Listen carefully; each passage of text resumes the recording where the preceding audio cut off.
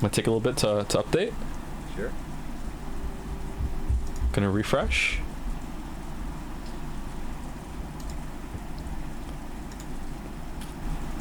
Hello, Jack. Can you hear us?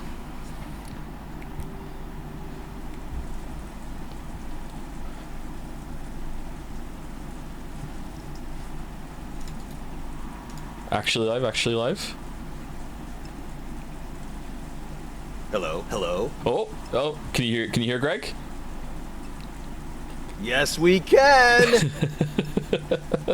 Awesome. What's up, everybody?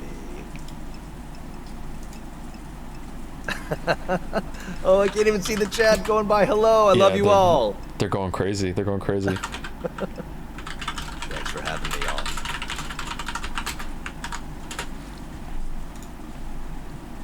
How's our sound levels, everyone? My microphone is a little turned up than it usually is, so let me know if I can tweak it down a little bit, chat. But I think it might be okay. Great audio, I saw. Greg is a bit quiet, I heard. Okay. So here's the thing. I can turn up to do like this, but then I don't want to blow you out. Let me turn myself down a little bit and see if we can balance a little bit like that. Can you still hear me, Greg? Am I loud and clear? Yeah, you sound totally fine to me. Okay. So maybe we're a bit more balanced now. Yeah, I mean, if there's a way you can boost my sound on your side, that's better in the sense that if I get louder, I won't clip and it won't distort. But if you're at the max of like boosting my level, then we'll just go with this, and I'll back off the mic. Yeah, I'm at the max right now. Yeah, I think I don't want to touch anything. It's working. Yeah, it's working. We're fine. Like, yeah, that's exactly my philosophy. Yeah, that's good. Okay, give me 1 second to move something over here. Okay, and can you see my my mouse cursor, Greg? I don't think so. Oh, yes, I can. Wow, cool. Okay, cool. All right, awesome. Oh, but I'm only seeing it through the stream. I'm not seeing it through Zoom, so it might be delayed. Yeah. Okay. Yeah. Maybe Zoom doesn't have that. If I hit the button right now, is it still going through? So the uncomfortable atmosphere continued even after those two left. And if I hit it, is it updating on your end? Well, the thing is, on Zoom, I actually don't even see your screen anymore. Oh, how did that go? I don't know. Am I just sharing? Oh, no, audio wait. with you now? No, it was my fault because I had the wrong tab selected. Okay, so now I see computer audio is being shared, but it seems like your video is no longer being shared. Okay, so we have to share both at the same time. Okay. Yeah. So screens and Umineko when they cry. Okay, how about now? Yes, now I see it. Thank you. Okay. We had the video before, and now we're on the audio. Okay, all right, perfect. All right, so in case like you're here randomly, today we're doing a special stream with voice actor Greg Chun, who is personally to me, this may surprise you, Greg. You are the voice of Barbie's dad. You have kids? Yes, and oh my god! Thank you for letting me be able to tell my oldest daughter today that I am doing a stream with Barbie's dad, and she looked at me like I cast a spell and said, "What?" so That's amazing. I love it. So thank you so much for that. Okay, so we're gonna get into it. Greg told me that you're gonna be around for about 2 hours today, right, Greg? That's what you said. Yes. Yeah. Okay, so we're doing a read through. We're gonna trade some roles, but before we get into that, someone has presented a catch up video. If you would like to watch it. Mouse has materials, let's put it that way. Greg has already seen it, so we're just going to get everyone back up to speed. So we will be back in about 3 minutes if I just mute the microphone, and it should be fine.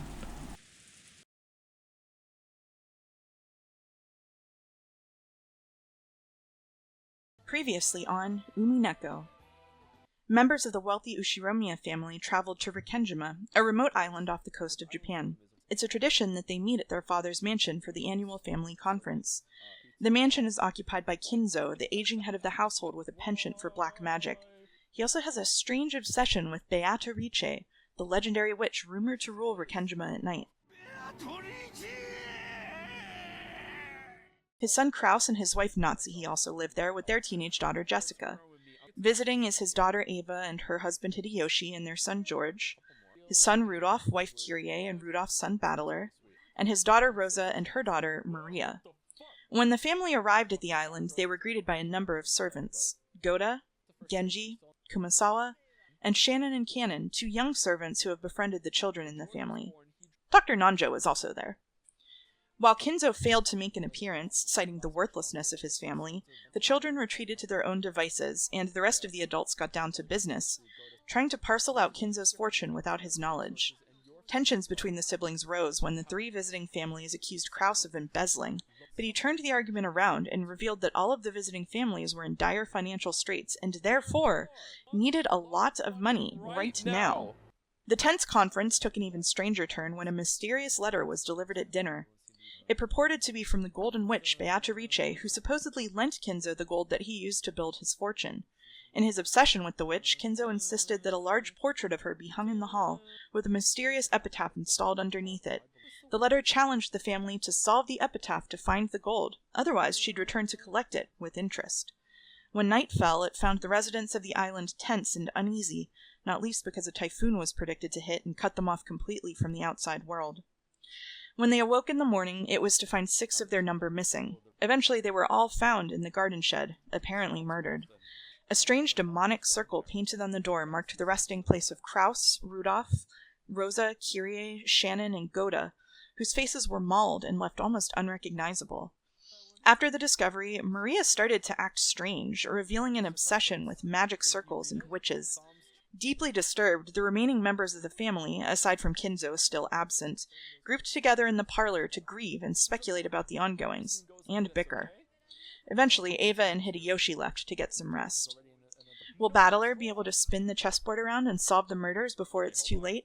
Could the mysterious epitaph be connected to the murders somehow? Will Maria stop being like that? Find out on this week's episode of Umineko no Naku Koro ni, When the Gulls Cry, guest starring Greg Chun. Welcome to Rikkenjima, Greg. Enjoy your stay.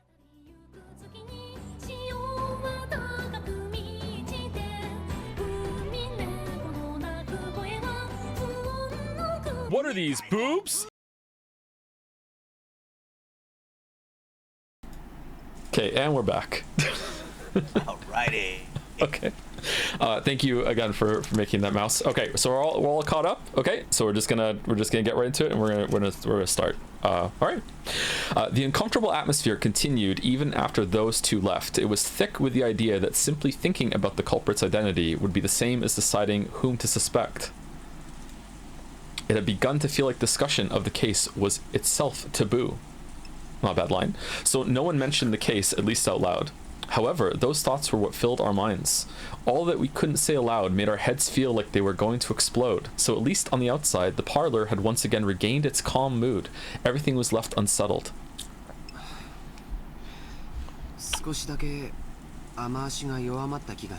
Oh, it's very loud with the voice acting. 1 second. Oh gosh, you know what? I no longer hear it, but I think that's okay. That's fine. I just need the lines and hearing how you read the stuff. Okay. Yeah. Okay. I'll take George. Cool. Actually, you know what? You go with George. You go with George. Okay. It feels like the rain's gotten a little lighter. Because I get Maria. Ooh, still pouring down. Ooh. And there's Battler. There he is. Okay. Okay. Even if it did stop, there's no boat on this island. But it'd be nice if the boat came quickly tomorrow. I've had enough of this Western mansion vacation. Amazing. Mom, when will the boat come tomorrow? Normally, the boat to take them back would arrive at 3 today. They probably sent us a phone call to say that they would come after the typhoon passed, but unfortunately the phones aren't working. But they aren't children over there. They were told to both drop off and collect our guests, so they will most likely arrive first thing tomorrow morning. Probably about 9, I believe. It was completely black outside. When I looked at the clock, I realized that it was just past 7. I was starting to get hungry. Oh, this might be Battler reading this, by the way, Greg, so you might want to take this, the narration here. Cool. Oh, we're in a different scene now. Okay. In the kitchen, Kumasawa was cooking enthusiastically. She had laid out a variety of dishes, and while they didn't match the level of Goda's artful cooking, they were still quite gorgeous. It was an act of kindness from Kumasawa, who was trying to enliven everyone's low spirits with some food. Kumasawa wasn't nearly as talented as a professional cook like Goda, but she was far from unskilled. On the contrary, since she had been brought up in a fishing village, the simple food she created was sometimes highly praised. Cannon arranged the food Kumasawa had finished creating on plates under her direction. Cannon also helped in the kitchen sometimes, but since he was rarely placed in that role, he was slightly awkward, even though he tried his best. Self-conscious about the fact that he couldn't clearly arrange the food, Cannon's expression darkened slightly, but Kumasawa smiled as though everything was fine. Who do you want to take here, Greg? Do you want to take Cannon or do you want to take Kumasawa? I'll take Kumasawa. Okay. Oh, it's arranged beautifully. Cannon-kun, aren't you skilled? Oh, no.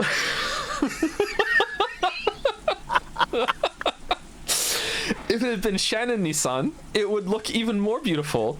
Cannon stopped arranging the food for a bit and hung his head. Shannon was the one who always assisted Kumasawa in her cooking. Tonight, Cannon was doing it instead, and as he remembered Shannon's face in her brutal end, he grimaced. Oh, we're back. Oh, Genji and Nanjo. Okay, I'll take Genji here. Forget that for now. Genji spoke kindly to Cannon as he advanced a pawn. Nanjo had escaped from the parlor once the mood had grown sour, and Genji had become his opponent in a game of chess upon Nanjo's request.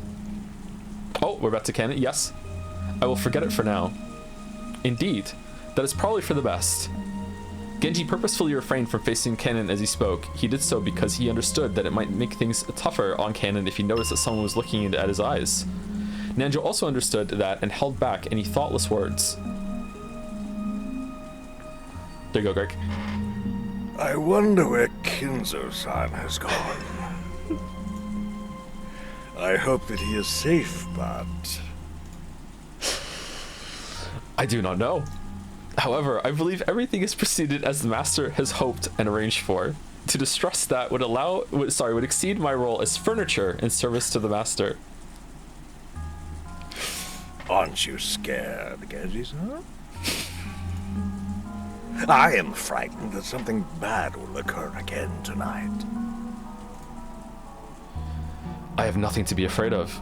I serve the Ushiromiya family, and that is all.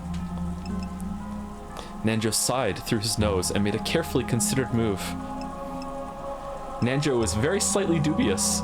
Could Genji possibly be thinking that he'd be left out for this? He couldn't even imagine what was happening inside this mansion, but he definitely couldn't deny the possibility that Kinzo had devised something. If you liken this island to chess, Kinzo had opened the game, and as a result, 6 pieces had been defeated. Could it be that Genji was calm because he believed he alone was on the outside of the chessboard and therefore safe? Nanjo thought about it. Isn't everyone just a piece on this chessboard, lined up equally without any exceptions? Was it... you want to read this one, Greg? Oh, sure. Wasn't even Genji who had gained more of Kinzo's trust than anyone. No, who was confident of his position as Kinzo's only close friend. Just another one of the pieces laid out on the chessboard. Genji-san, I am truly frightened about tonight. I hope with all my heart that we will still be safe when tomorrow morning comes.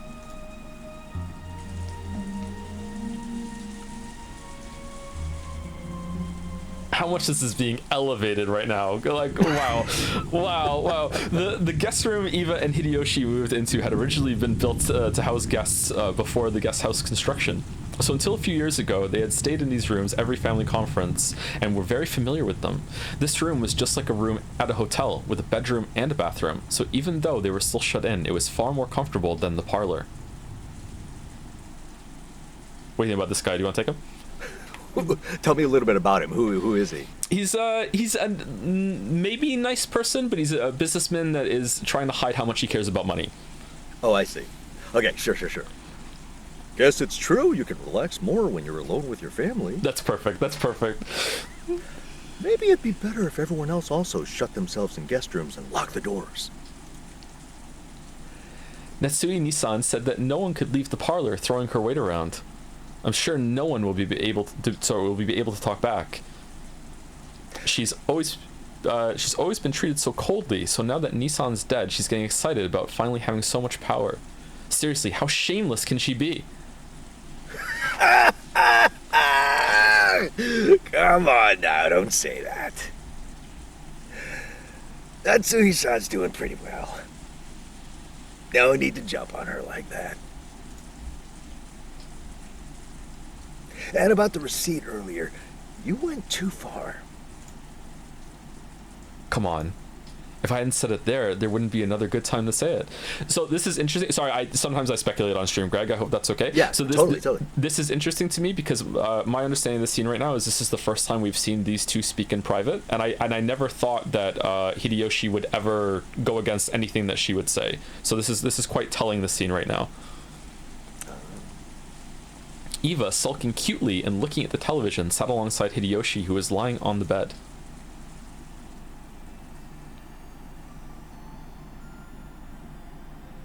Still, we haven't been alone like this for quite some time.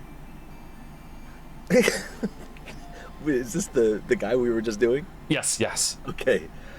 You're right. Come to think of it, both you and I have gotten pretty old.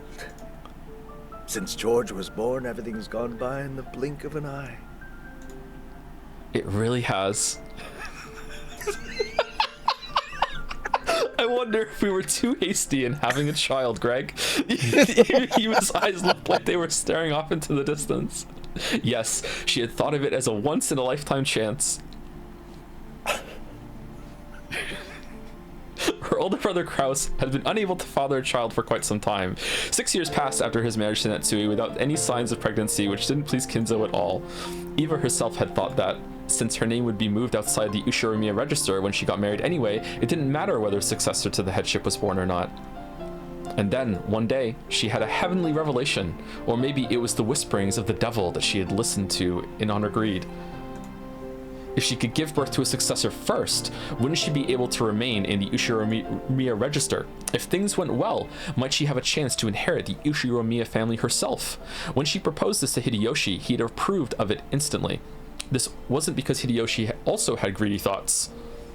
For Hideyoshi, who had no close relatives, it was a chance for him to feel once more the forgotten thing called family.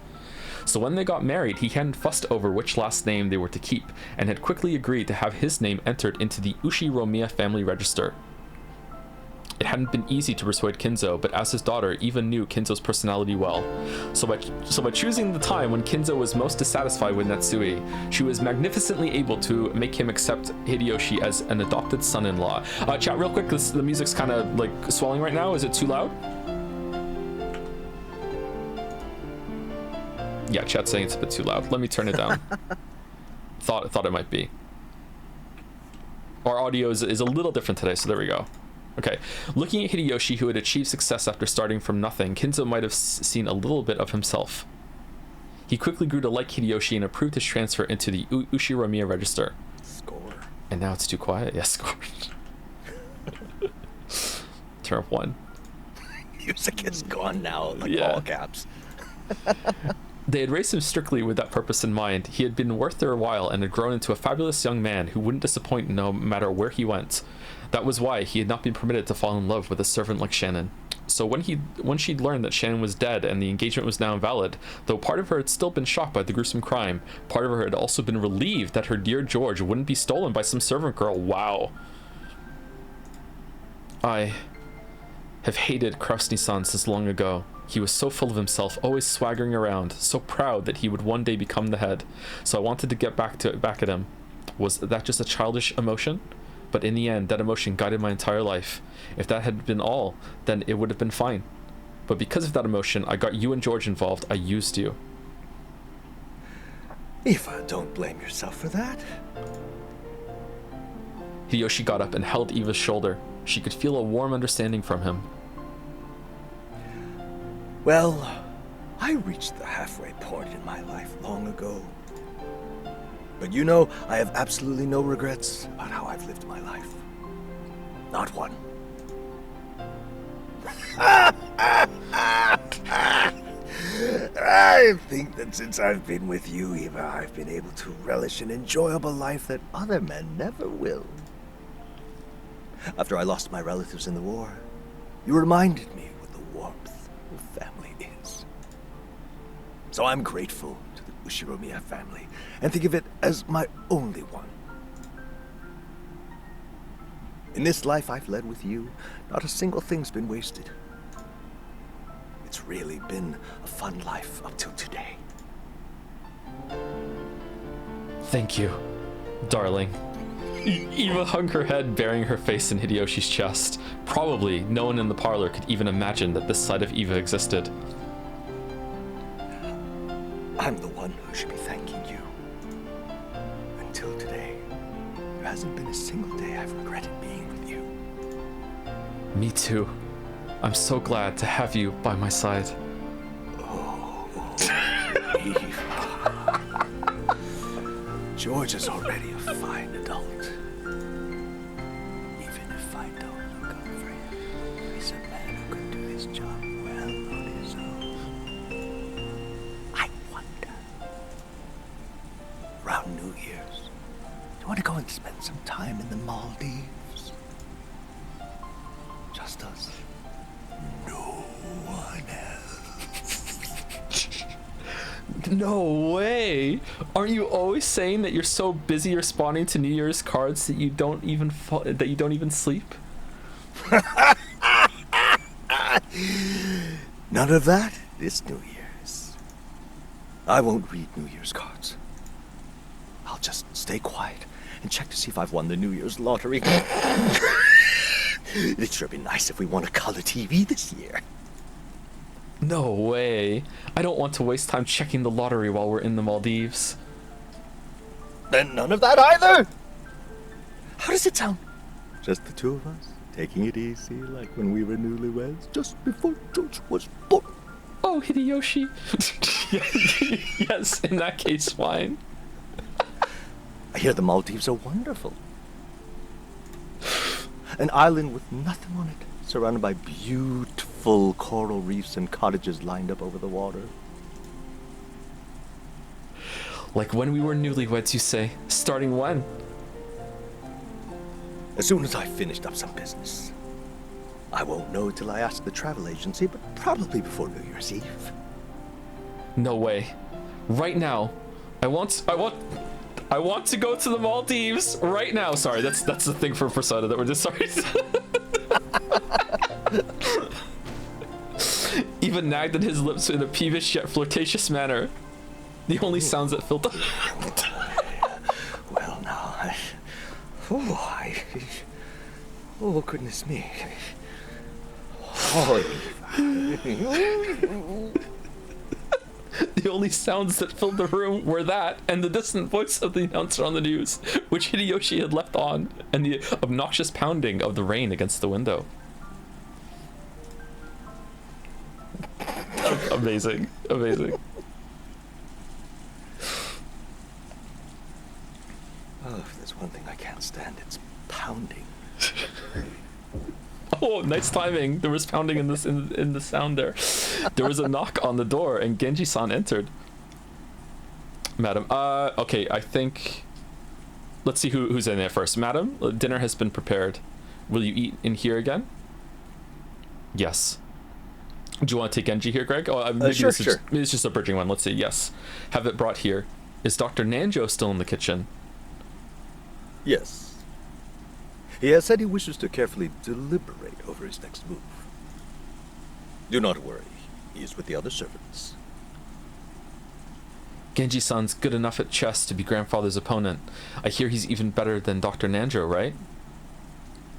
That's right. Long ago he played against me, but he must have let me win.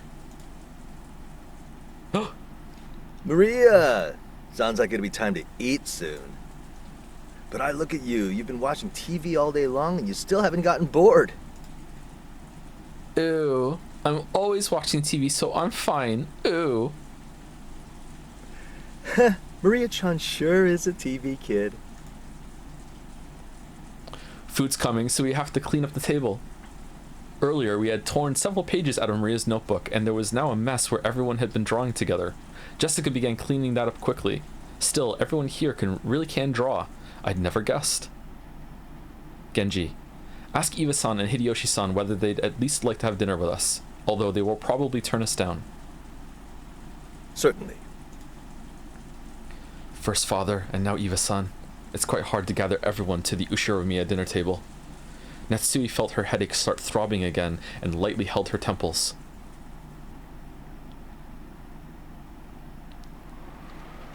The distance from the kitchen to the parlor wasn't that great, so Kenji had gone and come back by himself, but the guest room was a little farther away.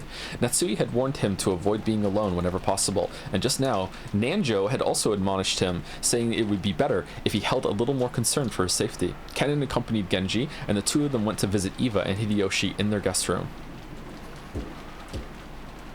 Genji knocked on the door. Eva-sama, Hideyoshi-sama, dinner has been prepared. He waited a short while for them to come out, but there was no response. Genji-sama, look at this. Kennen pointed under the door. A Western envelope had been inserted under it. Normally, when something was inserted this way, it'd be interpreted as a message from someone outside to someone in the room. So, since this might be a private note meant for Eva and Hideyoshi, it was not something that Kennen and Genji were supposed to take interest in. But this Western envelope was one of Kinzo's, the same kind as the one Maria had taken out last night and surprised everyone with. There can be no mistake. It is one of the master's envelopes. Or could it be? Even though this was one of Kinzo's envelopes, the letter Maria read aloud the previous night hadn't come from Kinzo. Genji continued knocking a little harder and called out in a loud voice. Large voice. Eva-sama! Eva-sama! It is Genji. Are you there? It is Genji, said Genji. Please answer! Eva-sama! But there was no response from inside. Sometimes when the servants went to call some guests for a meal, the guests would be sleeping so deeply that they wouldn't wake up. In times like that, the servants would stick a letter in the door to show that it was time to come out and leave the guests be. But despite that, Genji beat even harder on the door and called out Eva's name. However, there was no answer. Kennen stuck his ear up to the door, held his breath, and listened for any sounds come from inside. Oh, Eva! Oh, Eva! Yes! Oh, Daddy's home! Oh, Daddy's home! Yes! Oh! I hear something that sounds like the television, and they're watching a pay-per-view show, but I don't sense anyone. The room might be empty. Genji took out a handkerchief and, careful not to touch it with his bare hands, gently pulled out the envelope that had been stuck under the door. It was sealed with deep red sealing wax. Without a doubt, the mark on that sealing wax had come from the Ushiromiya family head's ring. Eva-sama! Eva-sama! Please answer. Are you still in your room? But there was still no answer. There was a chance that those two were aimlessly walking around the mansion. No, I think there's a chance to do something else instead. This was the home Eva had grown up in. There was plenty of reason to think that she had gone out on a casual stroll. Genji groped around in his pocket and pulled out the bundle of keys which contained the key that would open the guest room. Genji-sama? Kennen also understood what this meant. They would sometimes unlock the door so they could go in and do things like make the beds, but only after they made sure the guests were out. To unlock the door for any other reason, and especially to do so when there was a chance the guests hadn't given permission and might still be in there, was an action unbecoming of a servant. But Genji had decided. If the only problem had been that this knock hadn't received a reply, he wouldn't have gone this far. But the envelope under the door was doubtlessly one of Kinzo's, or rather, one of the Western envelopes of the Ushiromiya family head. After last night, the sender of this envelope could be someone other than Kinzo. If this letter had been sent by someone else... Eva-sama! My apologies. Allow me to enter your room. After giving that final notice, Genji stuck one of the keys from the bundle into the keyhole. There was a sound of the door unlocking, and it just...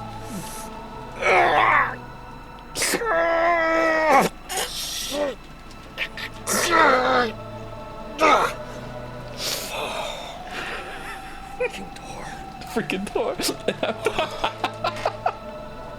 And after slowly turning the knob, he slowly started opening the door. Light seeped through the crack of the door. Were they in the room, or had they forgotten to turn out the lights? Clank. It was the sound of the door chain being pulled tight. The chain had been secured. The chain couldn't be secured from the outside, so it also proved that they were in the room. The sound of voices on the TV seeped out of the room. The lights, the chain, and the TV. All of these things made it clear. They were in the room. All. If you buy 2, today we will sell them to you for not 1, not 2, but 3. And you will receive 3 of them in the mail by tomorrow. But there was no sign of them. Genji called to Eva once again to the crack of the door, but there was no answer. Genji-sama, what should we do? As part of their job, the servants were able to unlock almost any lock in the mansion, but they had no way to open a door with a chain. The only way to get by the chain was to cut it. That certainly was not permitted as a part of servants' usual work. A creepy chill had already rushed up their backs. Cannon held his breath again and tried to sense someone through the door, but even so, he was not able to sense anyone. I will call Madam in return. Cannon, cut the chain. Yes. As Cannon hurried away to get a cutting tool, Genji called him to a stop. Wait, Cannon. Return to the kitchen and take Kumasawa with you. You must not act alone. Yes, certainly. It looked like Cannon was wondering why he had to do something so troublesome in the middle of this urgent situation, but Genji had said it out of wariness. He didn't care what happened to himself, but in the worst case scenario, he didn't want anything to happen to Cannon.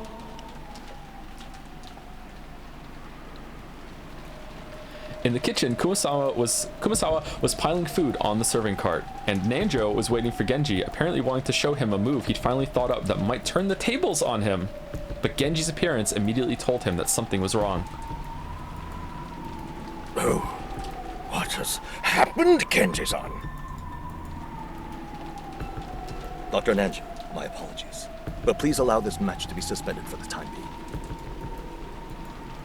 Dr. Nanjo, my apologies. Cannon, take care of the chain. Genji, you alright? You seem stunned. Kumasawa, stop setting up dinner for now and accompany Cannon. I will go over to Madam. If you would come with me, Dr. Nanjo. Something happened? Genji took Nanjo, who still didn't know what was going on, and quickly left the kitchen. Kumasawa-san, my apologies, but please come with me. What has happened, Cannon-san? Kumasawa said almost exactly the same thing as Nanjo, unable to take in the situation, and chased after Cannon, who had flown out into the hallway. What? Taking Kumasawa with him, Cannon went to a storage room and looked through the tools packed in toolboxes and hanging all over the walls, trying to find something that could be used to cut the chain. What are you looking for? Let me help you. We're cutting a door chain. Where was that large wire cutter? Ooh, a door chain. Well, why would you do something like that? The chain to Iba-sama and Hideyoshi-sama's room.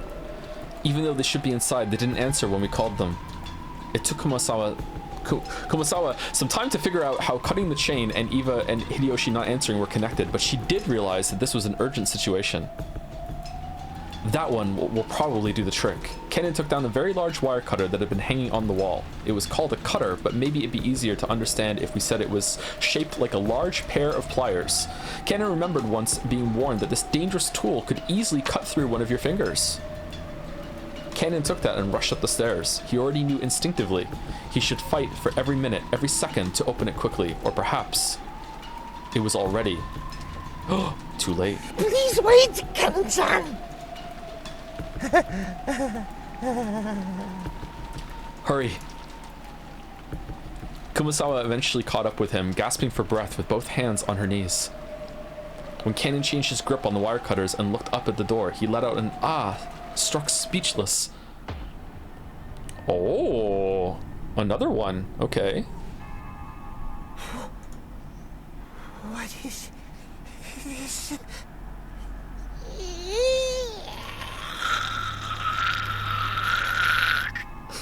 Kumasawa screamed weakly, her face pallid. That was no surprise, because right there, on the door, just like the magic circle had been drawn on the shutter of the Rose Garden storehouse, there was another eerie shape drawn with a blood-like paint. However, it would be odd to call this one a magic circle, because unlike what most people would expect, it wasn't a circle with shapes drawn inside it. but a slightly more complicated geometrical shape. Yeah, that's one way to say it. Yep. However, those strange characters filling in the gaps, which weren't from the alphabet, were the same kind as the ones on that magic circle on the shutter. But the thing that had Cannon struck speechless wasn't how eerie the magic circle was. It was that something like this hadn't been here a short while ago.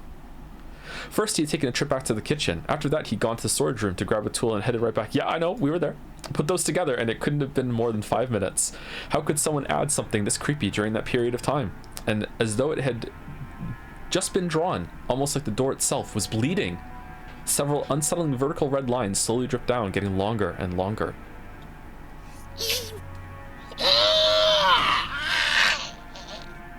Kumasawa's knees gave way, and she sank down on the spot. If Kumasawa hadn't done this first, then Cannon surely would have wanted to. Beatrice... Okay, is it Beatrice? I've learned different pronunciations at this point, okay? Beatrice... I want to say Beatrice. Beatrice-sama. It's the work of Beatrice-sama. How horrid! How horrid! Thank you, Gollum. Cannon gulped, then readied the wire cutter and approached the door. He didn't want to get close to this disturbing magic circle, and he really didn't want to touch the steadily dripping substance that looked like blood. But if he didn't get close, he wouldn't be able to cut the chain.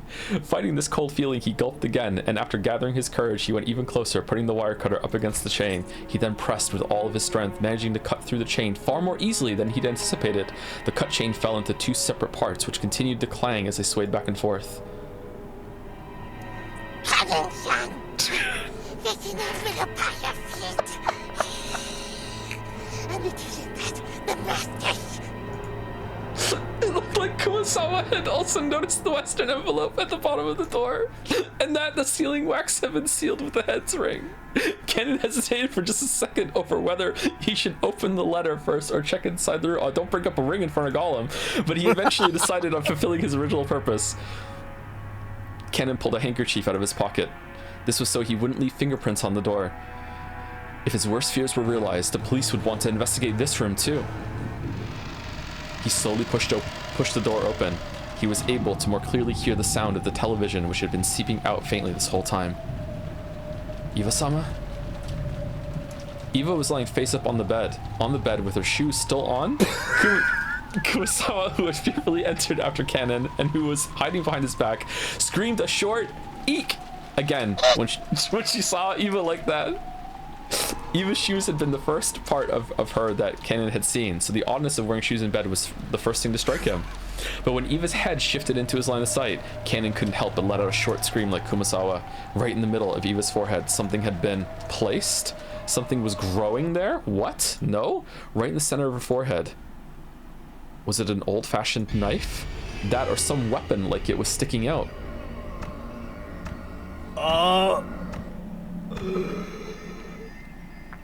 At the base of where it was stuck in, blood dripped down, staining the sheets on the other side bright red. Kumasawa's knees gave way once more, and she sank down on the floor. Her mouth kept flapping open and closed, but she couldn't even scream. Eva was dead, with some kind of weapon sticking out of her forehead. Is Hideyoshi dead too? Both eyes were open wide, and the image of the person who killed her must have been burned into them. But the only mouth capable of naming that person had been shut for all eternity. Even though her forehead was the last place they wanted to look, they couldn't tear their eyes from it. Right there, the weapon was stuck into Eva's forehead, standing almost perfectly upright, and on the handle was a complicated design that you wouldn't expect to see on an ordinary weapon. That thing could be summed up with the word occult. Ooh, it was a vulgar object with a design that might have been of some demon. What about Hideyoshi-sama? Hideyoshi-sama! Eva was on top of her bed, but the other bed was empty. Where was Hideyoshi? After taking a backwards glance at Kumasawa, still on her knees and stupefied, he checked the bathroom just in case. At the moment he opened the door, he was greeted by steam and the sound of the shower. The bathroom was of the same familiar style as most hotel bathrooms. When taking a shower, a waterproof curtain was used to keep water from flying out. The waterproof curtain was half open, and lying tumbled down in the bathtub was Hideyoshi, completely naked with both eyes open, and pointing right at Cannon.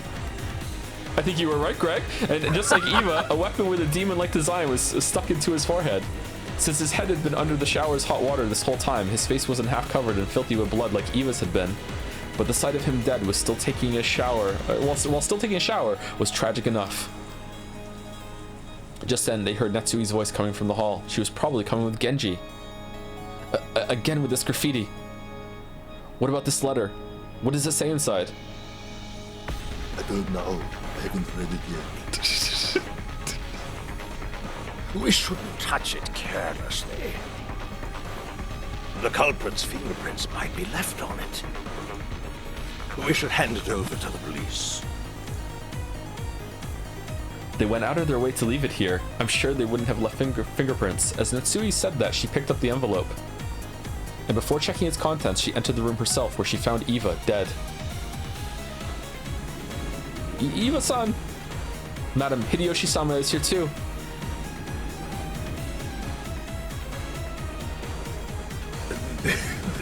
This is truly atrocious. Live Nandra reaction. Cannon, turn off the shower. Don't let this be any more pitiful than it needs to be. Yes, ma'am. Cannon gripped his handkerchief and twisted the valve, turning off the shower. In the bathtub, a small jar of body soap had fallen with its cap off. It really looked like he'd been attacked while taking a shower. There was still a small splash of blood clinging to the white bathtub, and the combination of red and white made a horrible contrast. Dr. Nanjo. I understand. No signs of post-mortem lividity. Rigor mortis hasn't begun either. It would seem that an hour or so has passed since they were killed. But even so, how a weapon with such a short handle could do that to the skull? I cannot imagine. Nando checked their pulse and their pupils, making certain of their deaths once more. As Cannon watched this business-like treatment, he thought, couldn't you tell at a glance that they're dead without doing all that? Nandra thought about removing the weapon, but then decided it'd be better to preserve the scene and hand it over to the police, so he left it alone. But a close inspection of the base showed that it didn't have a blade. In fact, it was more conical than blade-shaped.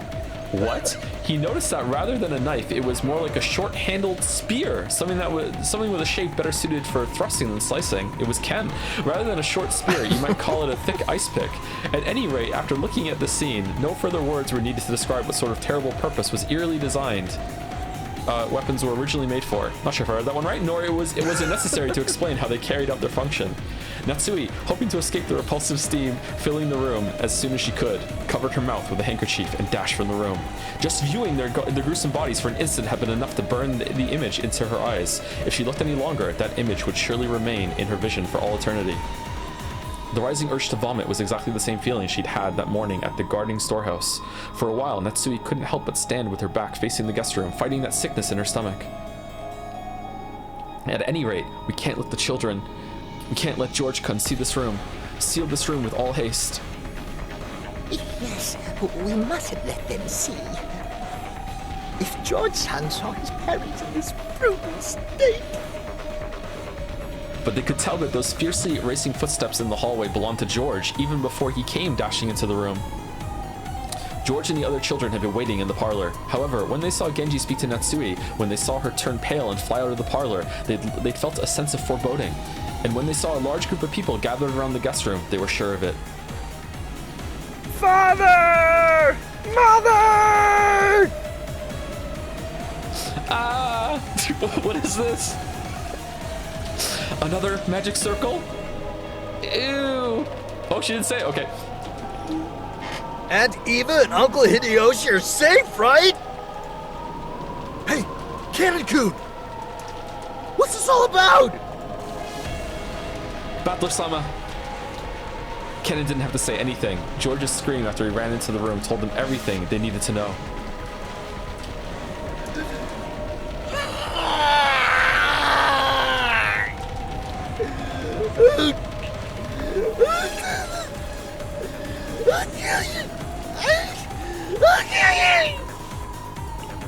Oh, George is upset. George Chun, hang in there.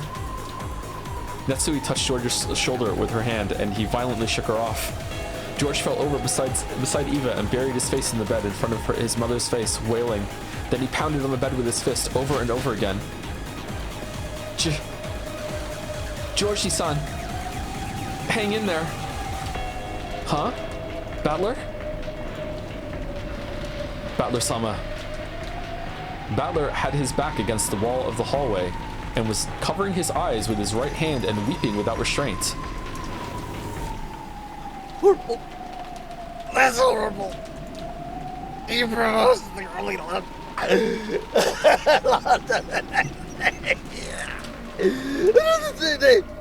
Even his mom is having killed. Isn't that too hard? Of course, it's sad whenever anyone dies, no matter who it is. But to Battler, those left alone by the deaths of others were far more worthy of pity. Everyone here now had lost someone close to them. George wasn't the only one to be pitied. However, George's pain was far greater than everyone else's. Battler. I know. I would die sooner or later. If you're human, you'll eventually reach a time when you gotta find the sound of losing someone close. But still, shouldn't that day be far in the future for Aniki? Shouldn't those deaths visit him one at a time? Horrible. It's too horrible. Bastard. That bastard! Doesn't he? Even a speck of human sympathy in him?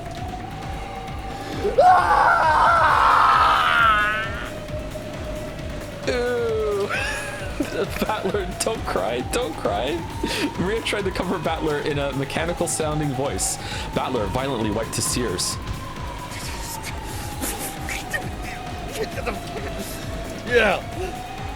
Damn it. Okay.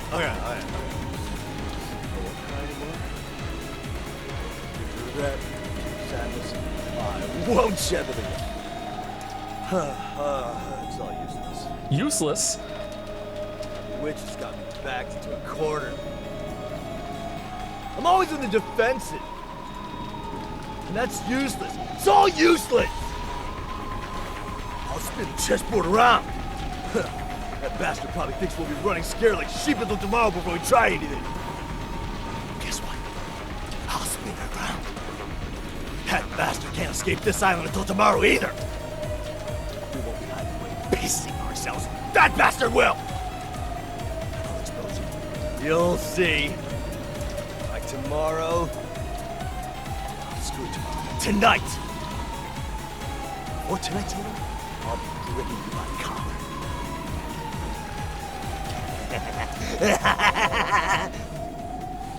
Very good, very good.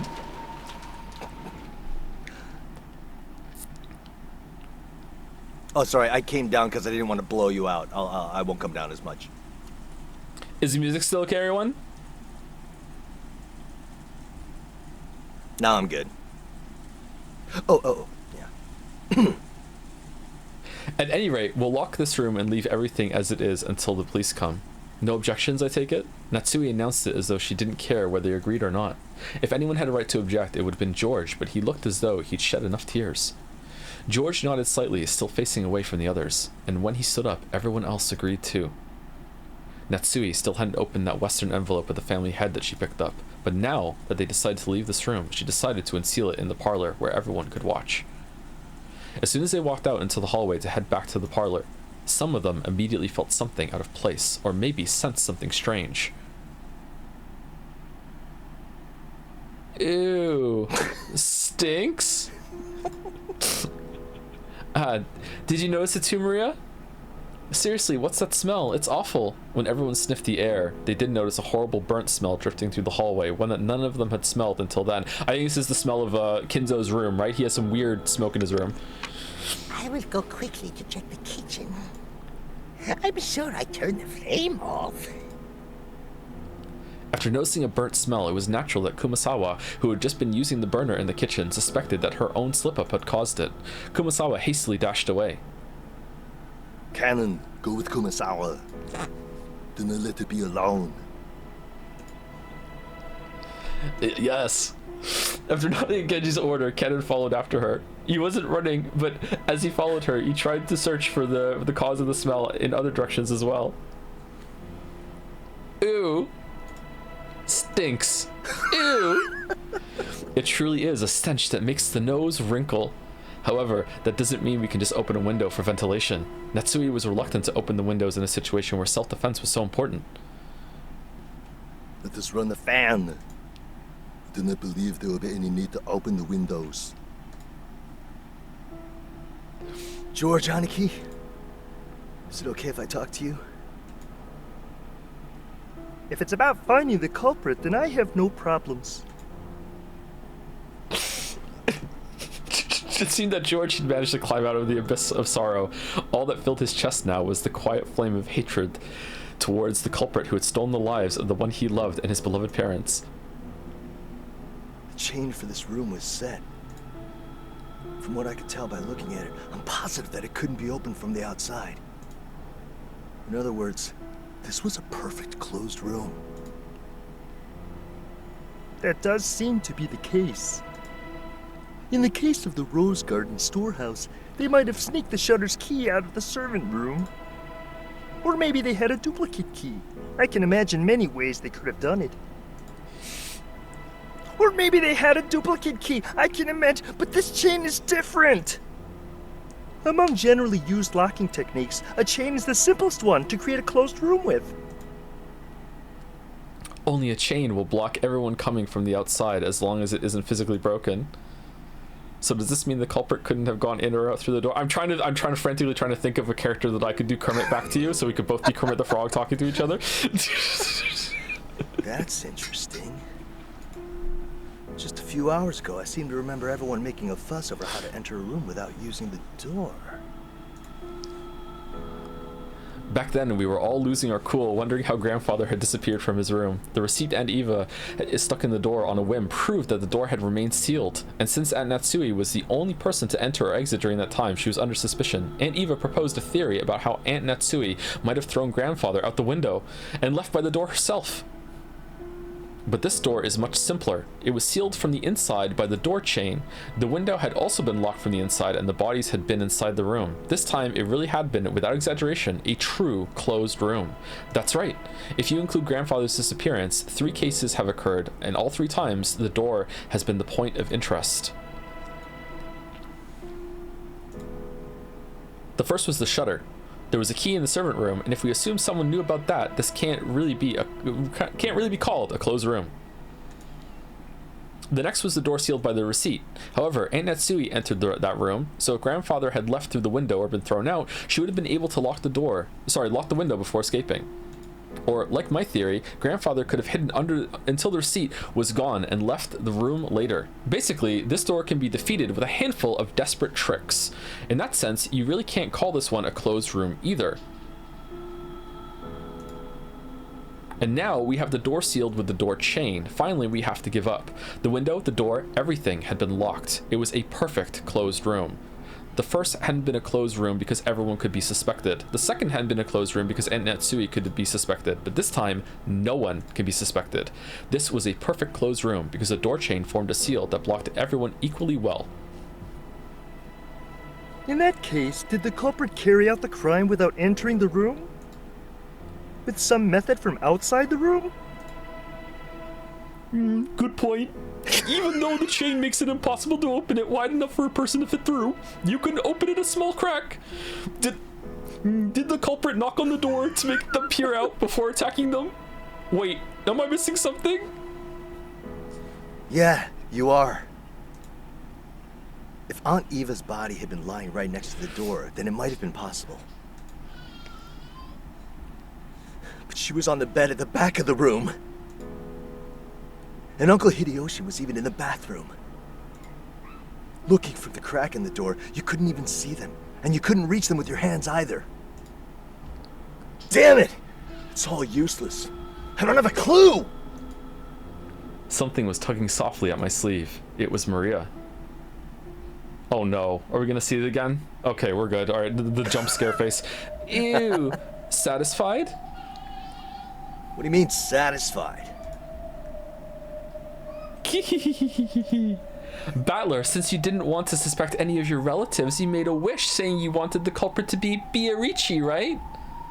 Well, Biarichi granted that wish. Just as you asked, she did something that was completely impossible for a human to make you believe in the witch. And now you're complaining? How selfish. Ouch.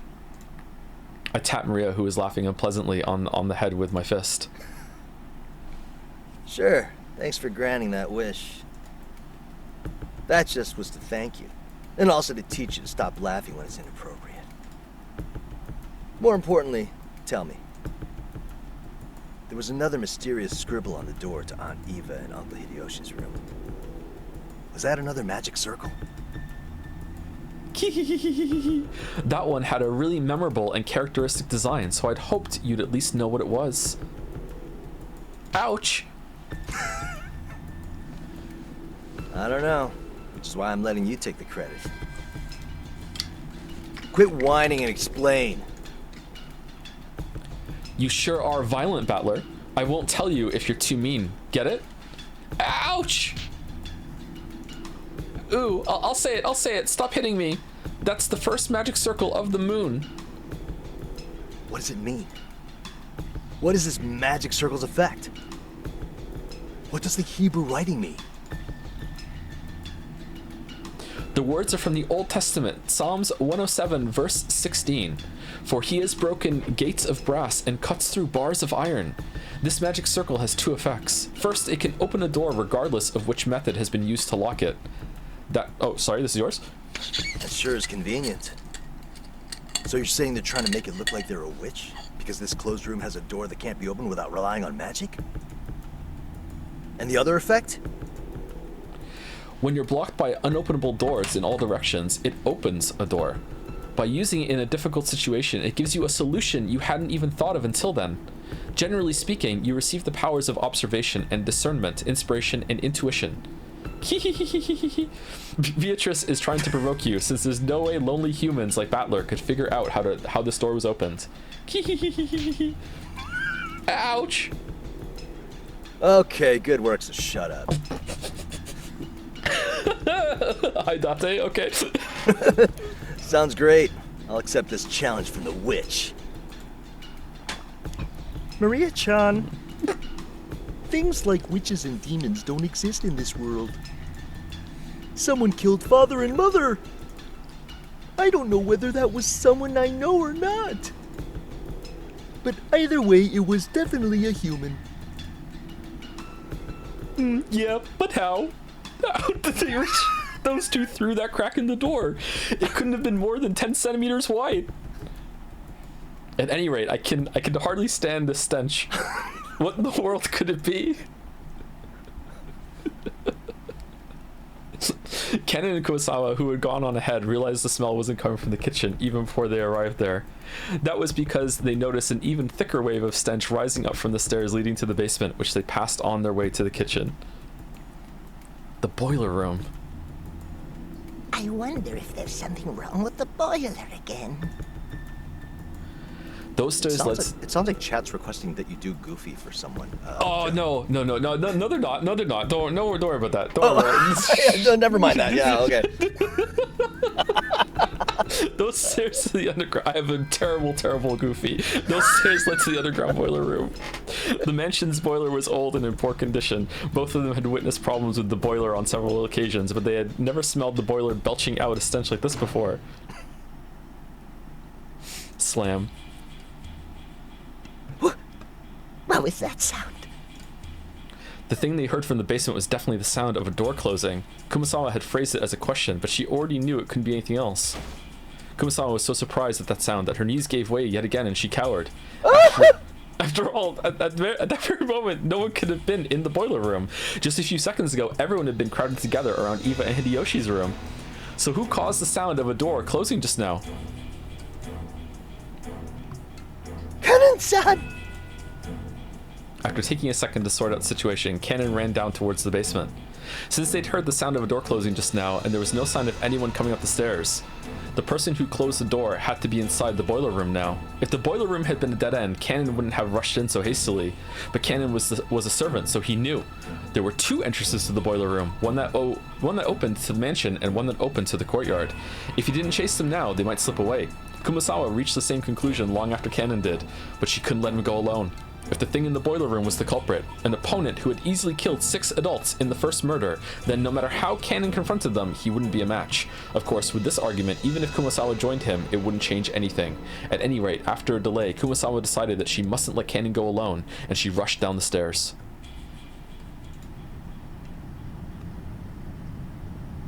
Oh, new background. Okay. At that time, Cannon was already in the boiler room. The boiler room's characteristic damp heat tormented him. It had always been an unpleasantly smelly and hot place. And on top of that, the room was full of that horrible stench which made Cannon feel like he was going to be sick. There was no doubt that this room was the source. In that case, Cannon should have been searching for where the smell was coming from. However, Cannon kept gazing straight forward as he grabbed the hatchet from a tool shelf just off to the side of the door. He hadn't stretched out his hand because he'd wanted a hatchet. He had wanted to grab a weapon, any weapon. Okay, why? Cannon gazed into the darkness where the naked light bulb couldn't pierce. Then he answered. Gorsh, in roulette, you bet on a number or the colors red or black. It's fucking drifting already. Vying for a payoff. However, low risk bets like black and red only offer a similarly low payoff. Watch me if you do it in front of Greg Chun. No, the words coming from Cannon's mouth were swallowed up by the darkness. That darkness suddenly started to swirl, glittering. Epic. What's going on there? Oh, it's the butterflies. Usually this is when the witch shows up, or some people see the witch.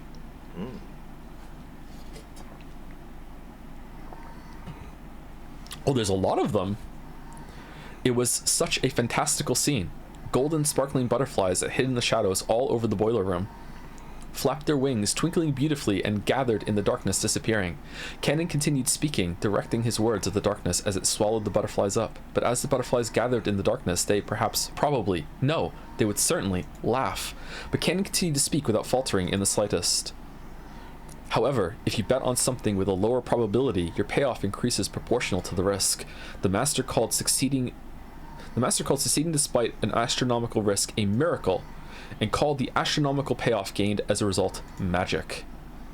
I have no interest in what kind of magic you and the master were seeking when you spun that roulette, but you forgot something. You forgot that in roulette there's a pocket that's neither black nor red. Roulette has a special pocket called zero, which means that the house takes everything in certain variants of the game. This means that all of the coins bet on the table will be swept up, just as though everyone has forfeit. I set my heart on just one thing. I decided that if Shannon were to be killed and I was left alive, I'd sacrifice this life of mine and bring this roulette of yours to ruin. This isn't one of the master's rules, and it certainly isn't one of yours. I made this rule myself. I'm not furniture anymore. Oh wow, I'm the zero on your roulette. Cannon's face twisted with humiliation. It was clear that his defiance against his own weakness was being ridiculed somehow. Cannon's brow creased even further, and a fierce expression that he'd never shown to anyone appeared on his face. The hand grasping the hatchet was shaking. His sweat became drops which slid downward. It was clear that the emotion causing Cannon's hand to shake wasn't just anger. However, Cannon suppressed that emotion. I won't let your words lead me astray again. This is where the demon's roulette ends. Wait another 1,000 years in hell for your next summoner. Pitorichi! When Cannon raised the hatchet and tried to dive into the darkness definitely sneered. It sneered at that courage as if it were vulgar, lazy, futile, and meaningless.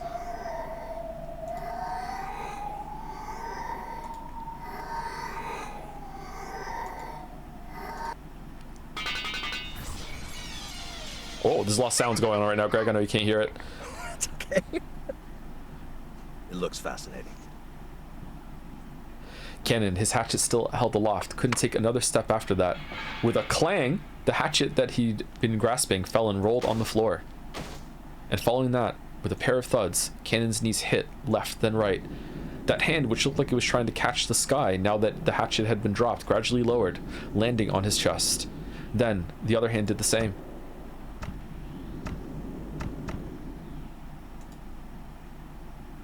Right there, a handle with a demon-shaped design was buried into his chest. The same type of weapon that had been stabbed into Eva and Hideyoshi's foreheads was in Cannon's chest. Cannon was curled up in anguish, fresh blood dribbling from the corner of his mouth. It was makeup too extreme for Cannon's white skin.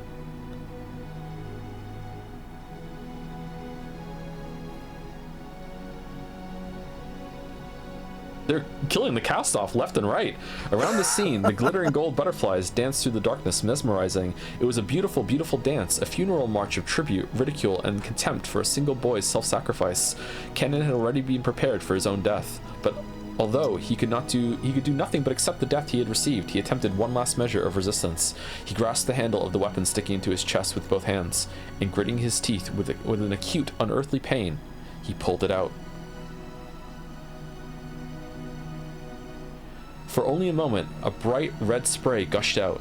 It made an unpleasant bloop sound. It probably resembled the sound of Cannon's soul as it was sucked into the swamp of the dead. Bloop.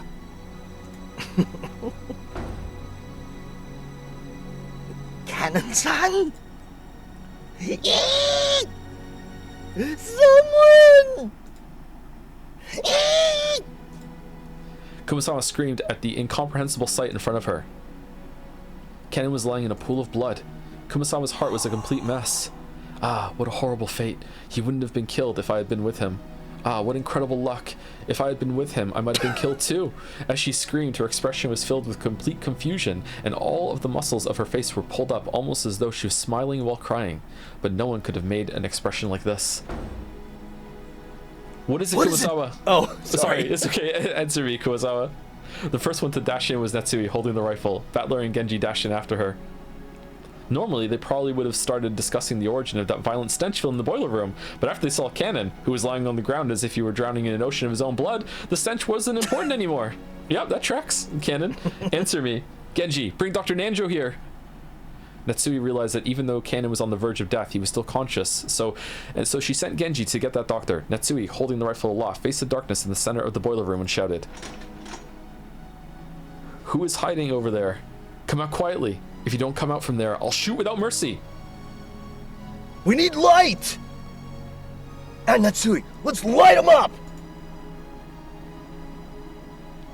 Battler, thinking too quickly, took a large flashlight from the tool shelf alongside the door and used its light to cut through the darkness Natsui was glaring into, but the light only shone on mechanical-looking piping and a door. The door had been left open a small crack, and it was obvious that someone had left through there in a hurry. And Natsui, where does that door go? Genji, where does that door lead to? The courtyard! Like hell I let you get away, you damn bastard! Battler let out a war cry as he slammed into the door. Cool air from outside suddenly rushed in. There were some thin, rough stairs leading up. Battler ran up them, shouting, "Wait, Battler-kun, it's dangerous to be on your own right now." Natsui was also rushing up the stairs, chasing after Battler. They were in the courtyard. The courtyard of the mansion had been built strictly for lighting purposes, so it wasn't a very elegant place. Because it was surrounded on all sides, the air was calm and completely undisturbed, even though they could hear the sound of strong winds. There was only the gentle, sorrowful rain. As he ran through the cold and scattered raindrops, dashing up the stairs into the courtyard, Battler looked in every direction. Of course, the odds of him finding a suspicious silhouette just standing around nonchalantly were pretty much zero. Battler spun, looking around. He turned again and again. He kept spinning until he almost lost a sense of direction. He prayed that he would see the culprit somewhere in the scenery, but there was no chance. All he saw as he spun was more and more of the mansion's heartless walls and windows. Furthermore, there were two entrances into the mansion from the courtyard, and neither of them were locked. Because the courtyard couldn't be entered from outside the mansion, the doors had been built without locks. He didn't know which one they had left through. He had to give up. Battler pounded the wall with his fist, swearing, Fuck! Shit! God damn it! Fuck! "Battler-kun, language! You mustn't run ahead by yourself." "Battler-kun?" Battler pressed his forehead against the wall, which he scratched at with his fingernails as he cried. Damn it! Damn it! Damn it! I'm going to go! And now kill it, kill the full 6 people. And I wasn't allowed to kill 3 more. Are you kidding me? Are you fucking kidding me? and Uncle Hideyoshi were always kind and fun. I just met Cannon yesterday, but I'm sure I'd have gotten along fine with him. Why did you kill them?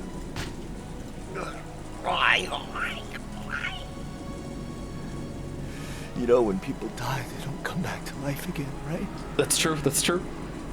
They aren't gonna quickly sprout up again like bamboo shoots. Why'd you kill him? Why? Why?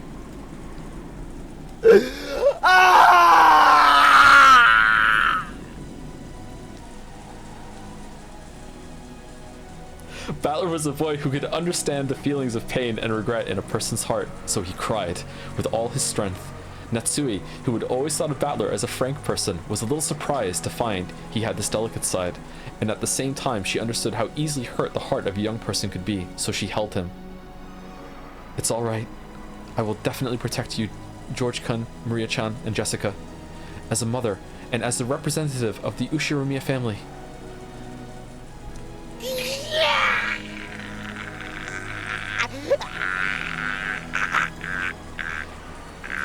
Battler, after sobbing into Natsui's chest for a while, wiped his tears with a bitter smile, as though he had been like that the whole time, and tried to appear as though he'd cried more than enough already. Anyway, let's go back down for now. Protecting ourselves is a higher priority than finding the culprit. Tomorrow, the boat will arrive. No, in this story, more people are now dead since we've been in here. After that happens, the police will come and everything should be brought to light. There's no way the culprit can escape this island, no matter how much they struggle. That's right. When the police come. When the seagulls cry, the crime will be solved. But for some reason, Battler felt a slight sense of uneasiness, as if the seagulls would never cry again. That couldn't be true. When the typhoon passes, surely the lively seagulls will return to the harbor again.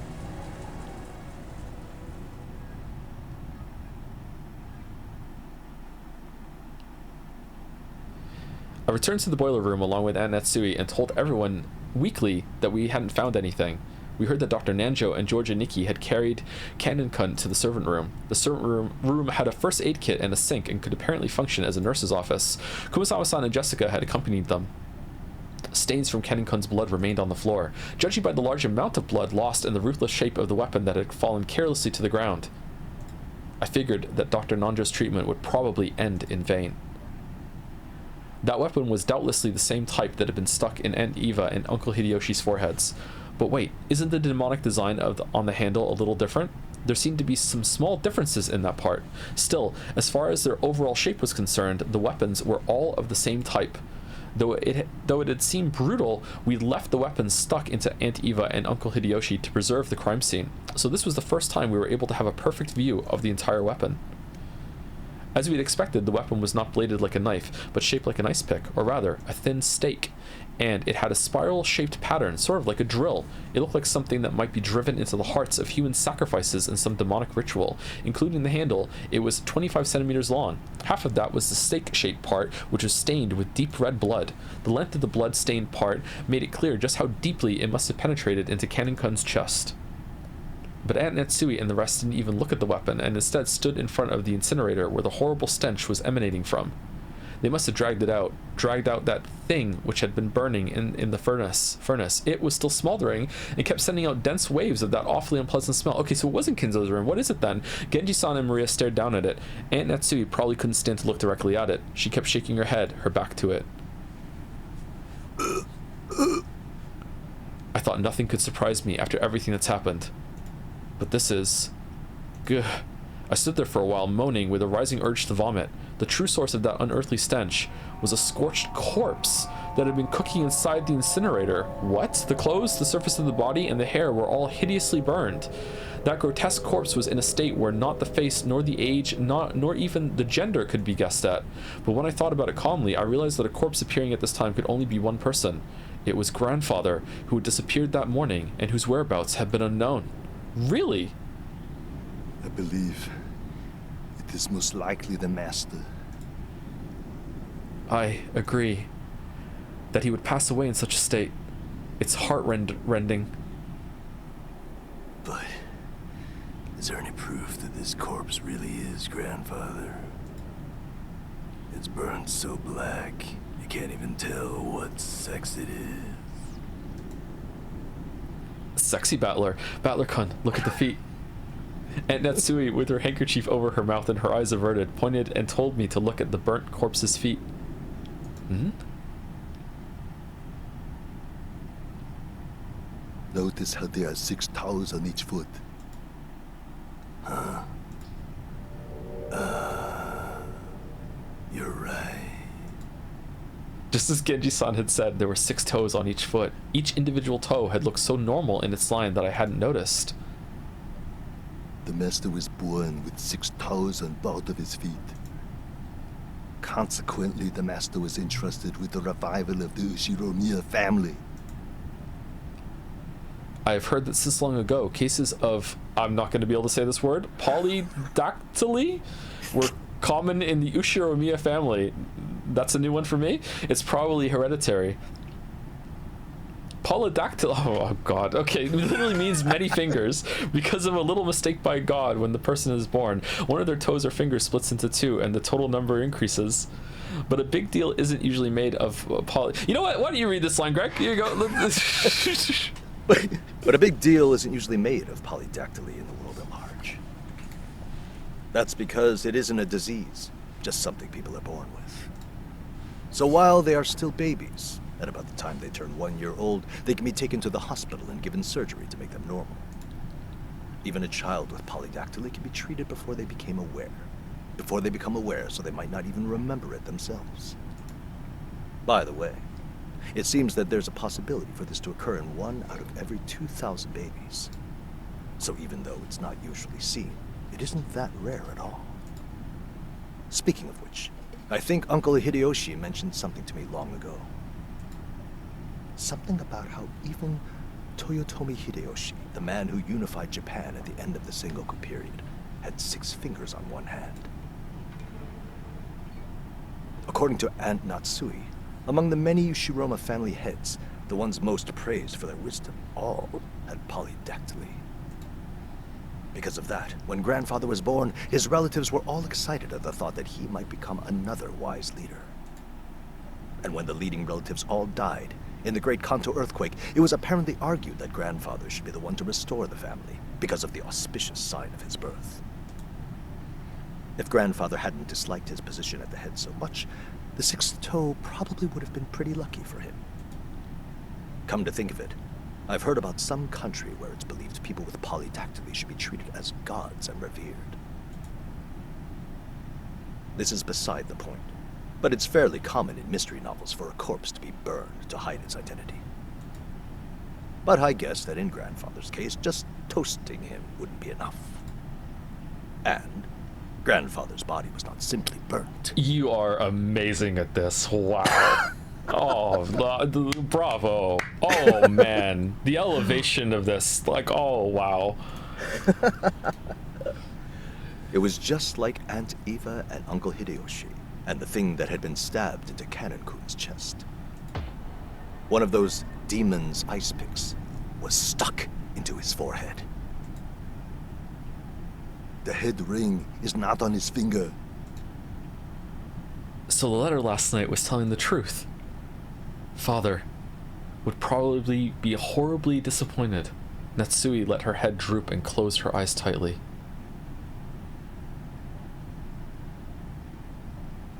This room had also become a vital crime scene for us to hand over to the police. It was decided that we would leave Grandfather's corpse here and lock the room, sealing it. It isn't clear when Grandfather's corpse started burning in the incinerator. Since, according to Genji, the strength of the flames hadn't been that strong, the body must have started burning a long time ago. So that stench could slowly creep out of the furnace and fill the room bit by bit, eventually pouring out and climbing up the staircase.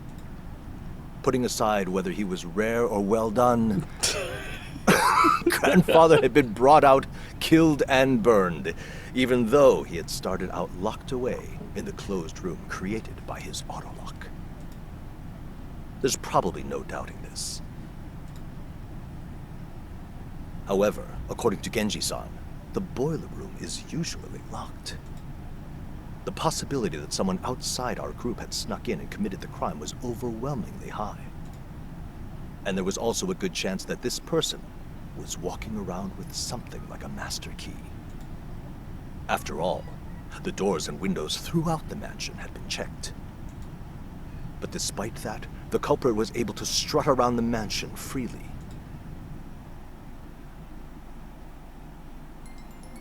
Does this crime confirm that a 19th person exists? There's still that contradiction, since they're trying to tout their existence without ever showing themselves once. Along with Kyrie-san's chessboard theory, I've been using this contradiction to deny the existence of a 19th person. By spinning the chessboard around once more, the very fact that this crime makes it perfectly obvious that a 19th person exists means that the existence of the 19th person is even less plausible. As long as that 19th person doesn't show themselves in front of us. If the culprit could get grandfather out through the door sealed by the receipt, if they could kill Aunt Eva and Uncle Hideyoshi from the other side of a door sealed by a chain, then could they possibly go so far as to create a fictional 19th person through strange tricks and devices? If we still want to believe that the culprit is among the 18, then the list of suspects has grown very short. The four of us kids, Aunt Natsui, Genji-san, Kumasawa Ba-chan, and Dr. Nanjo. One of those people has to be the culprit. Wait, we can't be sure of that. Just a second ago, we started doubting whether the corpse here was actually grandfather's, right? Maybe we can think of the other bodies in the same way. For example, the first 6 all had their faces horribly smashed. Some of the bodies had kept enough of their faces for us to confirm who they were, but that old bastard, for example, had lost his entire face, as though the whole thing had been neatly peeled off. We only figured out which body was which by their clothes and surroundings.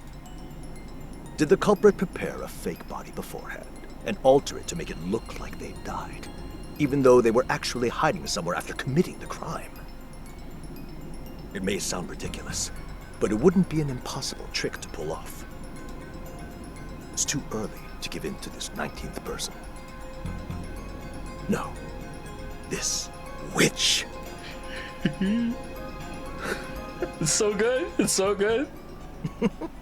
You can't hear the music. The music just added to that so much too at the same time. Oh, that was so good. That's awesome. Maria-chan, you mustn't stare so fixedly anymore. Come on, Battler-kun too. I'm worried about Cannon's condition, and we mustn't remain in a place like this any longer than necessary. Let us return. Ew. Maria didn't go out with everyone else, but remained in the boiler room. The thing she was staring so fixedly at probably wasn't grandfather's body, but the demon's ice pick sticking out of his forehead. It was probably the sort of item that an enthusiast couldn't bear to ignore. I tapped her on the head. Hey, Maria. What's Beatrice after? Is it all of our lives? Uh-oh. Hee. Beatrice will revive very soon, and that time none shall be left alive. Hee. How can you laugh at something like that? Do you think you're the only one who's safe? Why don't you feel like you're in danger? Aren't you scared? Beatrice made a promise. She said she's gonna take me to the Golden Land. It's a wonderful place where you have no obligations, everyone's always together, and everyone is always nice to everyone else. I'm looking forward to it. That time will come very soon now.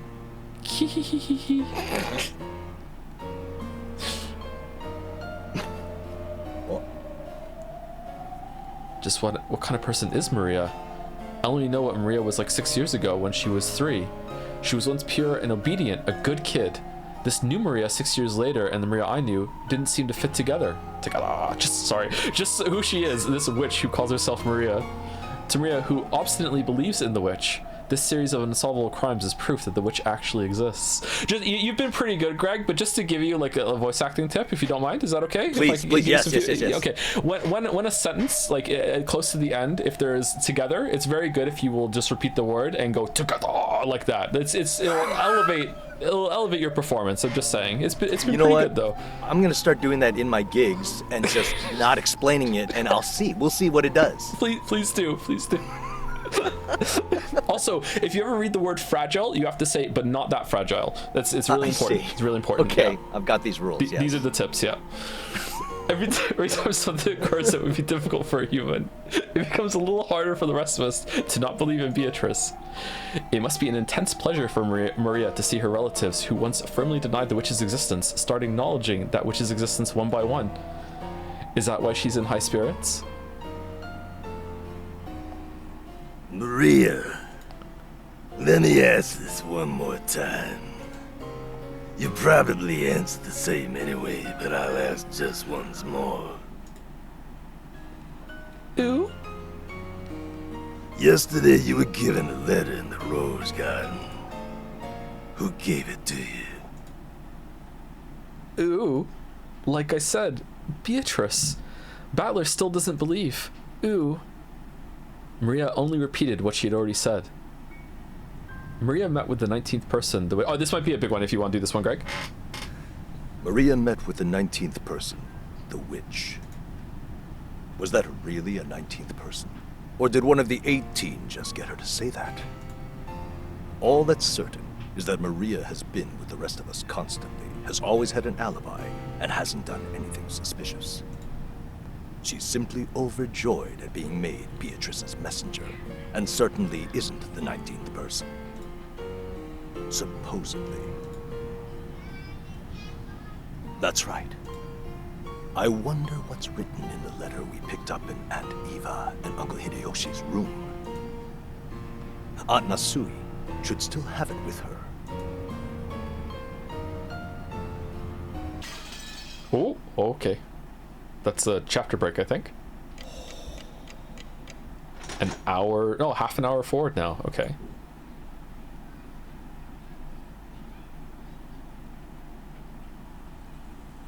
In the end, Canon Kun did not regain consciousness.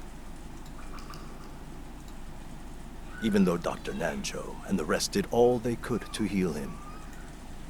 Of course, there was very little that could be done on an island like this without medicine or proper facilities. However, Canon was the only human ever to confront the culprit. If only he could give us some kind of clue. However, at the time they carried Canon away, it was already too late. My sincere apologies. Without proper facilities, there was nothing I could do about such a serious wound. No, that's perfectly understandable. Thank you so much for giving it your very best. Dr. Nanjo's shirt had been sprayed by a violent spurt of blood, so it was easy to imagine the devotion with which he had tried to save Cannon's life up until the last second. Jessica was crouched in the corridor, crying softly. She had probably been taking care of Cannon-kun until the moment of his death. George and Nikki tried to approach her with words of comfort, but when Jessica pushed him away, he stopped trying to force her to talk and left her alone. If only I hadn't let Cannon-san go alone. Oh. Do not let that bother you. If you had been with him, you would probably have been attacked as well. He foolishly rushed on ahead and paid for his mistake. How can you say it like that? Cannon-kun spotted the culprit and bravely stood up to them. If only Kumasawa-san had gone with him, the culprit might have hesitated and chosen to run away. Emotion-filled words that I never thought I'd hear coming from Jessica's mouth tumbled out. Kumasawa, looking truly sorry, could do nothing but hang her head. Jessica.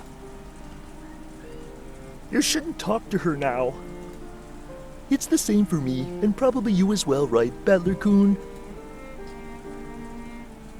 We don't know what's going on, and it feels like our hearts are going to split open. There were tears in George and Nikki's eyes again. Seeing Jessica break down crying probably brought back the pain of losing his parents. I'd done my crying all at once, so I didn't feel like crying anymore. However, I understood how great the pain in their hearts was. It's okay, Jessica. You'll be able to meet Cannon again soon. Stop it. I don't need you trying to console me like that. Beatrice will resurrect the dead and even love that has been lost. So you'll definitely be able to meet him soon. Then everyone will be able to live in peace. So the one who killed Cannon-kun is this Beatrice who supposedly gave you that letter yesterday? Where is she? Where's she hiding? I'll find her and tear her apart. Tell me, you know who the culprit really is, don't you? What do you know and what are you hiding? Tell me, damn it! I don't know where it went, but Milady, please, stop! Ooh, ooh, Beatrice exists, ooh, ooh, ooh. Damn it, let go of me, Genji-san. Maria knows who the culprit is, and she's hiding their identity even though she knows. She must be telling them what we're doing, guiding them to kill us as they kill us. Jessica, be silent! Jessica grabbed at Maria. Genji tried to stop her, but Jessica could not be calmed. The next thing I heard was the sound of Aunt Natsui slapping Jessica's face. Ooh. After that, only Jessica's sorrowful, sobbing voice resounded throughout the hall. Maria-chan, I know there's no way you're the culprit. You've been with us since the beginning, and there was no time for you to communicate with any culprit. So, I want you to tell me something. This Beatrice who handed you the letter yesterday, who was she? Although those words seemed kind, they clearly showed that George still had some remaining doubts about Maria. He didn't actually grab her. However, he felt exactly the same way Jessica did. Aniki, I already asked her the same thing a second ago. Her answer was the same as before. I want to hear it from Maria's mouth. Who's Beatrice? Even if I told you, you wouldn't believe anyway. What do you mean by that? It could be the culprit someone we know well? And you're keeping silent because you're covering for them for some reason? Who gave you that letter? I got it from Beatrice. I'll say it no matter how many times you ask. I got the letter from Beatrice. George Oni-chan, do you refuse to believe in Beatrice because she's not an opponent you can hit? You want to turn your feelings of helplessness into violence and beat someone up, so you won't be satisfied unless your opponent is a human you can hit. So even if I tell you the truth, you won't accept it, so it's pointless for me to tell you. You won't believe. But I'll keep on saying it, because it's true. Beatrice exists. The door to the Golden Land will soon be opened. I'll go there. Beatrice promised. In that world, Mama is nice, Papa is with us, and is also nice. I want to go there right away. Oh, that's kind of a sad line. Everyone is afraid of Beatrice, but that's only natural. So calm yourselves. Beatrice said so herself. By the time the typhoon has passed, I'll have ended everything, she said. Ouch! Maria, I don't mind you being talkative, but let's leave it at that for now. I bet this is all a pretty happy situation for you, since you're always going on about how witches exist. Keep that to yourself for now. Don't try to force that on other people. Ooh. I know I've been creeped out by this girl for a while now, but there really is something wrong with her. Don't you think so too, Genji-san? Kumasawa-san? What about you, Mom? Maria knows who the culprit is and she's hiding it. Okay, maybe she hasn't done anything directly, but she's definitely working with the criminal. That's right, she's a spy. We can't let her stay with us any longer. Maria-chan, you must realize that there are times when indiscreet discussion is best avoided. If you keep adding oil to the fire, even I will get very angry. Aunt Natsui glared at Maria with frightening eyes. Maria was used to Aunt Rosa's loud style of scolding, but she apparently hadn't built up a resistance to Aunt Natsui's quiet sort of scolding. She shrugged and kept her mouth shut. Live lamp reaction? A desolate feeling filled the room.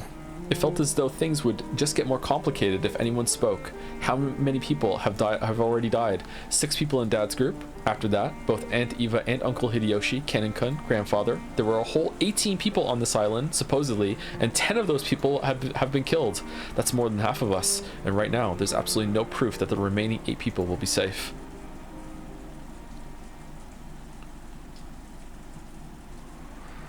At any rate, this is no time to quarrel. Now that we are certain the culprit can enter and leave the mansion at will and strike out of nowhere, we must give our undivided attention to surviving until tomorrow. I agree strongly with Aunt Natsui. We can figure out who the culprit is at our leisure tonight. For now, though, we're better off finding a place to barricade ourselves in. As I said this, I pointed out the clock to everyone. It was already 8 at night. We had been receiving shocks over and over again since the early morning, and our bodies and minds were both completely tired out. We will check the tip soon, chat. Don't worry. There's still a long time until tomorrow. We needed to find some place to barricade ourselves in so we could rest our bodies and get even the smallest amount of relief. I agree. Everyone is already pushing their mental and physical limits, myself included. I believe it would be wise to take that into account as we move forward. That's right. There's a high probability that the enemy's got the equivalent of a master key. We're Shannon, Ken-kun, and Golda-san holding master keys.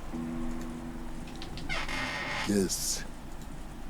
They were supposed to have them on their person during work. We didn't want to disturb the scene, so we didn't investigate that closely. We can't eliminate the possibility that someone stole the key from them. In the first place, we know the culprit may have visited the servant room at some point to unlock the garden shed's shutter. It's conceivable that they obtained a master key from there earlier on. There were many servants serving the Ushiramiya family. Because of that, there were several master keys. Furthermore, every time one employee started or finished working, the keys were passed between servants, and we had to acknowledge that this had probably gotten a bit sloppy at times in the past.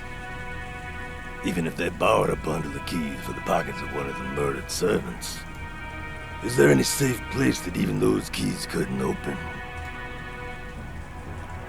Because of the nature of our job, we have been entrusted with keys to all of the rooms. All of them in the mansion and in the guest house. So in other words, no matter where we hole up and lock ourselves in, it'd just be pointless. Fine, who cares about locking up? If you're gonna come, bring it on, damn it. I'll beat you at your own game. The enemy won't approach us from the front. I don't know about the first 6, but if we look at what happened to my parents and Ken-kun, and even grandfather, the enemy has only gone after isolated people. They don't have the power to assault all of us openly in a secure room. That's right. It's just like Aniki says. And maybe Aunt Natsui's rifle could serve as a deterrent to stop them from attacking. I hope that is so, but... Maria, I know you want to say something, but keep it to yourself. Stay quiet for a while. Ew! Rhea probably wanted to say something about how witches weren't afraid of things like guns, but if she were to say it out loud, the atmosphere around here would start to get pretty edgy. I had noticed and decided to put a stop to it.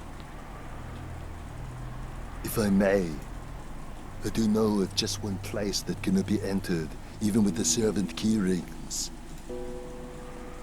Where's that? That would be the master's study. I'm against this. I don't even want to think about going in grandfather's creepy room. How many keys can gain access to that room? There are 2. I always have one on my person. The other was held by the master himself, but just now, I found this on the corpse in the boiler room. Genji-san took a handkerchief out of his pocket and opened it, showing us the burnt and filthy study key. Then he showed it alongside his own key, which he had once lent to Natsui. Normally, it would have been proper to leave the master's key for the police. But because of the master's orders to protect the safety of the study, I borrowed it for the time being.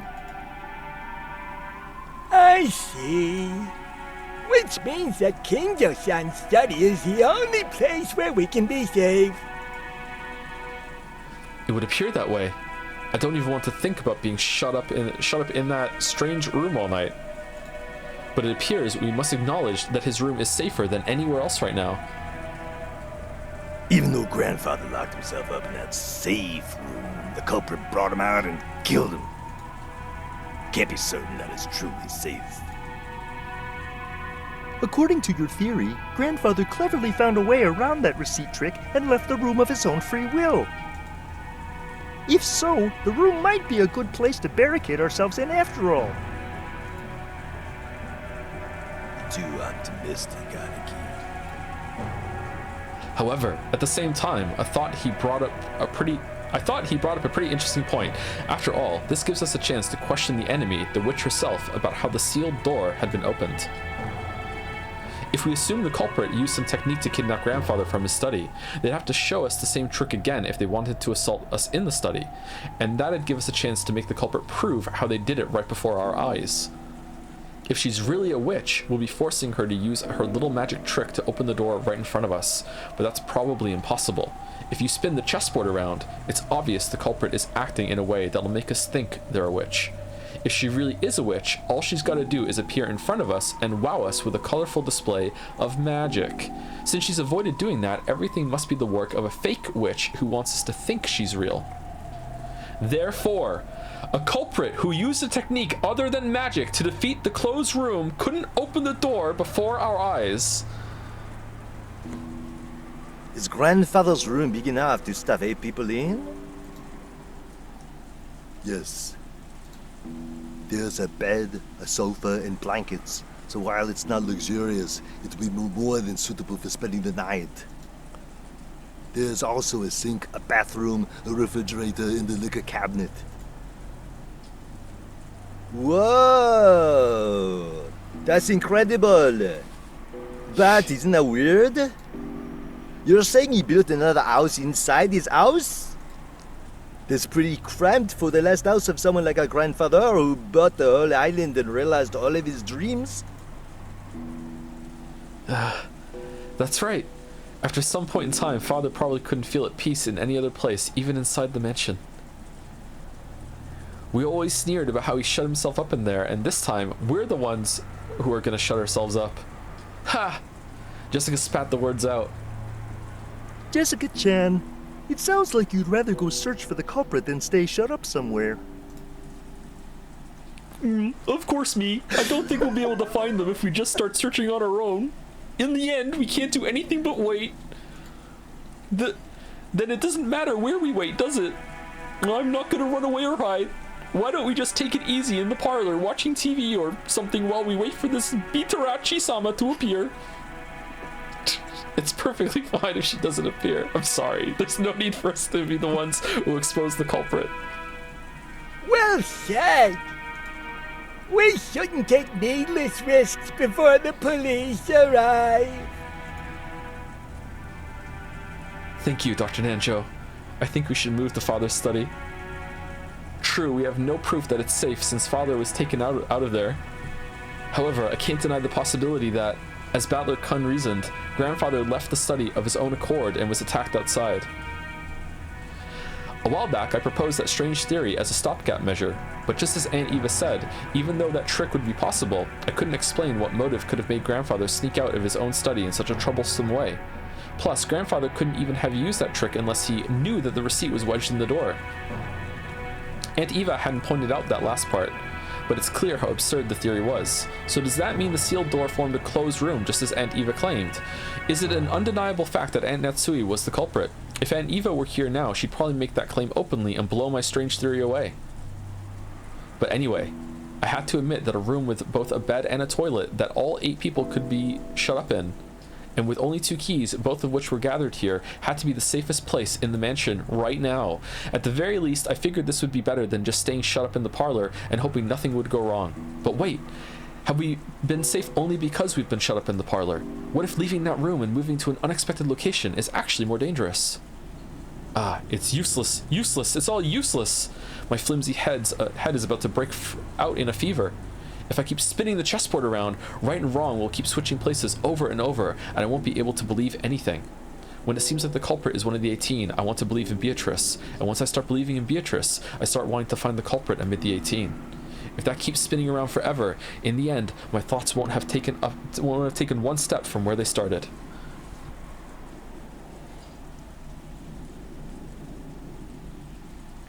Do you want to take over for this part, Greg? Sure. How far back in the past was it that Kyrie-san taught me about chessboard thinking? Oh, what a goddamn line that is. Holy shit. Chessboard thinking. That concept of examining the situation by spinning it around and thinking from the enemy's side. I seem to remember being so interested by it back then I used it to guide all my thinking. By the way, Kyrie-san was Dad's coworker back then. I never dreamed that she'd someday be added to our family. Didn't Kyrie-san tell me something once? I get the feeling she once said that while this chessboard thinking was one way to look at things, it certainly wasn't all powerful. And it wouldn't be good to rely on it too much. Is this a woman? Yes. Okay. Chessboard thinking is my own interpretation of something called game theory, which I read about in a book long ago. It's a very interesting subject, so you should tackle it yourself when you get into college, Baliker.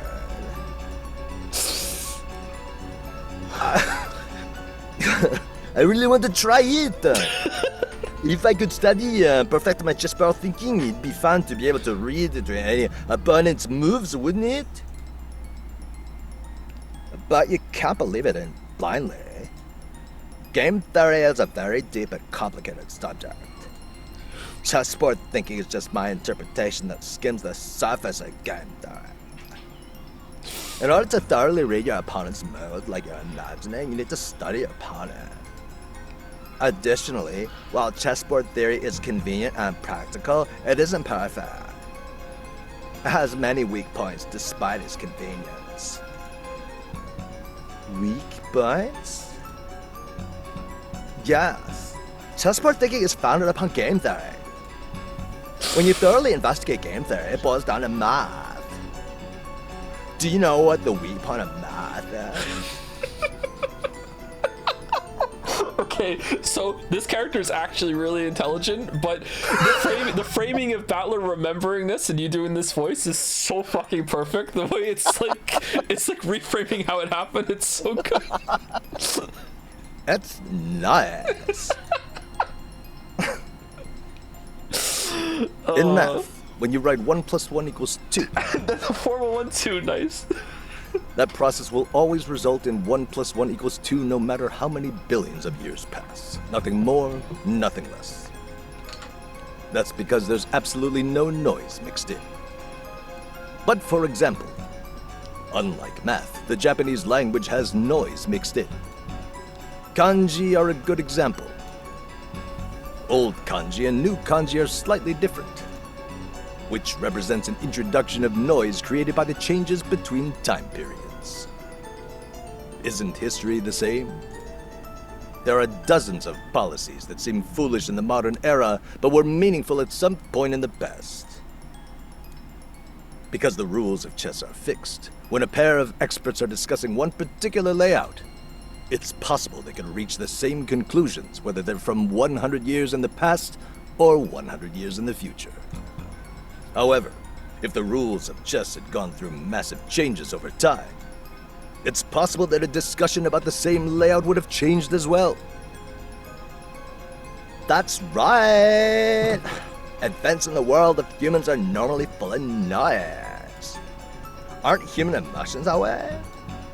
Even if the exact same thing occurs more than once, there's no guarantee humans will act in a predictable fashion.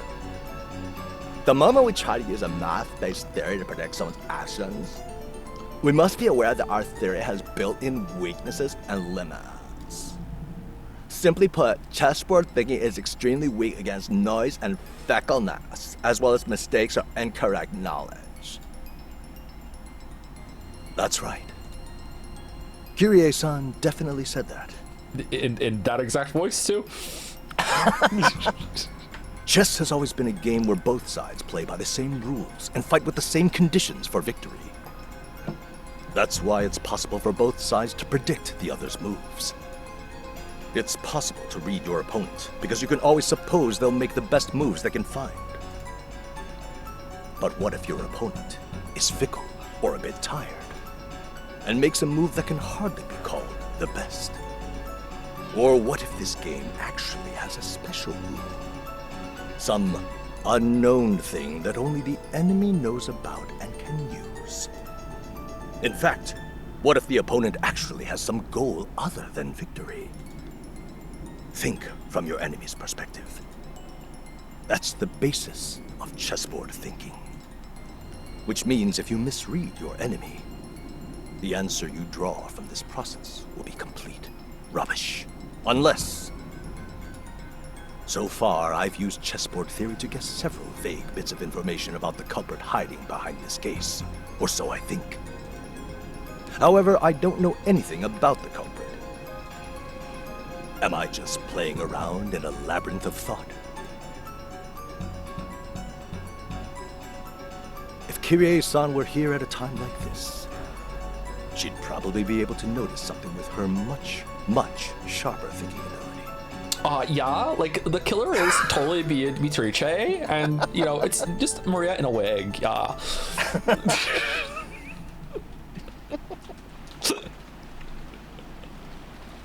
Until the very last moment, Jessica resisted moving into Grandfather's study. But in the end, Aunt Natsui persisted, and we decided to move there. Everyone was completely wrapped in paranoia by now. Kumasawa-san had prepared dinner at one point, but during the time we were discovering the deaths of George Aniki's parents, both the kitchen and the parlor had been left empty. Someone suggested that the food might have been poisoned while we were gone. Because of that, we were unable to even touch the food that Kumasawa-san had taken the trouble to make for us. The manner in which the first 6 were killed was still unknown, but it certainly could have been poison.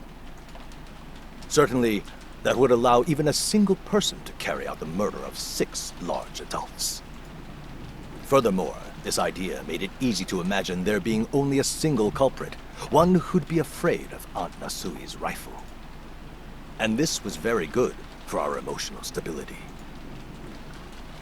But the fatigue and hunger were even harsher than we'd imagined. Then, Kumasawa-san made a proposal, and we all went together to the kitchen.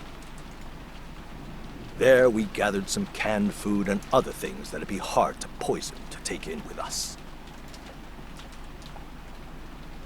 All of Kumasawa-san's efforts to reward us with just a little dinner on this savage day regrettably came to nothing. The food piled up on the serving cart looked just a little sad.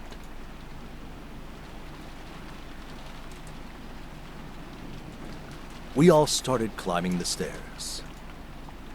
Aunt Nasui, who was in the lead, warily stared into the darkness with both eyes and the barrel of the gun.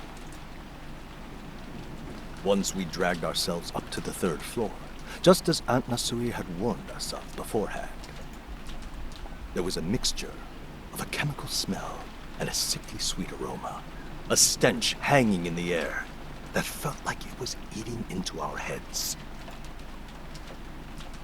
I see. This kind of stench probably would give you a headache if you were shut in with it for a whole night. I know it's a little late, but I'm with Jessica. I vote against going into Grandfather's study. It felt like the stench was floating out from this magnificent door. It was the door to the forbidden study, which should defend against any who would enter. While Genji-san unlocked the door, Maria stared at the door and the doorknob with great interest.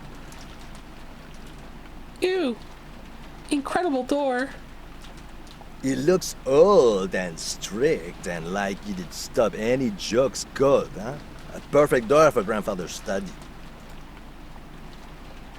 The power to ward off spiritual menaces is strong here. Beatrice probably couldn't open this door. What does that mean? Maria pointed at the doorknob. A scorpion crest. No, a design like a magic circle arranged around a scorpion was inscribed there. That design, that's right. Isn't it just like those keychain charms Maria gave Jessica and me yesterday? The 5th magic circle of Mars is a strong ward against magic. Additionally, this magic circle was very diligently constructed and is full of power. Such a magic circle can be quite troublesome to beings of magic like Beatrice. Isn't that comforting? Are you saying we can escape even Beatrice's clutches in this room? Our little witch here sure is reliable. Then how did Beatrice get grandfather out? Just as Battler reasoned. Beatrice can't go inside. However, she has both magic and familiars. Using them, she might have been able to get grandfather to leave the study of his own accord. I've read about that in manga. I've seen a bunch of scenes where vampires were frightened of crosses so they couldn't get close. But their familiars were just fine, so they made their familiars attack. Those scorpion keychain charms I gave you yesterday also had the 5th magic circle of Mars on them. The power dwelling within them was weak, but they should be enough to protect you until we leave the island. Although, it sounds like you've lost yours, right? Scorpion keychain charms. Yeah, I don't know what this voice is. The charm I gave you yesterday was something I got from Maria. I heard it would repel magic if you put it on your doorknob, and at the time I thought maybe it'd be better if you had it. Is that so? I thought it was an odd thing for you to be carrying around. Aunt Natsui put that on her doorknob? Yes. Last night after hearing about it from Jessica, I hung it from the doorknob on the inside of my door. Then Aunt Natsui, you're really fortunate. If you did that, Beatrice probably couldn't even lay a finger on you yesterday. I think Beatrice must have been really annoyed. Do you want to take the narration? Beatrice? Annoyed? Couldn't lay one finger? Natsui thought back on that eerie scribble she'd seen that morning, as though someone had been tearing at the outside of her door with blood-soaked hands, and gasped in surprise. Could it be that this witch who called herself Beatrice tried to enter through the door to Natsui's own room? But the magic-repelling charm had been hanging from the inside, so she couldn't break through the door. So she was annoyed. So she scratched at it?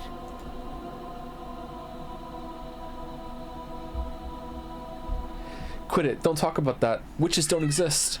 The culprit does, and they're human just like us. If you need proof, why don't we dice her up and see if her blood's red? Damn it, damn it. How could you do that to Canon-kun? Click. Kenshi unlocked the door. 8 people entered Kinzo's study.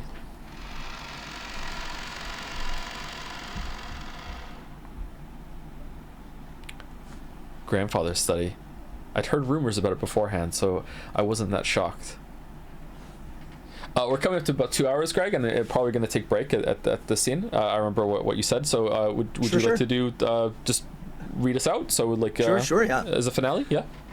He had done nothing more than fortified thoroughly with his occult hobbies. If grandfather's hobby had been chasing after pop idols, these walls might be buried beneath idol posters. Even if I didn't understand it, I did realize that this room was a bundle of all his pastimes. Even so, I couldn't help but remain dumbfounded by the smell of his creepy medicine and the sweet stench that seemed to melt my head.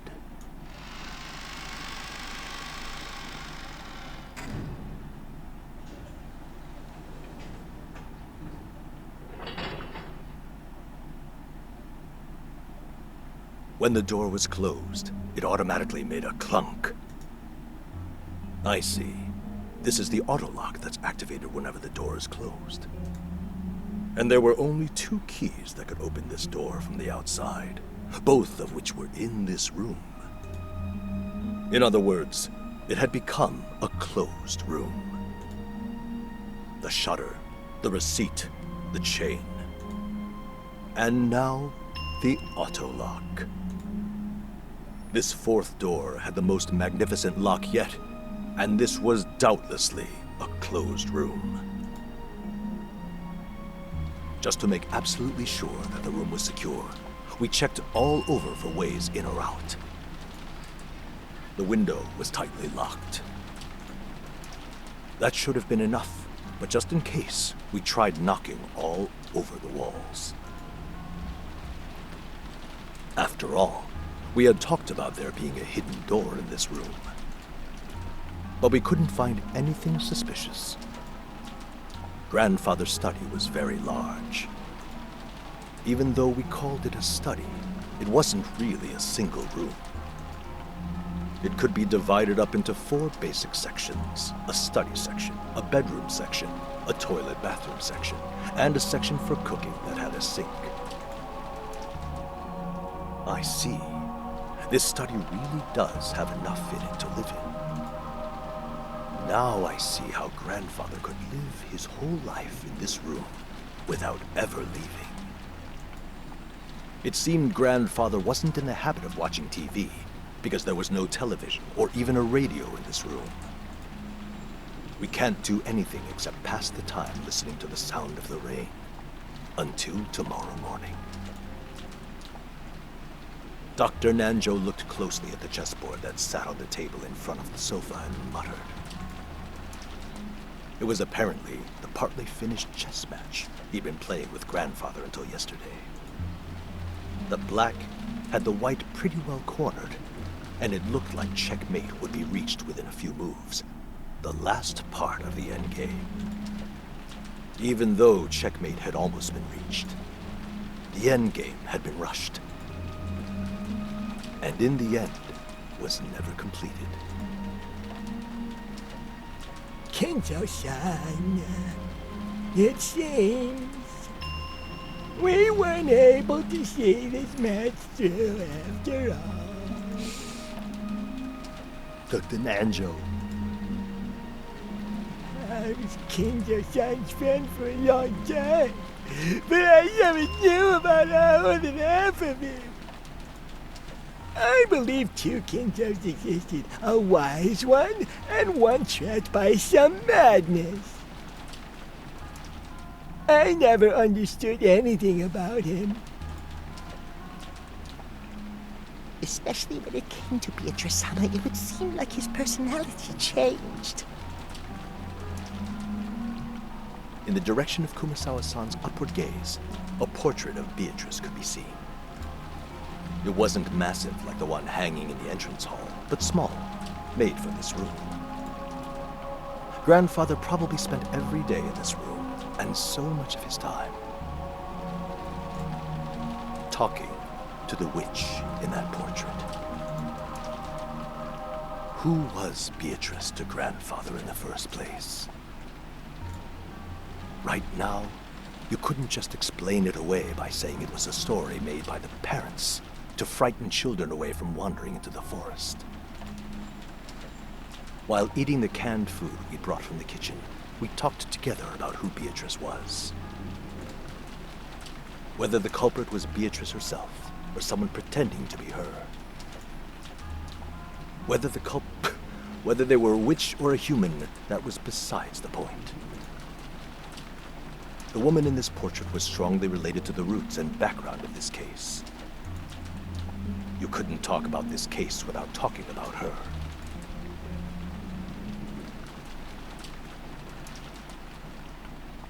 That's right. Mom, you picked up the culprit's letter in Aunt Eva's room, right?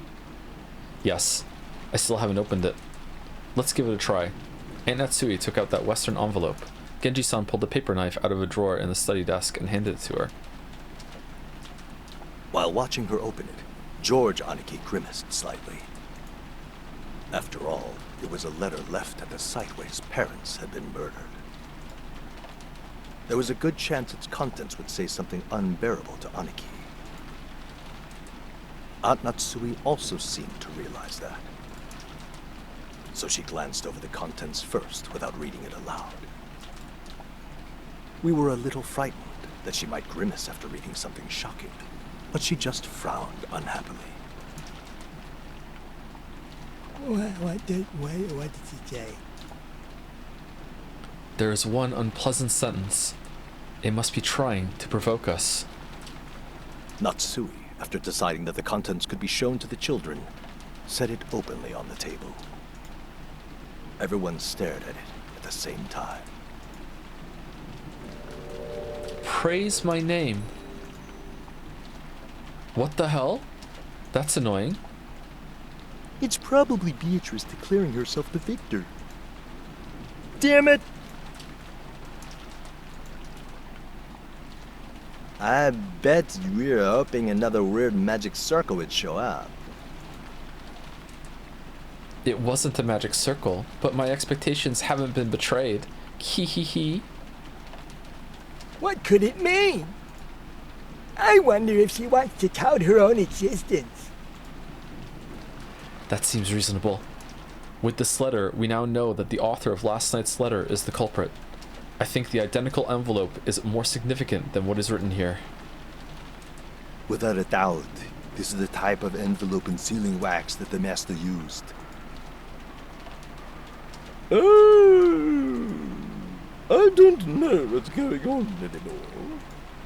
This is the first time I've seen anything like this since I started working for the Ushiramiya family. Going by last night's letter, Beatrice is claiming to be Grandfather's oldest confidant. Grandfather often said the same thing in the past, right? I spoke to Genji-san and Kumasawa-san, who nodded together. Guess that means you two know more about her than anyone except Grandfather. Could you tell us? For a long time, I purposefully avoided this topic. But now that it has come to this, I can no longer do so. Genji, tell us everything you know.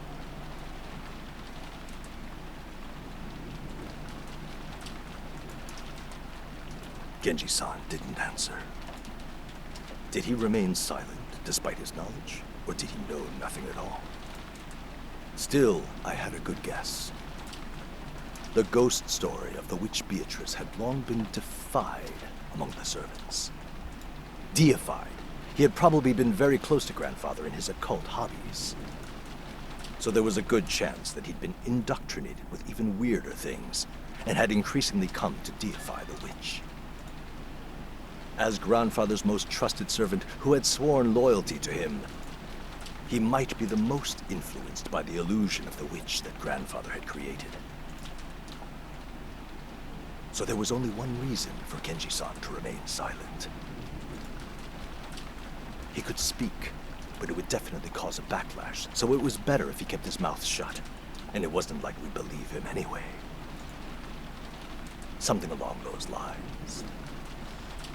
A short while ago, Maria had been more than willing to speak bluntly and unrestrainedly, and that had earned her a scuffle with Jessica. It was natural for Genji-san to keep his silence.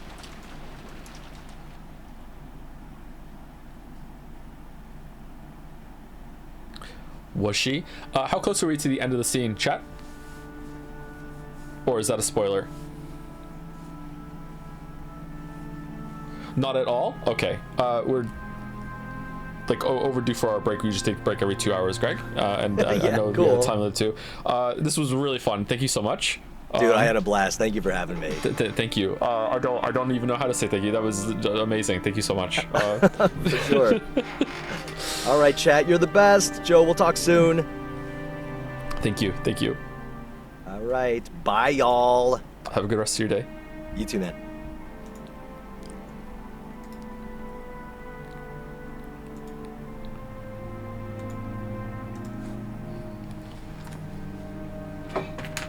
Oh, wow. Oh, wow. Thank you, Greg. Thank you. Thank you.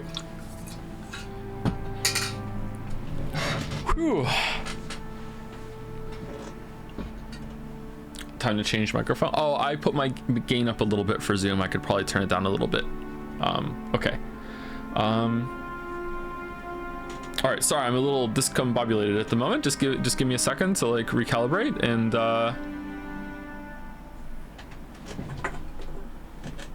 Let me turn the gain down a little bit. Does that sound more like normal me now at this point?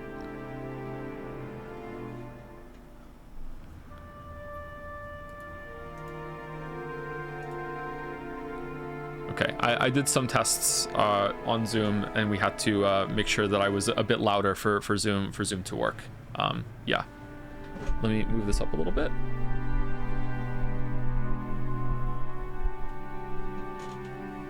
Okay, all right, that's that. And I think I should turn down the game a little bit too, and turn the music back up a little bit in the game.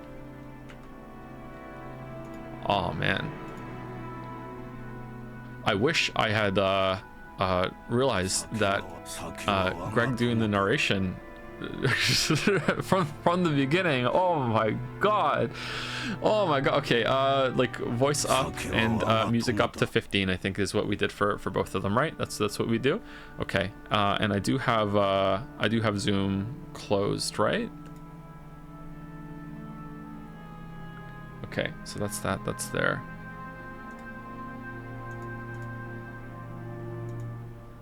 Voice is at 10. This usually voice is at 10.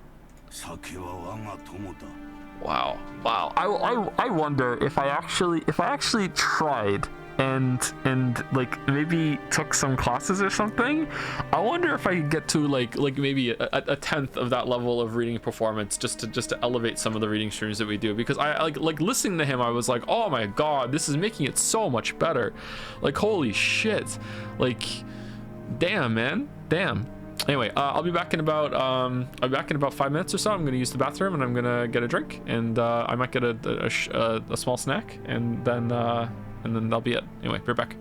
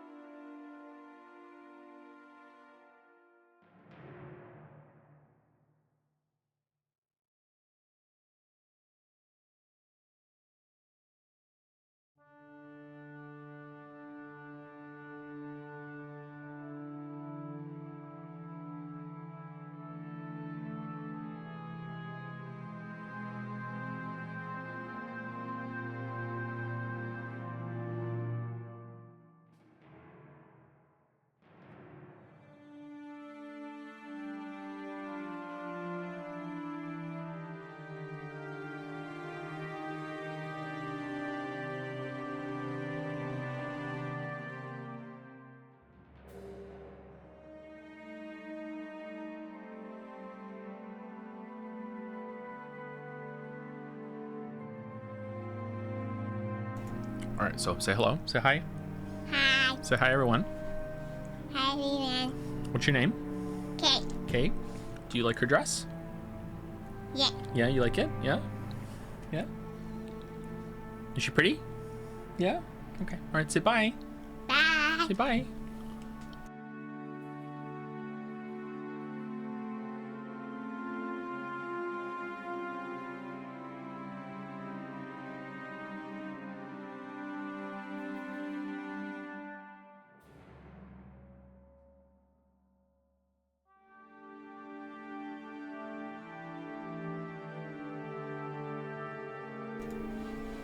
That was probably Greg's best voice yet, right? Wow. Sorry, Kate was insistent that she see what I was doing.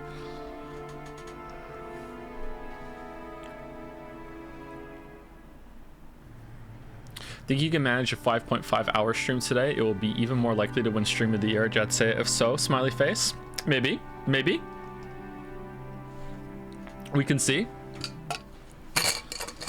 Does that include a little bit of like recap and going over what just happened, or would that make you go to 6 hours? Because I could probably go a little longer than that.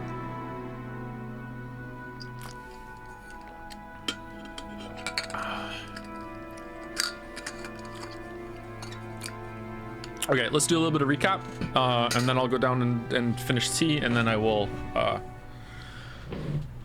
continue reading. All right, so a lot happened just then. That was quite brisk. I feel like it's very loud. First of all, before I continue, like, is the sound okay? Like, can you guys still hear the music or no? Do I need to turn the sound back up again a little bit, or what? It's fine? Oh, I just turned it up after everyone is saying it's fine now. Okay.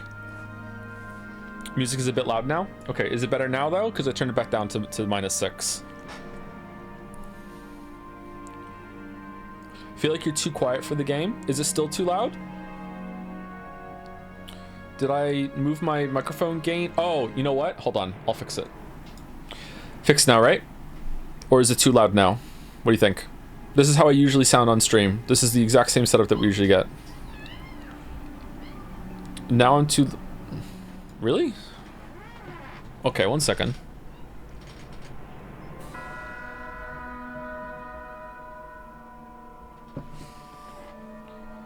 Okay, let me... Is this fine? Too loud? Is this how I usually sound or what?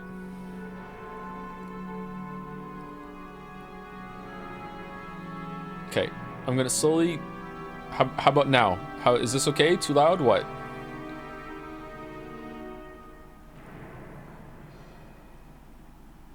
That's perfect. Really? I have never had to turn the microphone decibel down ever in my life on this. Okay. Okay, let's go to system. Oh, no, we're not going to system. Oh, the witch's second letter is there. Praise my name. Oh, look at that in just all by itself in the center of the page. That's really cool. Okay, has any of this changed? People in chat were saying tips have changed, but I don't think it's that. It's yeah. Anyway, second twilight, those who remain shall tear apart the two who are close.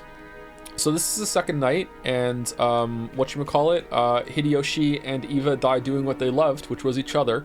And so that tracks. But then we have third twilight, those who remain shall praise my noble name. But it seems like maybe Canon was trying to ruin that by doing one of these out of order. Like, he messed up the ritual. Like fuck you. He gouged his own chest, it looked like. I don't know.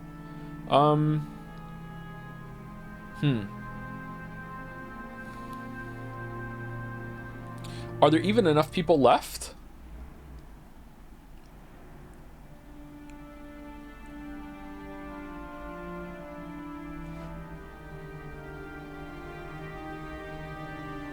Those who remain shall tear apart the two who are close. On the third twilight, those who remain shall praise my noble name.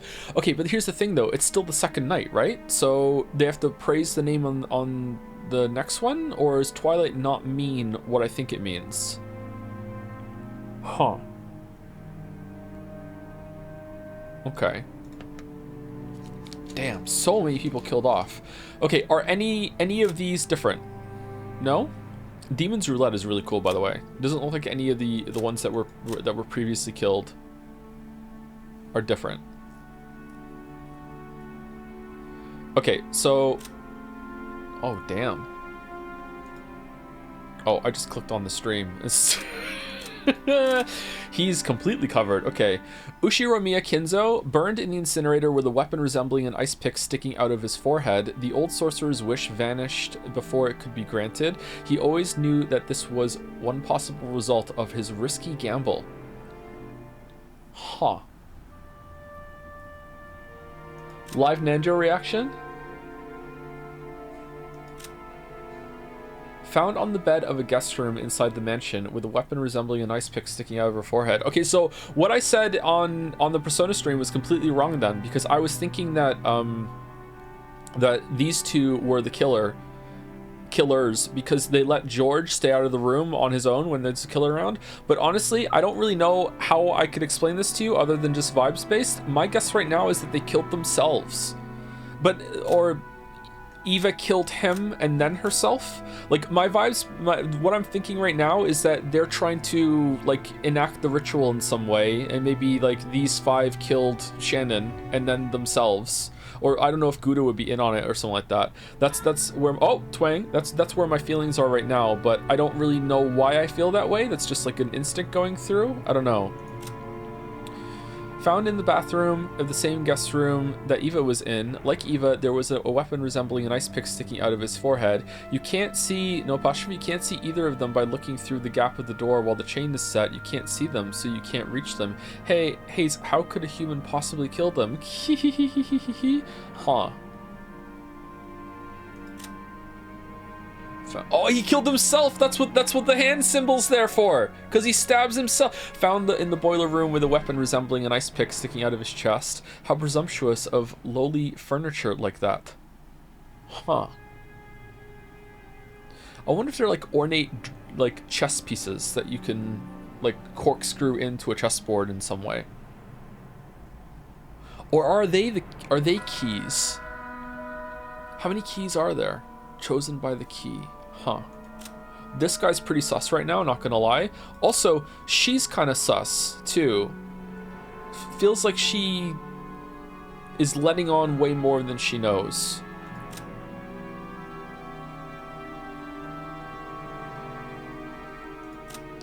It's also entirely possible that someone here has 6 toes, not just Kinzo.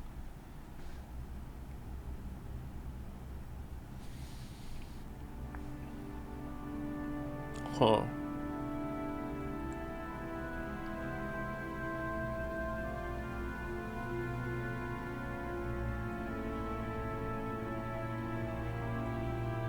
Okay, so Eva and Hideyoshi go to their room, and they're alone. They're reminiscing. It kind of felt like they were having a sad conversation. I guess this is it. That was my vibe on that. And then they started eating each other's faces. Nicely though. And then I don't know exactly how long they were gone for in that time. And then there was also the blood appeared on the door, which probably means that this guy was like, as soon as everyone was out of bounds, he like went into the room and was like, oh, here's the door I prepared earlier, gets the hammer, just like knocks it off the hinges, puts the other door that already had the shit on it, because that's faster than drawing the circle, like back hinges. Here we or maybe there was like a protective film over the door that they just like peeled off, because I don't think you could. It seemed to be saying that you or implying that they couldn't have drawn that circle as quickly as it was there. And then Cannon went downstairs and saw something. I don't know if the butterflies are meant to resemble somebody instead of just actually being butterflies. Like, we're seeing butterflies, but he's seeing something else. Or maybe he was seeing the burning in the furnace as butterflies. Or maybe it's just all in his imagination, I'm not sure. And then he seems to be like, he's bought so much in that he killed himself to disturb the ritual. It remains to be seen if that's true or not. Okay, so I'm pretty sure Cannon killed himself. I don't think Cannon... I feel like there's something unreliable in that sequence of events in some way. That the hatchet, like he had something else on him or something. I don't know. Like there's something about that that's not clear to me. That's a little suspicious.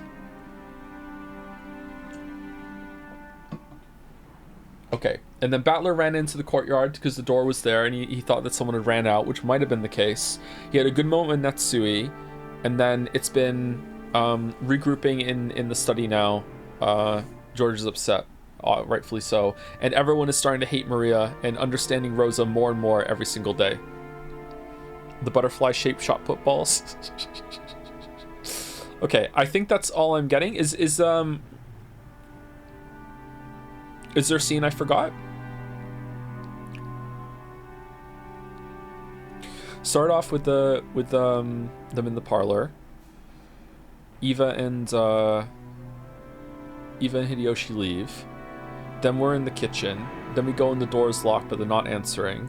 Then there was the letter, and we didn't read the letter until we came upstairs, which was very fortuitous for the ceremony of that scene. Yeah.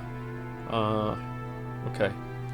Oh man, again, like I guys, like when Greg was reading the narration, like my God, I was one of you. Like I was forgetting to hit the button at some point. I was like, yes, Daddy, tell me a story.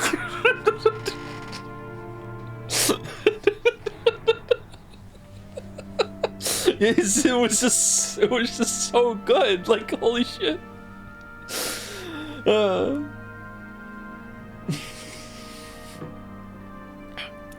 I understand the streams now. I understand the appeal.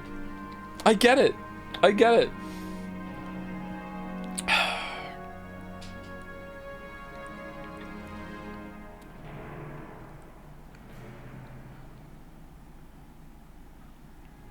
There's also a lot of Battler spinning chessboard around. Yeah, and it seems that it's really spinning and flip-flopping on whether or not there is a witch or not, right? And I think that's fine. But I wonder if that's even going to be the whole point of the story at some point. Is like, is there actually one or not? But like, I don't know. Yeah. Okay. Anyway, let me go down and get a tea because that'll help me get through this and also smooth my my throat a little bit. Thank you again to Greg. I don't know if Greg will hear this or anything. I'll DM him afterwards completely. Thank you, Greg, for being really kind and patient with me. Like, felt really at ease right away. Like, was a bit nervous at the start. I even told him when the video was playing at the beginning. Thank you again, Mouse, for making the hard parts of that. When at the beginning, like our you couldn't hear us talking. We were talking while the video was going on because we couldn't hear it. And like, yeah, he like, yeah, I was a little nervous. I told him, and then right away it was like, okay, it's just like a normal stream. I feel like we were vibing really well, really well. Yeah. Anyway, let us reconvene in just another minute. I know there's a second break, but I'm gonna go get something hot to drink. Be right back.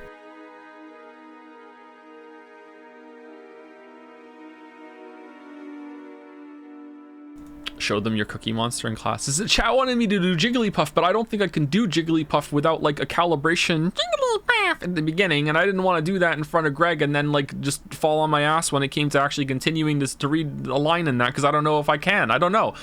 Anyway, yeah, be right back.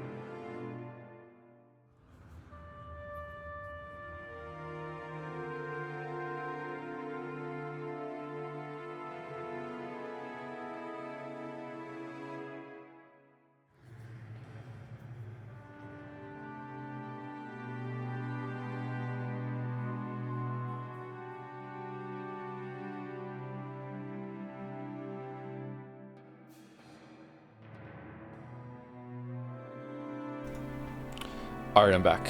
I'm back.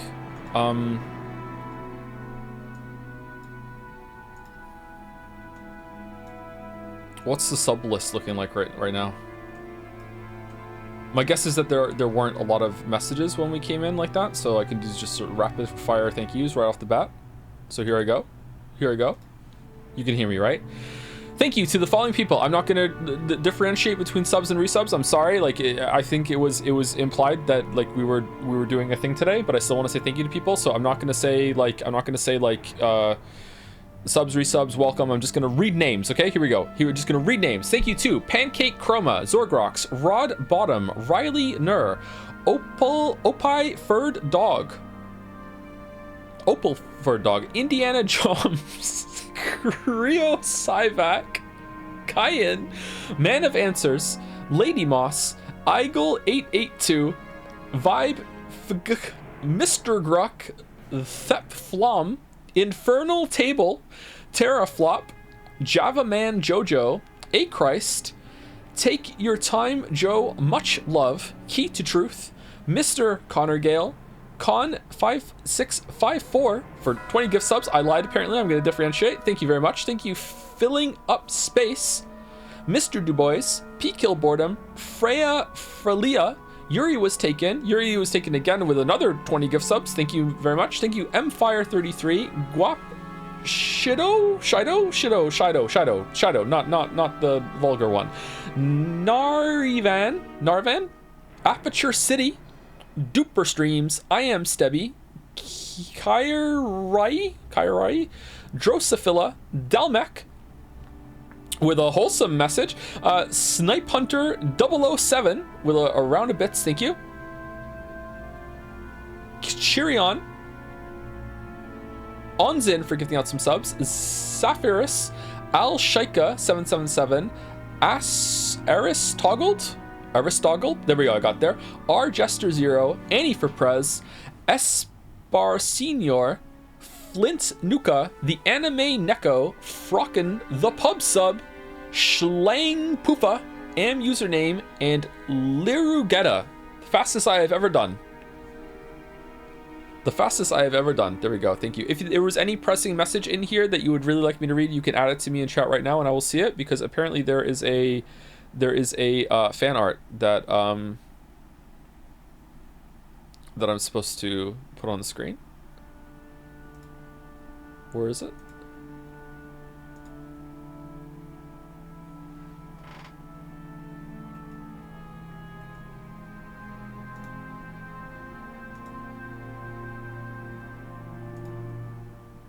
Merrick Fast Pass? Merrick does have a Fast Pass, yeah.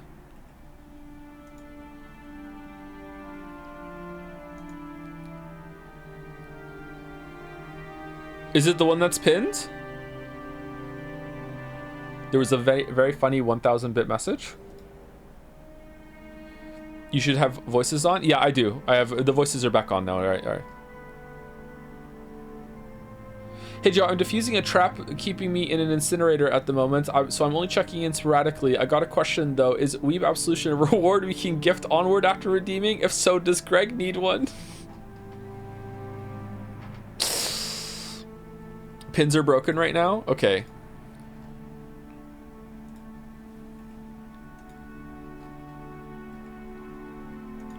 Okay, Merrick, if you're here and you would like me to put the fan art on the screen, you can DM me and I'll check in about 5 minutes, okay? Or at the end of the scene, I'll check in, I'll put it on the screen. Sound good?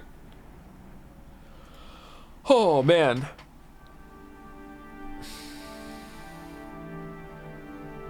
Sorry, Discord made it hard to link videos, so I had to type this link manually. You did what?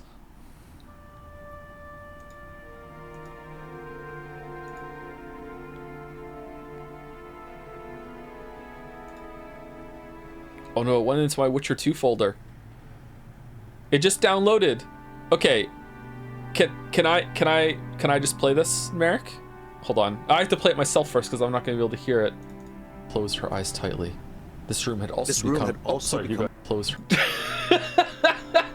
Closed her eyes tightly. This room had also become... Closed her eyes tightly. This room had also become...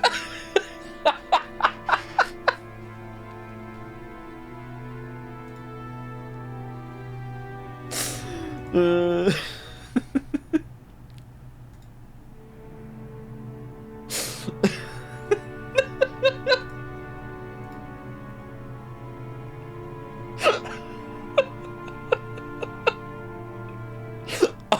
fucking slain! Holy shit! Oh damn! Oh damn! Relatedly, there's also this one. It's the horse is back. The horse is back. Thank you.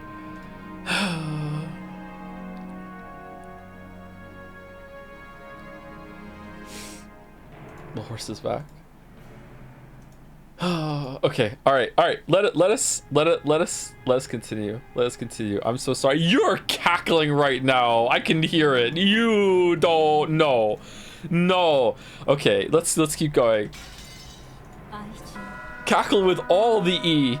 It was natural for Genji-san to keep his silence. Father's concubine? His concubine. That could be possible. For ordinary poor people, polygamy isn't only viewed negatively from a moral perspective, it's also an unmaintainable financial situation. But that isn't the case for the very rich. It's possible for them to have another lover in addition to their real wife. We can't deny the possibility that grandfather had another woman in his life besides grandmother. Maybe. When grandmother was alive... the voice is loud enough, by the way? When grandmother was alive, I hear she was pretty sure of it. She thought he was cheating on her. I always thought she meant grandfather's imaginary witch. Now this is getting really interesting. You told me, didn't you, Genji-san? You said Bitarichi has been working for grandfather since before the mansion was finished. I heard that the construction of the mansion was completed in Showa 27, 1952. That means this person called Bitarichi was in a relationship with grandfather since at least 30 years ago. Could that concubine of 30 years ago, or maybe a relative or hidden child with that person, hold some kind of grudge and be planning revenge? Hee, I see. This is starting to sound just like your standard Western mansion mystery. Suspiciously so. It's a filthy topic, but the easiest line of reasoning to accept. What do you think, Genji? The master surely had feelings of deep love for her. There could be no mistake that he cared for her more than his late wife. Who is this person called Bitarichi? And what's she doing now?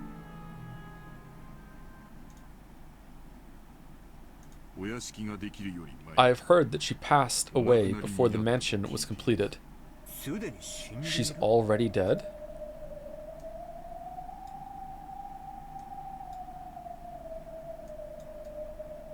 Sorry, 1 second, fixing a window.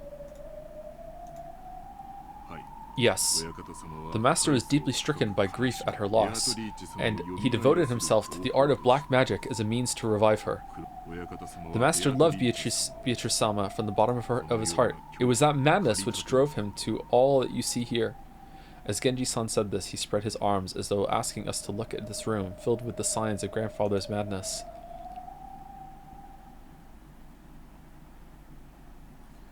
I want an Arnold impression right now. I can't do one. Live chandelier reaction? We were all at a loss for words. Normally black magic seems like it'd just be creepy, and it's really hard to imagine. Oh, hold on. 1 second, hold the phone.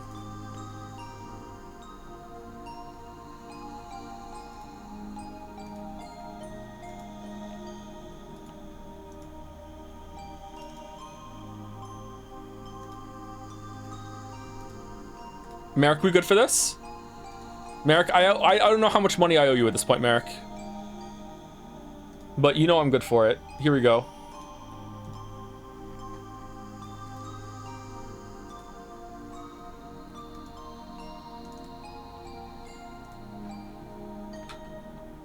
No! Image contains too many frames. No! The bit. Ah. Oh no! No!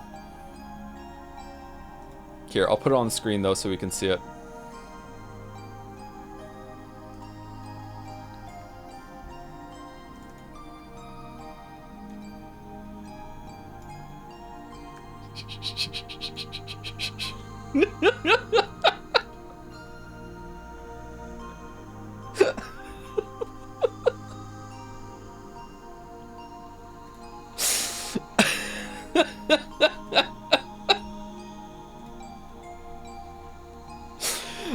black magic seems like it'd just be creepy. You know what? You know what? Let's leave it on. It's really hard to imagine why someone might be so enraptured by it. Since Kinzo was just an eccentric who had restored the Ushirima family amidst his madness, nobody had tried to understand him. Oh, hold on. The only thing on grandfather's mind had been a loss of a beloved woman and his inescapable sorrow. Earlier, this room had seemed creepy. But in an instant, it had changed into something we could understand completely. The creepy books, the magic circles, the medicine, all of it. It all existed simply because he wanted to revive the face of a single woman who had left this world over 30 years ago. The master only told me about Bitsurichi-sama's story once, when he was very drunk. Although I have forgotten the details, it was a deep, deep love, enough to make a woman like me jealous. When Kinzo-san succeeded the headship of the Ushiramiya family, his marriage to his late wife had already been decided by the few surviving family elders. So, he was forced into a marriage with some woman who would benefit the Ushiramiya family. That is correct. Kinzo-san was installed as the head who would revive the family and had to bear the entirety of that heavy responsibility. I do not pretend to know the details of when or where Kinzo-san first met her. Guess it'd be rude to say any more than that. That was when grandfather truly fell in love for the first time. Oh, shit!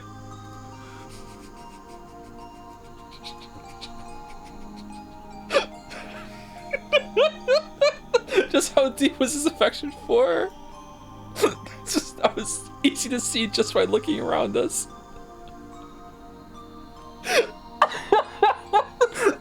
This room was covered with piles upon piles of things having to do with black magic. And grandfather spent every day shut in here, immersed in his research and isolated from the outside world, never regretting 1 minute of it. You couldn't help but recognize the depths of grandfather's love for Beatrice.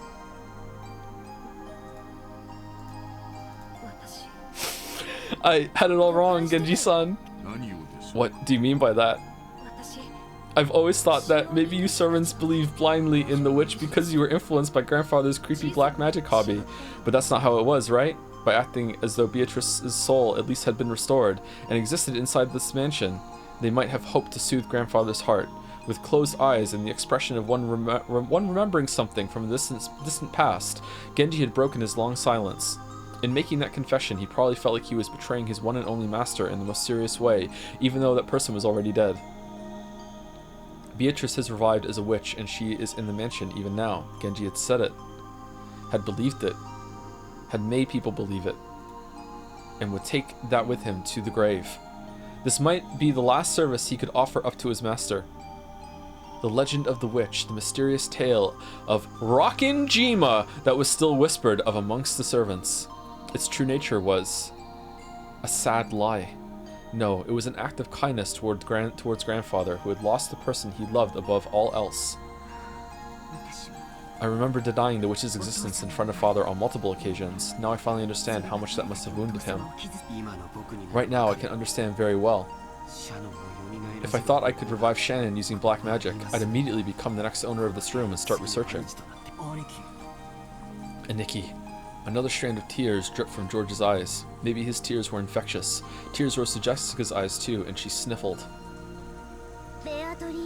Beatrice has said it. Very soon she will be able to revive people. You'll be able to meet them, she said. I cut the emote down to 6 frames and sent it to you. Thank you, Merrick. Thank you. Let's see if it goes through.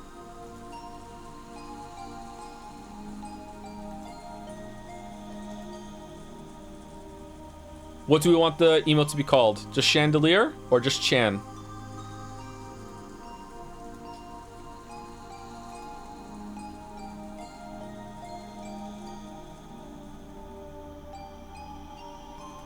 LCR? LCR is good. LCR.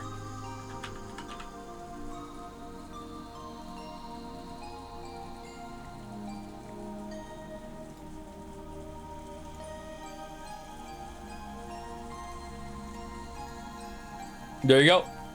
Enjoy. Enjoy. Thank you, Merrick. Thank you.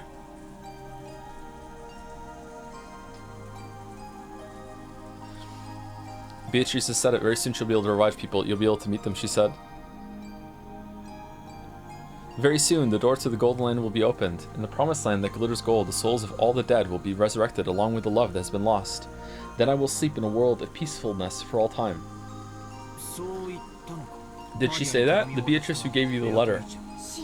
I love the conflict right now that's like waging in me with raging. That's I kind of, I don't know which I want more.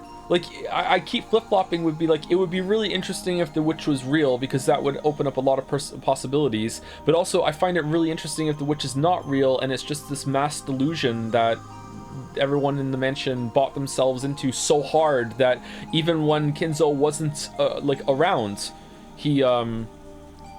they're still doing it. It's really interesting. You don't believe, do you?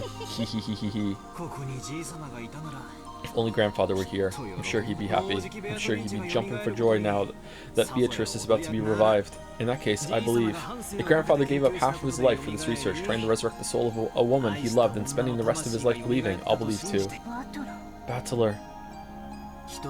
When you love a single woman for so long, the people around you catch on to it and it becomes the truth. Maybe you could say they're just being polite for the sake of your feelings.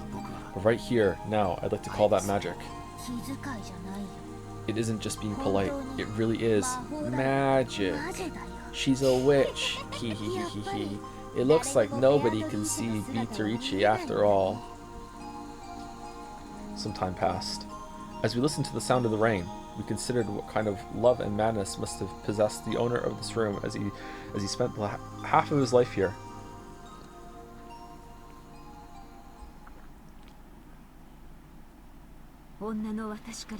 If you ask me as a woman, then while I'd like to be understanding of father's feelings of true love, how is Nanjo still alive? It did leave mother in an awkward position. I agree. Cheating is cheating. No way to make it pretty. Yeah, that's right. Gotta feel sorry for grandmother.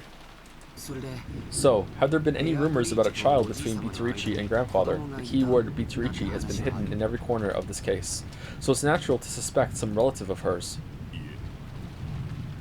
No, I have not heard of anything like that. If there was one, a memento of his most beloved person, he surely would have given them all of his affection. Genji? If there was one, since he ended up immersing himself in black magic instead, maybe we should assume there was no such child. Come to think of it, that reminds me of a rumor I heard. You know it, right? That story about how grandfather heavily supported an orphanage called the Fukuen House? Enough of that. That is nothing more than slander which would desecrate father. Tell us, Natsui.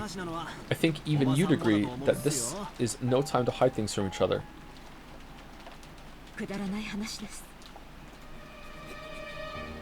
It's a worthless story. Father made massive donations to an orphanage and had the orphans employed as servants at the head family to give them some on-the-job experience. The story in question is simply some drivel spread by fools who claim that father was using those orphans for some filthy hobby. For a while, some guys even said he was collecting human sacrifices for his black magic.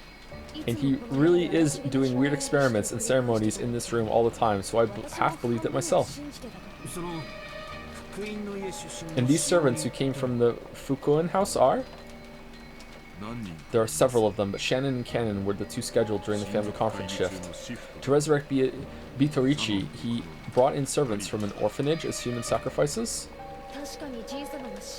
After all, everyone Oh, Shannon is blonde, like Beatrice. There could be a connection there.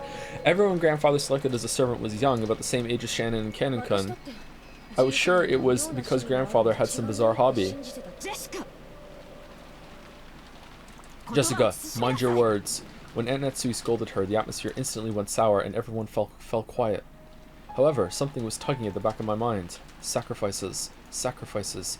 Human sacrifices brought over from an orphanage. What is it? Freaky words like sacrifices don't pop up often, but they do in chess! And yet I've seen or heard that word recently. Some part of my memory is tugging at me. Hey, Beatrice, what do you know? I'd arrived in front of the portrait of Beatrice. It wasn't as massive as the one in the entrance hall, but that portrait, which must have been drawn by some famous painter, was still just as intimidating in this smaller size. Is that a repeated line there? Below it, just like on purpose, like for effect? Below it, just like in the entrance hall, was the epitaph that supposedly hinted at the location of the hidden gold. Ah. Sacrifices. Here. What the hell, babbler? You're creeping me out. 6. Sacrifices. Ah. Ah. Both of my eyes were as wide as plates. Everything's been predicted right there from the very beginning. Everyone crowded around, and the same expression of shock rose to all of our faces. That's right. It's right there, in the epitaph. FK. On the first twilight, offer the 6 chosen by the key as sacrifices. There's no doubt. 6 people died in the beginning, and even on the shutter where the magic circle was drawn, no, where the Hebrew was written, it mentioned the offering of sacrifices. Ew. I've been saying that from the beginning. That's right, Maria said it right at the start. Right after we found the 6 bodies, when Maria was in the parlor watching TV, she said it. Ew, the culprit isn't human. It's just the sacrifices chosen by the key. This has nothing to do with the location of the hidden gold. It's the instructions for a resurrection ceremony using black magic or something. After all, this epitaph requires a large number of deaths. It sure does. Even reading through it quickly, that there'd be 6 + 2 + 5, which is 13. Yeah, I know math. 13 people who must die. How many people are normally on this island?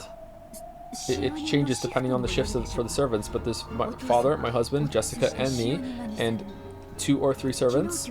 Today and yesterday there were 5 of them, but there aren't normally that many. Oh, you know what?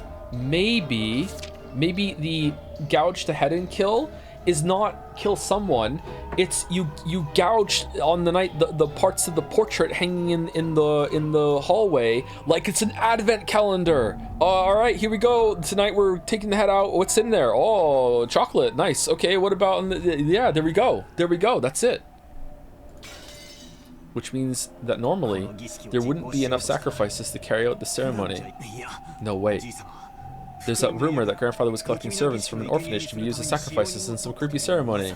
Yeah, we just went over that. So what does this mean? He increased the number of servants to increase the number of sacrifices and waited for the annual family conference when even more people would gather?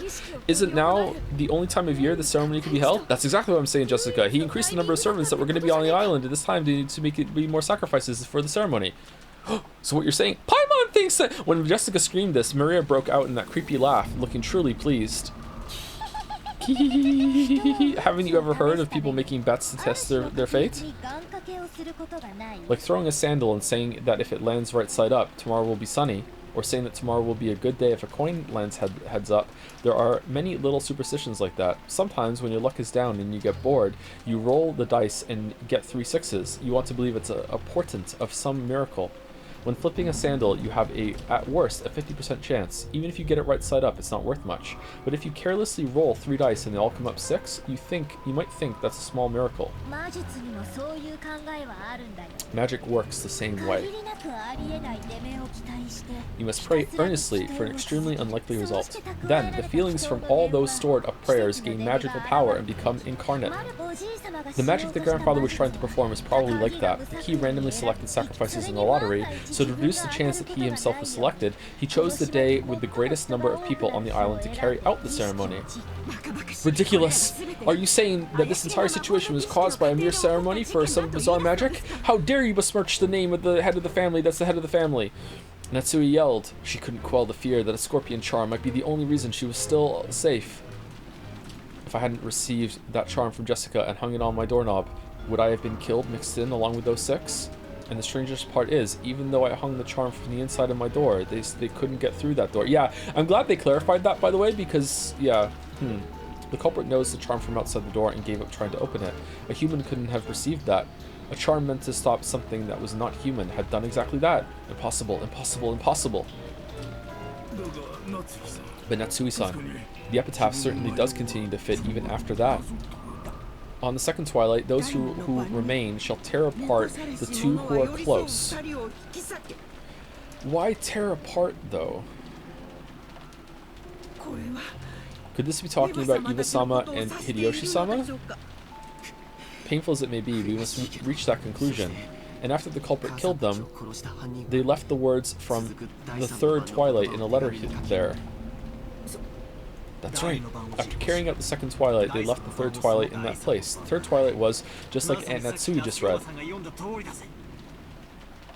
On the third twilight, those who remain shall praise my noble name. Ah, if you read it this way, it just keeps going on, doesn't it? On the fourth twilight, gouge the head and kill. Gouge the head and kill. George and Nikki's parents were killed with those demons' ice picks gouged into their heads. But if they were the second twilight, someone else must have been gouged in the head. That's grandfather. He was burned in the incinerator, and our eyes were so drawn to that part that we didn't notice. But his forehead... No, his head had been gouged. Grandfather was the victim of the fourth twilight. I don't think the fourth twilight has happened yet. Then Canon-kun was... On the fifth twilight, gouged the chest and kill. We thought Canon-kun's case was an unexpected encounter with the culprit, but that's wrong. From the very beginning, they planned to lure someone out alone and drive something through their chest. If the culprit has followed the epitaph this far, does that mean 3 people still have to die? On the sixth twilight, gouged the stomach and kill. Genji behind them all being like, aha, I see, you figured it out. Okay, well, here I go gouging. Right in his own stomach. On the seventh twilight, gouged the knee and kill. In the knee? On the eighth twilight, gouge the leg and kill. Yes. You could read it that way. Well, I wonder about that. After those 3 die, it reaches the ninth twilight. Take a look. On the ninth twilight, the witch shall revive, and none shall be left alive. We're all going to be killed by Bitorichi. I don't get it. Wouldn't that mean everyone dies no matter how many people there are? What was grandfather after? Doesn't this mean the ceremony would kill him too, no matter what? It's okay if no one's left alive. On the 10th twilight, we finally arrive at the Golden Land. On the 10th twilight, at journey's end, you shall attain to the power of the Golden Land's treasures once and for the last time. Yeah, but... If Bitorichi is the one that's doing it, why would she say in the letter that do the epitaph in order to prevent me from doing it? There's a conflict here. The witch shall praise the wise and bestow 4 treasures. Grandfather wasn't afraid of dying. Look at the second and third of the 4 treasures. One shall be the resurrection of all the dead souls. One shall be the resurrection of the love that was lost. So grandfather believed he would eventually be revived, even if he died partway through the ceremony. Ridiculous, it's insane. When you die, it's over, right? The dead don't come back to life. You're not a ghost. Isn't that a miracle humanity's been chasing after for thousands of years and still hasn't accomplished? So this is what it means? Something like you'll be able to meet them in the afterlife where they'll be restored? So what you're saying is right. If what you're saying now is right, would that mean that grandfather, whose remaining life is slim and who's been driven mad by love, is committing suicide? No, a massive force group suicide? Genji, is such a thing possible? I don't know. The master is a man who sometimes has the wisdom to see 1,000 years into the future. However, there are times when that appears to be nothing more than madness to commoners such as myself, and sometimes he just goes wandering out just in the forest and has to come back because he gets hungry. Genji, more dominoes! Okay, should we take that for a yes? What do you say, Kumasawa-san? Just still losing my shit at the thought of him like hiding under the bed when they were in there to be like, I don't know anything. That's right, I don't know. Do you think I would be on this island today if I didn't know? You're suspicious! I would have faked an illness or done anything to take the day off, that's right. What's your opinion, Dr. Nanjo? You've been grandfather's friend for many years. Live Nanjo reaction? I feel the same as Genji-san. Kinzo-san was a man who far surpassed ordinary people. I even felt a sort of inhuman power from him at times. Even I don't know what Kinzo-san was thinking when he wrote that epitaph. All we can say is that even if father did write this script, someone else is carrying it out. That's right. At the very least, there's another culprit who attacked grandfather and Canon-kun. Furthermore, that person is still continuing the crimes just as the epitaph says. The letter in the beginning that we didn't think deeply about was... What was it that was written there? We thought back to the recitation of the letter last night. Beatrice had proclaimed something inside it. She had proclaimed that, according to her contract with Kinzo, she would collect everything of the Ushiromiya family as interest. But then, she had also revealed a special clause. If someone discovered the location of the gold grandfather had hidden, that right would be lost. When the letter was read, Grandfather was still alive, but at that time it had already been sealed with wax by the head's ring, which meant that Grandfather had handed the ring over to Beatrice while he was still alive.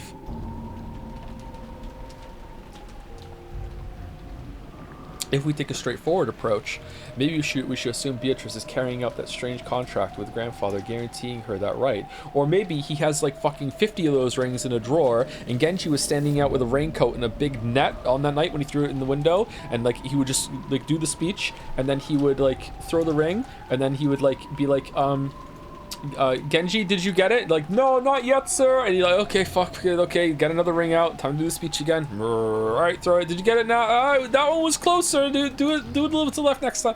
If we take a straightforward approach, maybe we should assume Beatrice is carrying out that strange contract with Grandfather, guaranteeing her that right. In other words, this was the same as saying Grandfather knew of and approved of the contents of that letter. In other words, it's basically a joint message from Beatrice and Grandfather, telling us that Beatrice will start collecting interest if we don't solve the riddle. In other words, Grandfather and Beatrice were demanding that we try and solve the riddle of the epitaph right now. If we couldn't, they were saying that the massacre would be carried out according to the epitaph. What does that mean? What do they want? I don't have a clue what it means. Maria does. Look, another letter from Beatrice. Huh? What did you say? Maria was pointing at the top of the table where the canned food everyone had been eating just now still lay. A western envelope from Beatrice certainly was sitting there, but so what? What in the... Oh, the music. Aunt Netsui let out a hysterical cry, looking between her own hand and the table, because the envelope she had just opened was still grasped in her hand. So why is there still an envelope on the table? What the hell? What's going on, Maria? Where did that envelope come from? Just now, I looked and it was lying there. Ooh. I don't know anything. This isn't funny. There's only the 8 of us here. There's no way some 9th person snuck in. There wasn't enough time during the few seconds that we gathered around the portrait, right? While everyone was looking at the live chandelier reaction. Oh, here I go planting a letter again. Oh.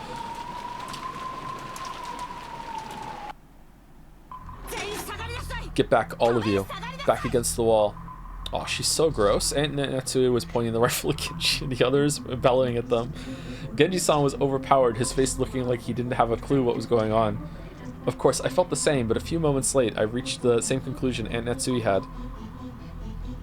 Until just a few seconds ago, there had been no letter like this on the table, and nobody entered this room. That means someone among us placed it there during the few seconds when everyone was looking away, preoccupied with the portrait. Battler-kun, open that envelope and read what's inside. Sure, I picked it up. It was still sealed with wax. Even without disturbing its contents, I realized that this was an as yet unopened envelope, an unknown envelope. Without relying on a paper knife, I tore it open and pulled out the letter inside. Gouging the head! The contents were as follows. Are you enjoying the riddle of Kinzo-sama's epitaph? As you are all probably aware, you have very little time remaining. Please abandon any naive hopes of escaping after the storm passes. This game can only end with my victory or yours. When time runs out, I will win by default. There will be no ties. Make sure that you do not misunderstand your current situation. There are no continues, my friend. That's what it says. It isn't clear who put this letter there. However, I have been able to narrow down the list of suspects. It's you all! Madam, that's just too horrible. Just before I moved toward the portrait, I set a can of food down here. At that time, there definitely wasn't anything as strange as this letter there. And at that time, Jessica, George-kun, and Battler-kun were already in front of the portrait, and they didn't leave the spot in front of the portrait until the letter appeared. So the person who set that letter down is one of you four. Beatrice is here. Ooh, we aren't Beatrice. Beatrice exists. Silence. I don't know whether I should suspect one of you or all of you. Okay, maybe this is a little harsh, but if I was Netsui right now, I would blast all 3 of them and then confine the kid. That's what I would do right now. Anyone else with me? So anyway, I started blasting. I would absolutely do that. Yeah. Is she gonna do that and it's conveniently going to like gouge all the body parts? But without a doubt, at least one among you is the culprit. That's right. There can't be a 19th person. There's no way witches exist. Even when Cannon Kun was cocks the shotgun, pumps it. Ow, my leg! Ow, my knee! Ow, my gouged stomach! Oh no! Yeah, that could be explained if Kumasawa-san was the one who did it. The truth is that Kumasawa-san entered the boiler room with Cannon Kun and killed him. And then she lied, saying he had already fallen when she got there. That's true! You're making a mistake, milady. Why would I do something like that? Because Kinzo told you to! I don't have the slightest idea how my parents were killed in that closed room, but when they were killed, everyone except for the servants had an alibi. The only ones who didn't were the servants. But does that really mean it's okay to suspect them? Yes, now that you mention it, they have no alibi for any of the cases. Ugh. Should we really be so quick to make that judgment? But this time, in this room, in this place, in this moment, in this minimally small bit of time and space, it's obvious. And then her voice echoed in my head. Yeah, just, spin the chessboard? Only one of the four of them could have set the letter there in our blind spot. We can't tell who put it there, but it's obvious that one of the four did it. Natsui-san, please, calm yourself. A lot has happened today. I understand how much strain is on your mind right now. Dr. Nanjo, it truly pains me to call you suspicious. However, you are Father's personal doctor and his closest friend. You have been by his side for many years, and you might even know about Beatrice. Could you be hiding some kind of old obligation? Of course not. Calm yourself. It was pitiful to watch Dr. Nanjo frantically pleading his innocence. It was probably a normal reaction that anyone would give if they were suspected. Kumasawa was the same. Ever since Jessica voiced her suspicions of Kumasawa murdering Cannon, Kumasawa had been totally flustered. That was why Genji's still calm appearance looked so bold. Aunt Natsui pointed the barrel of the gun. Genji, you were grandfather's #1 subordinate. Was Beatrice an illusion you showed the father with you as the performer? If by suspecting me you recognize me as the master's greatest servant, then I count it a great honor, regardless of the circumstances. However, I am not the one who put the letter there. Do you expect us to just accept that? Yes. You must be the ringleader. Maybe Kumasawa and Dr. Nanjo are your accomplices. And Maria-chan too. Not content to suspect just the adults, Aunt Natsui pointed the gun relentlessly at Maria too, but Maria acted as though nothing had happened. Or maybe she thought she would be fine, even if she was shot. Maria-chan, by this point we can no longer remove someone from suspicion just because they're young. So for the last time, let me ask the question that everyone's had since last night. Yesterday, who was the Beatrice who handed you that letter? Maria, don't dodge the question. Make it clear. Who gave you that letter? How many times do I have to tell you? It's Beatrice, the 1,000-year-old golden witch. If you want to know what she looks, just turn around. She's right there. Beatrice is. Don't mess with us, Maria. Enough, Jessica. Maria too. Don't you understand the situation? What are you hoping to gain by saying stuff like that? Stop stirring each other up pointlessly. I don't understand. Who do you all want the culprit to be?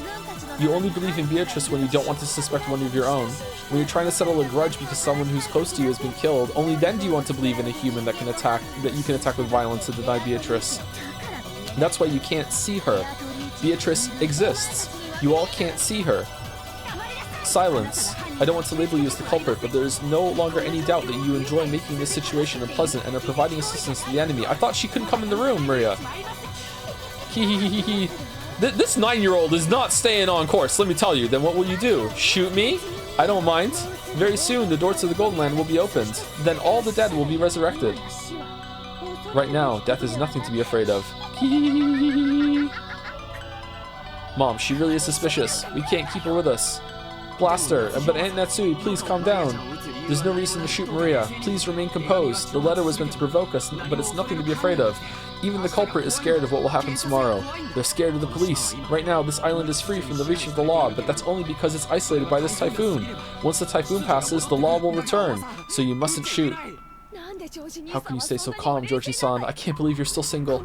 Oh my god, one of these four is the culprit. No, maybe all four of them are working together. How can you stay so calm when one of these four might be the culprit who killed your parents? Even I have the desire to find the culprit and kill them. But that would be simple to barbarism. I will leave the judgment of crimes to the law. So no matter how suspicious they are, you mustn't pull that trigger.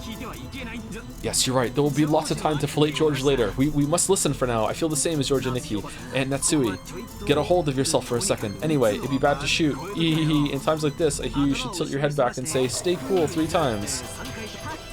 Let me make this clear. Witches don't exist. Not on Rokkenjima. Not in the Ushiromiya mansion. I declare it as Ushiromiya Natsui, representative of the Ushiromiya family. There's no witch here. I won't accept Beatrice. No matter what you're planning, I won't let you lay one finger on my daughter or the rest of them. That's my duty as a mother and as a representative to the family. These words were the final words of farewell that settled everything. To protect her daughter, Aunt Natsui would regard any suspicious person as an enemy. The only reason George and Nikki and I were standing on this side was because, by coincidence, we had a clear alibi regarding the letter.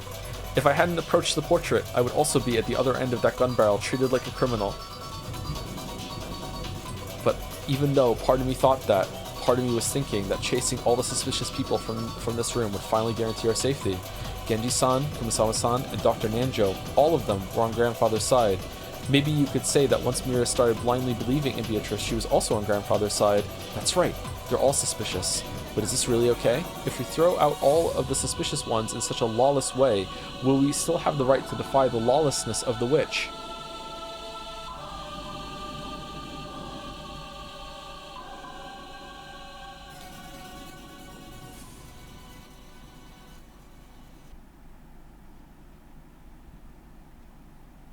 Pretty good, huh? It's pretty good. Aunt Natsui didn't tell them to leave with her own words. But with wordless pressure, she induced them to say that themselves. I think this is kind of like a scene break. Let me say some quick thank yous to people.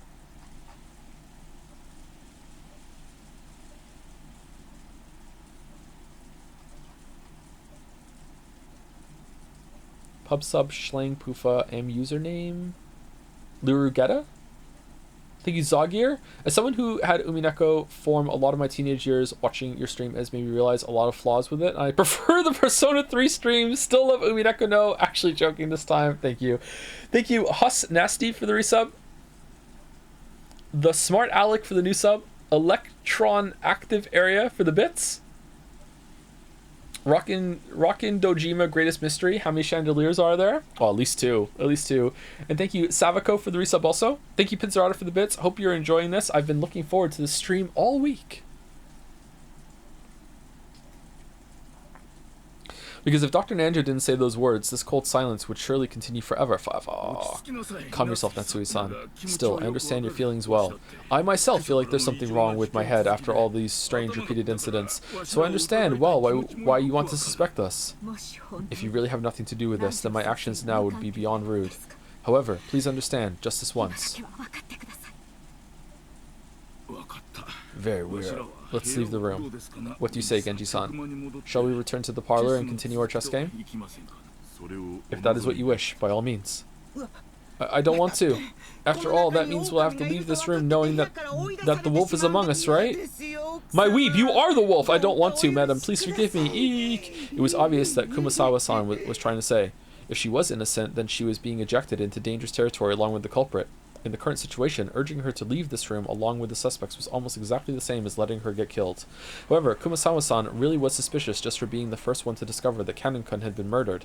At that time, everyone except Kumasawa-san had an alibi. Unless we could prove the existence of some contraption or the existence of some 19th person, Kumasawa-san was by far the most likely suspect. So true, Battler? I didn't want to believe it. However, Aunt Natsui and the rest of us were in such a difficult situation that we couldn't help suspecting her as well. So we didn't say anything to stop Aunt Natsui from trying to oppressively chase them from the room. We had stopped her from shooting, but we were passively agreeing to chase the others out of the room. On top of that, Maria spoke to the fretful Kumasawa-san. It's okay. Beatrice is kind to those who respect her. You believe that Beatrice exists. So it'll definitely be okay. I'll watch TV in the parlor. Let's watch it together. It's so boring here without TV. It looked like Kurosawa found Maria's roguish laugh very frightening. However, the 3 other people had agreed to leave the room. Kumasawa couldn't fight the flow and had to agree, crying as she went. Okay, this is interesting. This is a pretty good compromise, actually. This actually makes sense if you're not going to shoot them. Well then, Natsui-san.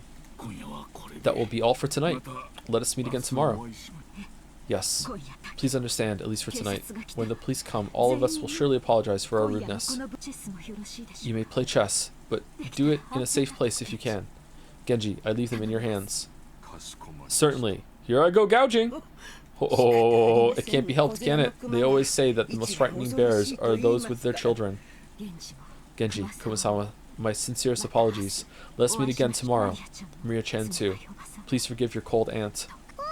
Okay, kicking Maria out is so unbelievably based. Wow. Well done, story. I forgive you. Ooh. Madam, the keys to this room. I will hand both over to you. Genji-san pulled 2 golden keys from his pocket and handed them over to Aunt Nashiri. Another envelope spilled onto the floor as he did so. Who put this in my pocket? And I will also hand over my bundle of keys to the inside of the mansion. He took out a bundle of about 10 keys of various shapes and handed it over. To the servants, those keys were probably proof of their position. Being placed in charge of those keys meant that they were trusted and relied upon.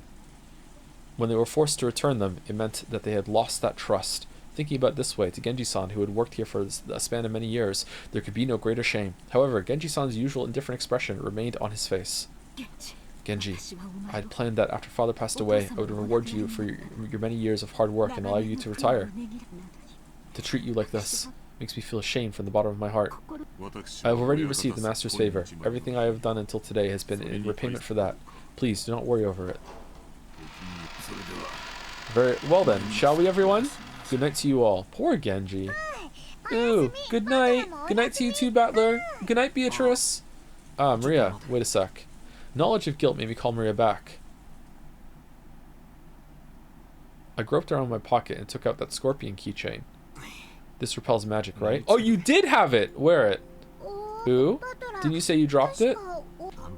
Back then, I got ticked off and just bluffed that I'd lost it. There's no way I'd lose the precious charm you gave me. Maria silently took the charm. I was unable to say anything after that. Well then, everyone, good night to you. We watched them leave, our expressions completely worn out, and we weren't even able to respond.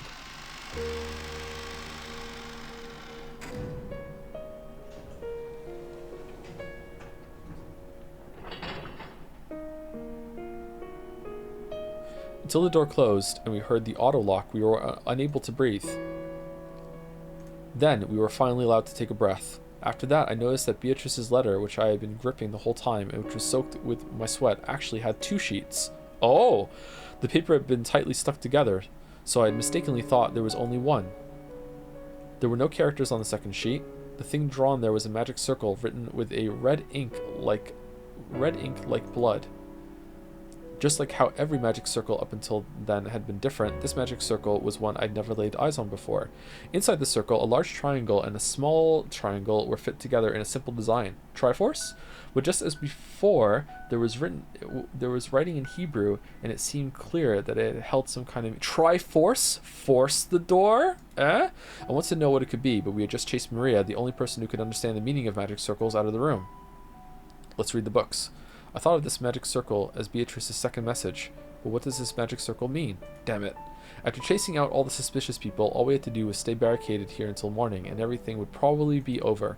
Once the typhoon had passed, when the seagulls cry, will everything be resolved? But the letter, which had unexpectedly appeared in the study, forced us to reject that naivety. Naivete? Naivety? Or both okay? Naivete is probably it, right? It had made it very clear that if time ran out, it would mean the witch's victory. When time runs out, is the witch planning to take on the offensive? This time, is she planning to display some fearful magic power? Maybe something that could have been used to kill 6 adults at once. Wait, when is time supposed to run out anyway? I don't know anything. With this, we should finally be safe. Finally. Definitely. Even as she said that, Aunt Natsui couldn't stop gripping that rifle. There was no release in the tension of her expression. Of course, none of us felt like breathing a sigh of relief, at least not until we could hear the cry of the seagulls once more.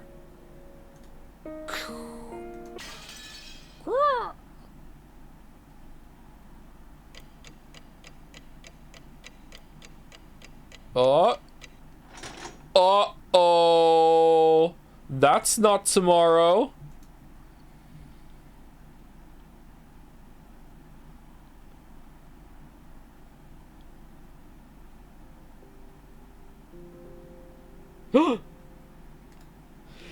Thank you, Canty Ash, for the bits. I had to run to the store to grab something before it closes, so I put the stream on audio only, and when you were doing Greg's George voice, I realized I'm smiling at some extremely beautiful woman, and in that moment I really wanted to do a chandelier, but then she smiled back, so W? Aw, you're in!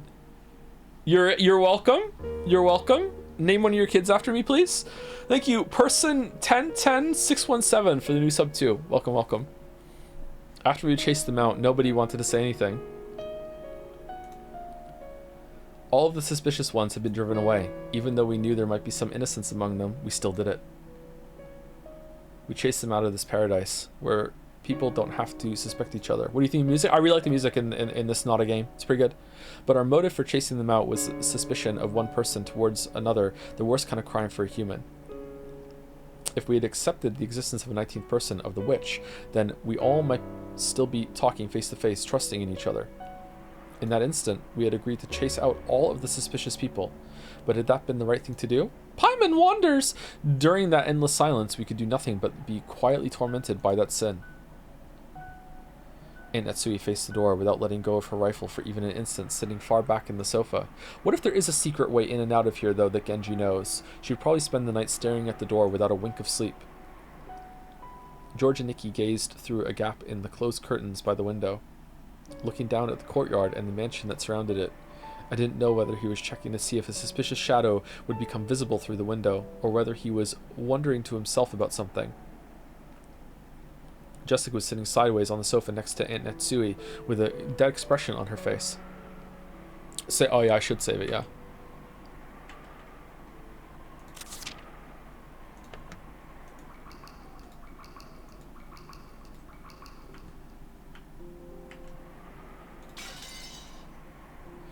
And every once in a while, as though she just remembered something, she'd take out the inhaler she had used during her asthma attack and stick it in her mouth.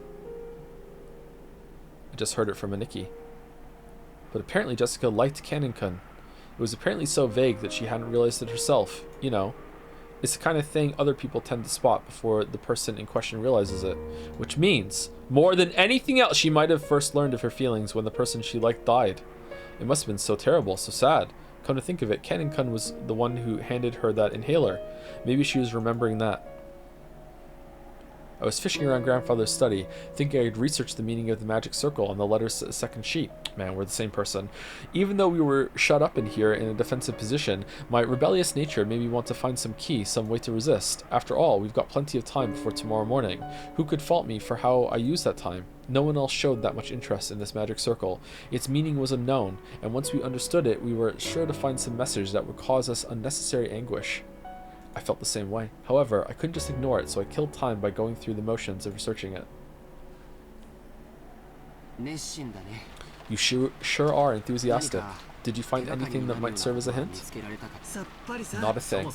The first tough part is finding a book written in Japanese. Just how many languages could Grandfather read? He's incredible.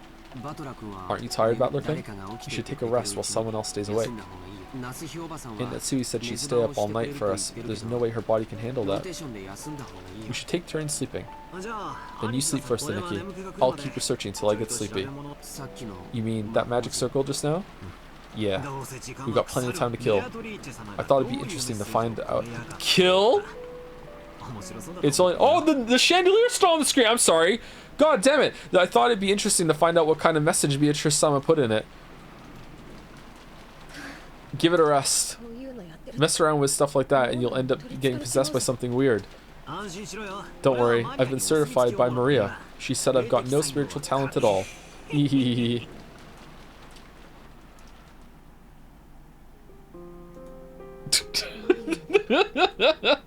Were we too cruel to Maria? Jessica, you mustn't think that now. But Mom, if Maria wasn't involved, and there's a culprit besides her, then she's obviously a soft target for the murderer. If she's killed because of this, then we've just left her to die. A gloomy silence settled once again. It looked like Jessica regretted letting her emotions take hold of her and snapping at Maria. She's always been like that, always acting tough and regretting it later. I understand how you feel, but Maria was in close contact with the culprit, and she might have been siding with them, talking like that over and over to further confuse matters. I am relieved that we chased them out.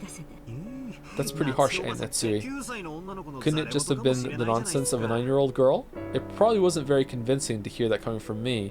I myself thought Maria was creepy on several occasions, even doubting her true nature.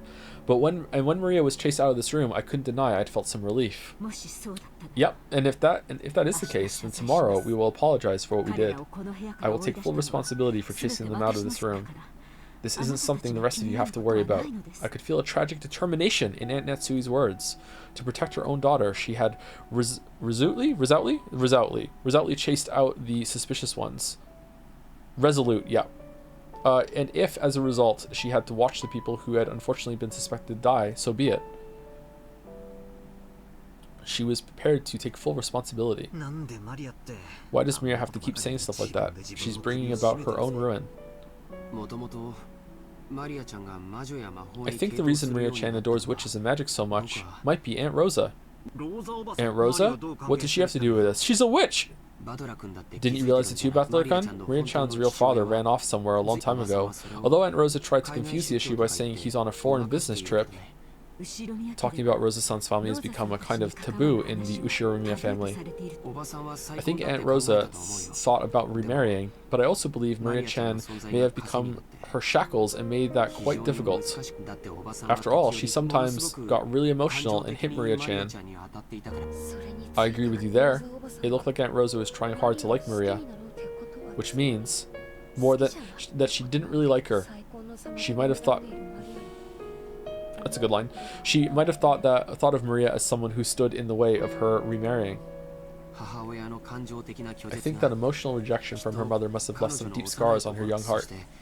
So, she learned about this occult hobby from somewhere and immersed herself in it to bury the holes in her heart. Bury? Did you know? To Maria-chan, the image of a witch isn't negative at all. Remember yesterday at the beach when she showed us her notebook? Yeah. It was full of all those fun-looking scribbles. Yesterday, when we were down by the beach doubting the witch, Maria got all riled up and started explaining about witches. And not one of the pages had shown a picture of an ugly witch. They were all brightly colored, beautiful, cute witches who looked like they were having fun. There was absolutely nothing sinister about them, like a boy might have imagined. They were all beings adorned with beautiful dresses who could grant anyone's dreams with their mysterious magic and who made everyone happy. The sorrow of not being loved by her mother. Had Maria sought help from witches as beings who could give her happiness and save her?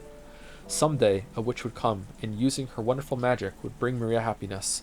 Even though she believed that, as she grew older, she had to face reality as her fleeting dreams were sliced to ribbons one by one. If something claiming to be the Witch of Rokkenjima appeared in front of a girl like that, whispering that she'd take Maria to the Golden Land where Maria could be happy,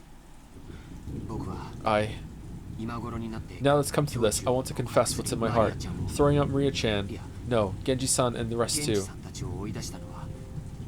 was probably the wrong thing to do, I think. No, it was absolutely the right thing to do. It wasn't pleasant.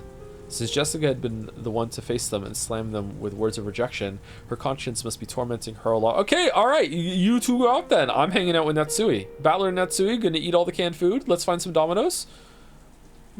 Then how do you all explain that letter? No one could have said it there except the 4 people standing behind us. I made sure of that with my own eyes.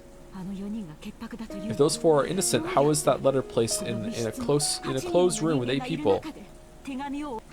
That's right. Fucking Kinzo slapped it to the ceiling with some of the wax that was just carefully calibrated to just like melt at a certain, you know, if 8 people came into the room, the body temperature, the room temperature would increase just enough that the wax would melt a little bit, and then it would fall down and flutter down when no one was. There we go. That's right. When you put it that way, those 4 really do seem suspicious. But it's all useless. It's all useless. Useless? What is? Right. It might not be worth anything anymore, but let me spin the chessboard around again.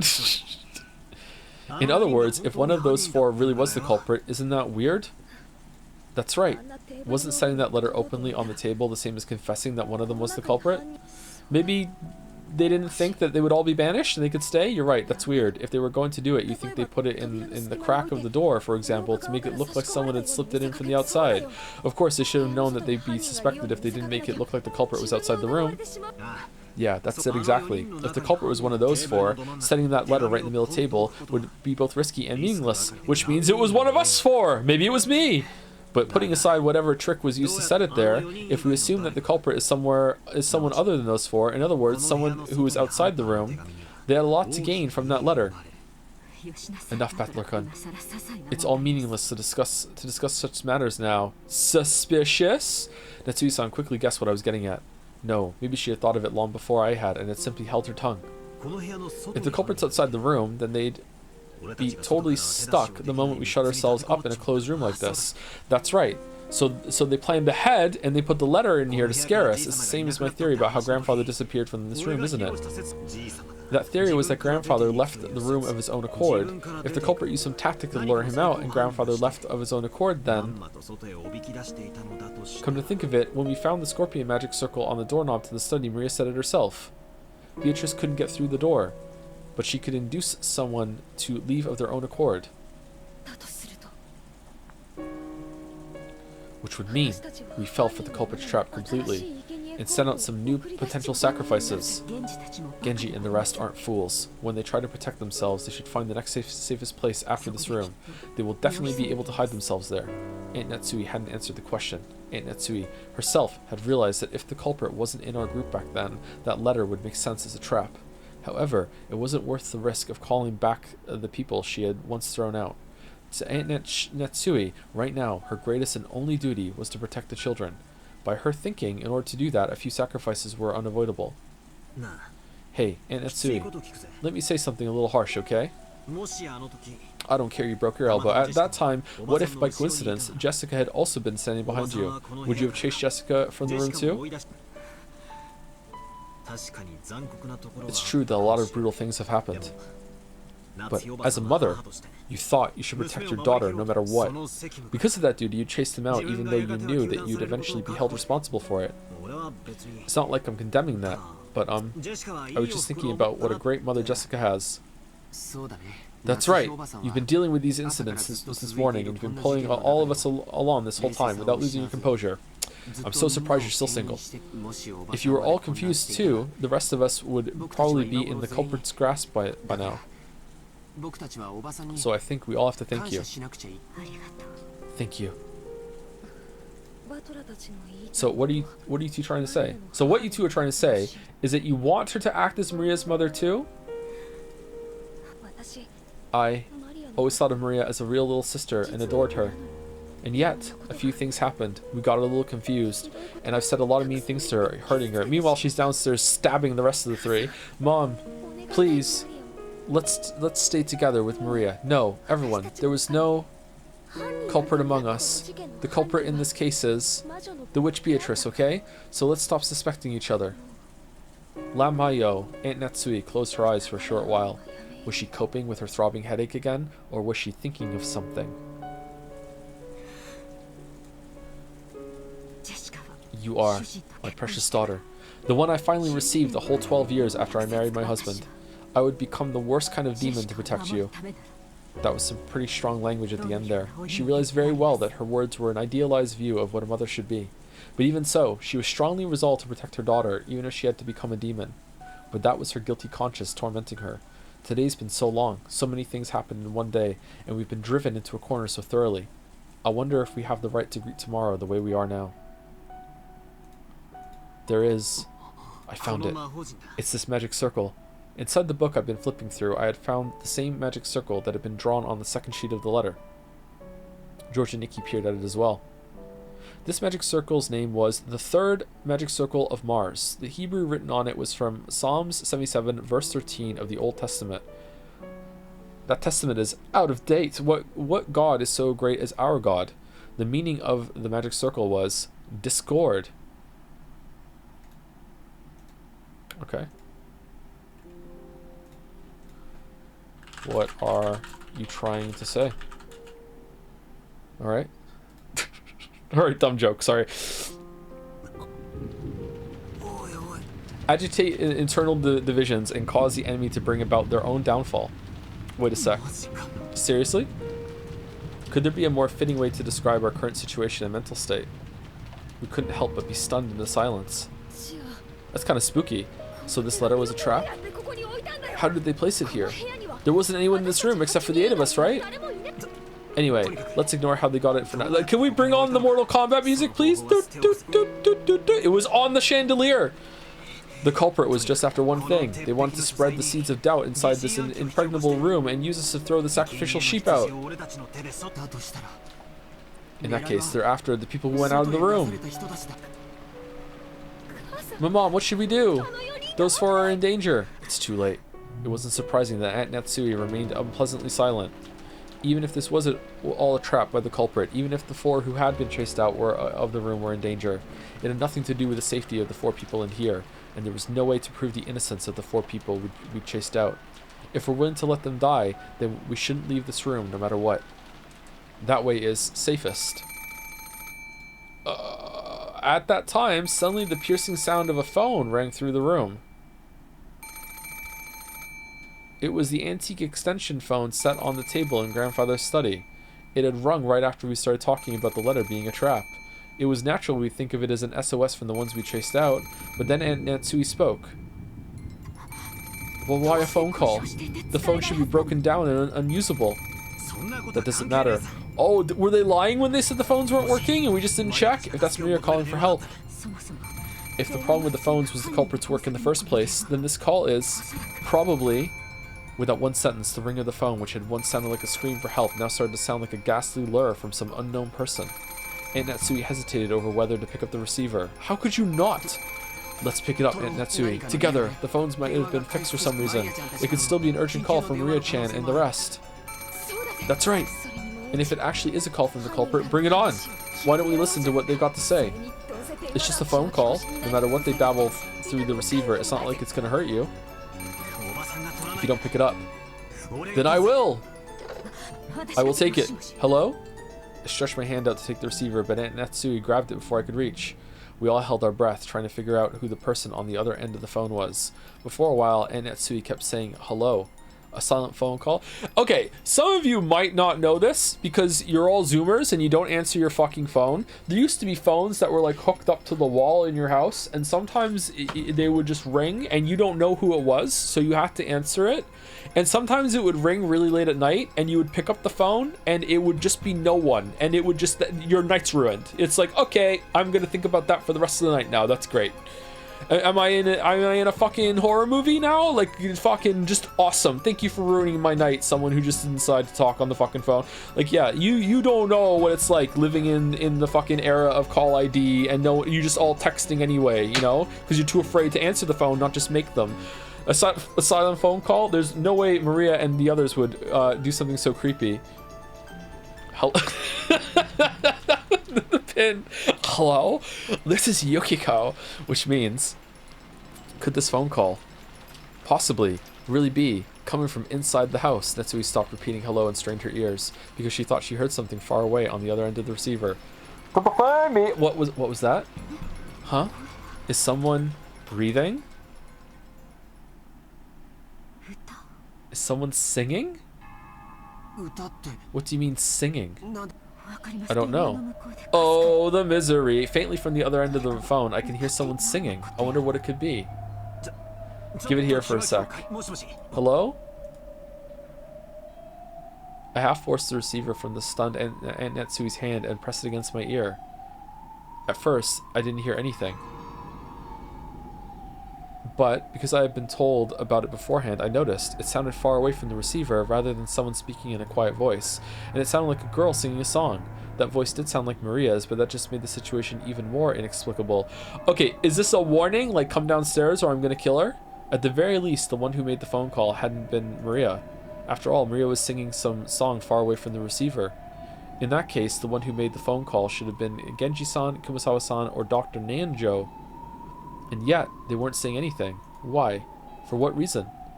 The person who made this phone call, who was it? Hey, sounds like we made the right decision kicking them all out. Hey, hello? Who is it? Answer me. Is that Maria singing? Answer me. What's happening? What is it? I don't know. All I can say is, this is probably a trap and Maria's in trouble. Aunt Natsui took the receiver again, but after yelling into it several more times, she realized that she wasn't getting anywhere and hung up. After that, she dialed quickly. Then she clicked her tongue.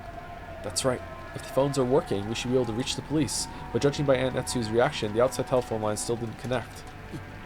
Let's go. Even if we know it might be a trap, we have to go. Yeah, definitely. Jessica, Aunt Natsui, stay here.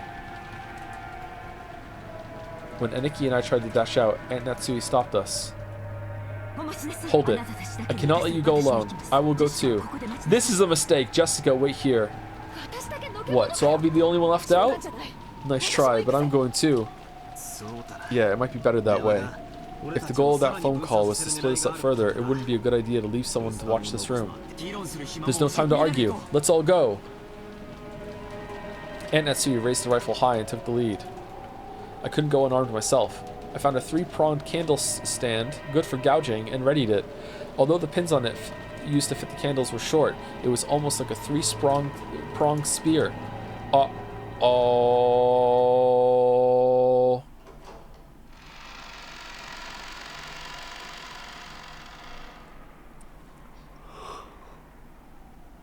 Oh, excuse me.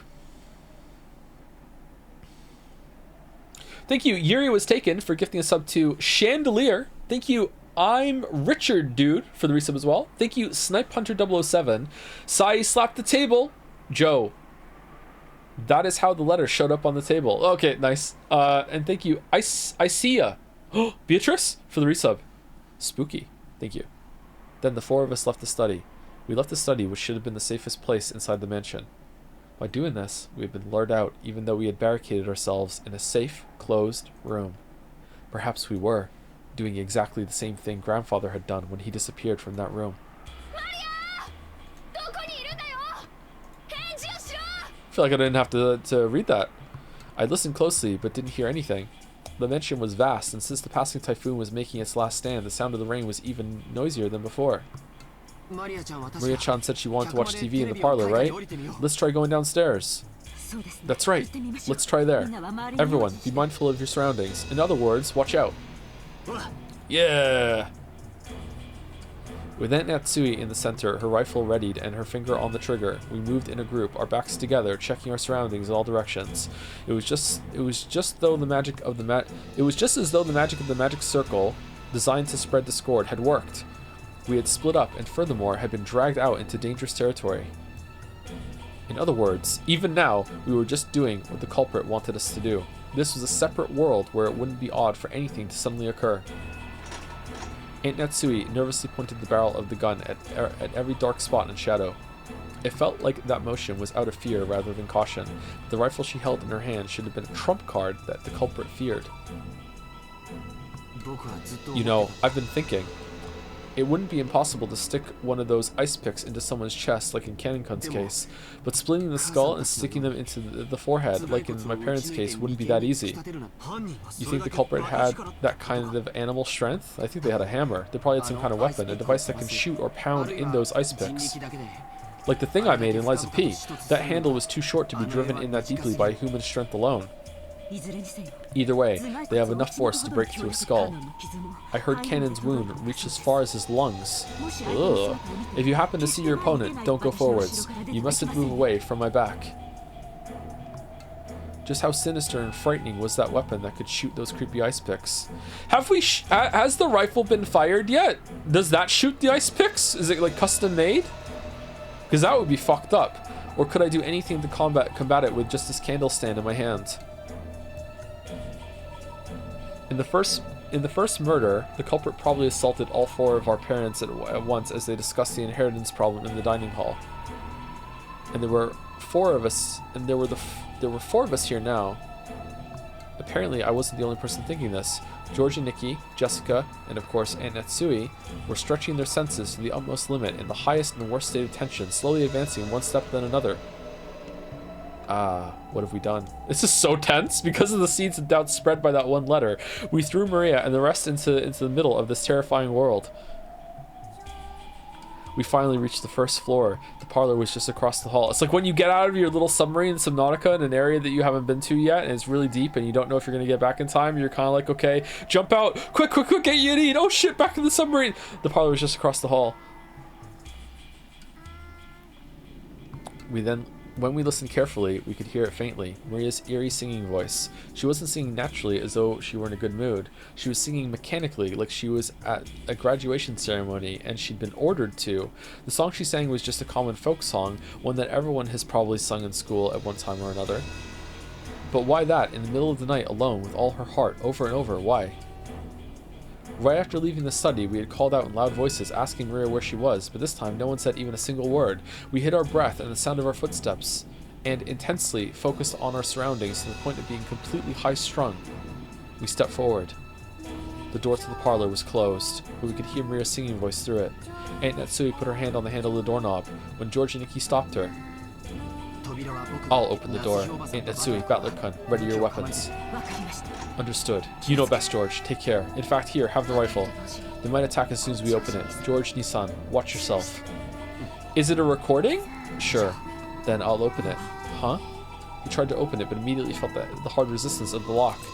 Aunt Natsui took the bundle of keys from her pocket and gave them to George. There were about 10 keys, and none of us had a clue which was which.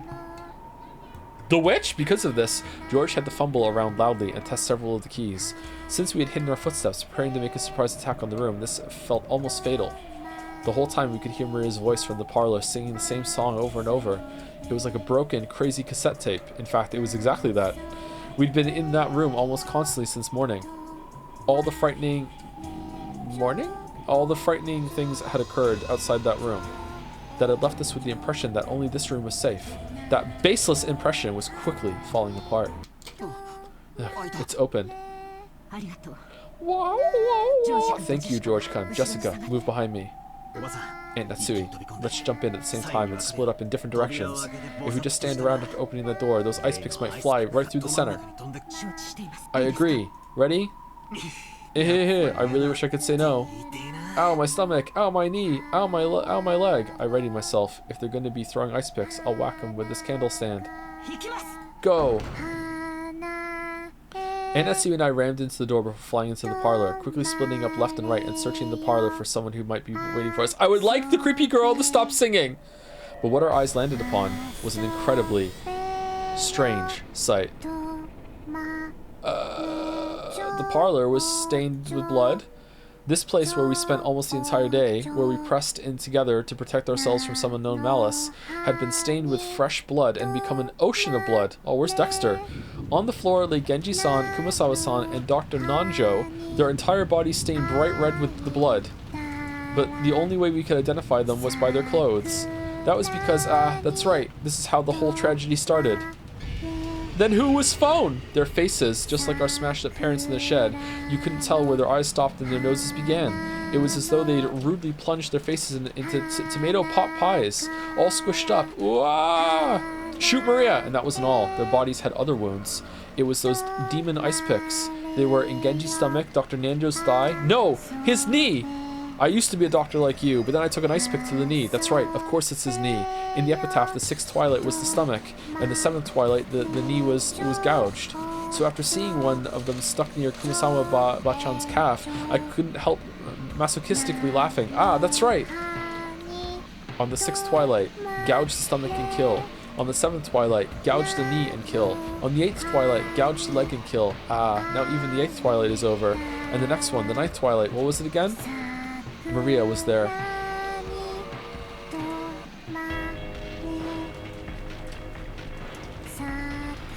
I want to go to the Taurus. She was facing the wall in the inner part of the room, standing stock still, completely alone. She faced away from this horrible scene, standing by the wall, singing her song over and over. There was nothing else in the room, just the corpses of the 3 who had been brutally killed, and the phone receiver, which was still off its hook, proving that this was the room the call had come from. Just that and Maria, her back to this scene as she kept on singing while facing the wall. We couldn't even scream at this bizarre scene. We could only stare, shocked, with our mouths hanging loosely open. Maria?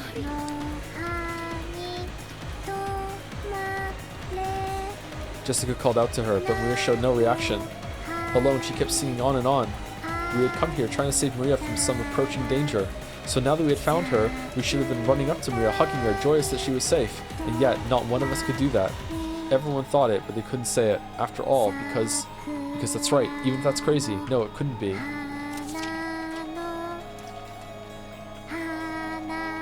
The witch shall revive, and none shall be left alive. Maria! Stop singing! Are you listening? At some point, Aunt Natsui and I had pointed our weapons at Maria's back.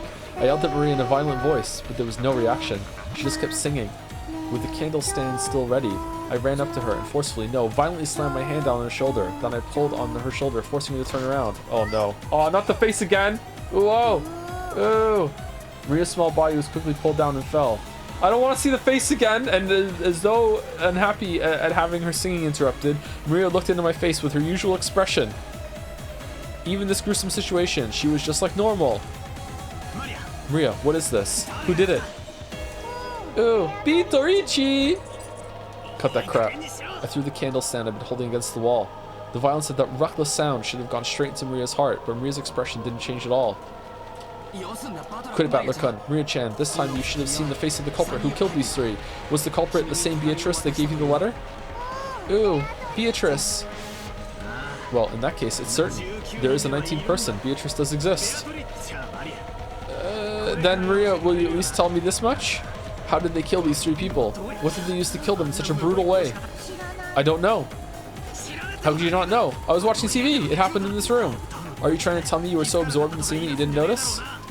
Calm down, Battler-kun. Maria-chan, talk to me, okay? George and Nikki, as he always did, crouched down next to Maria so that their eyes met and talked to her very kindly.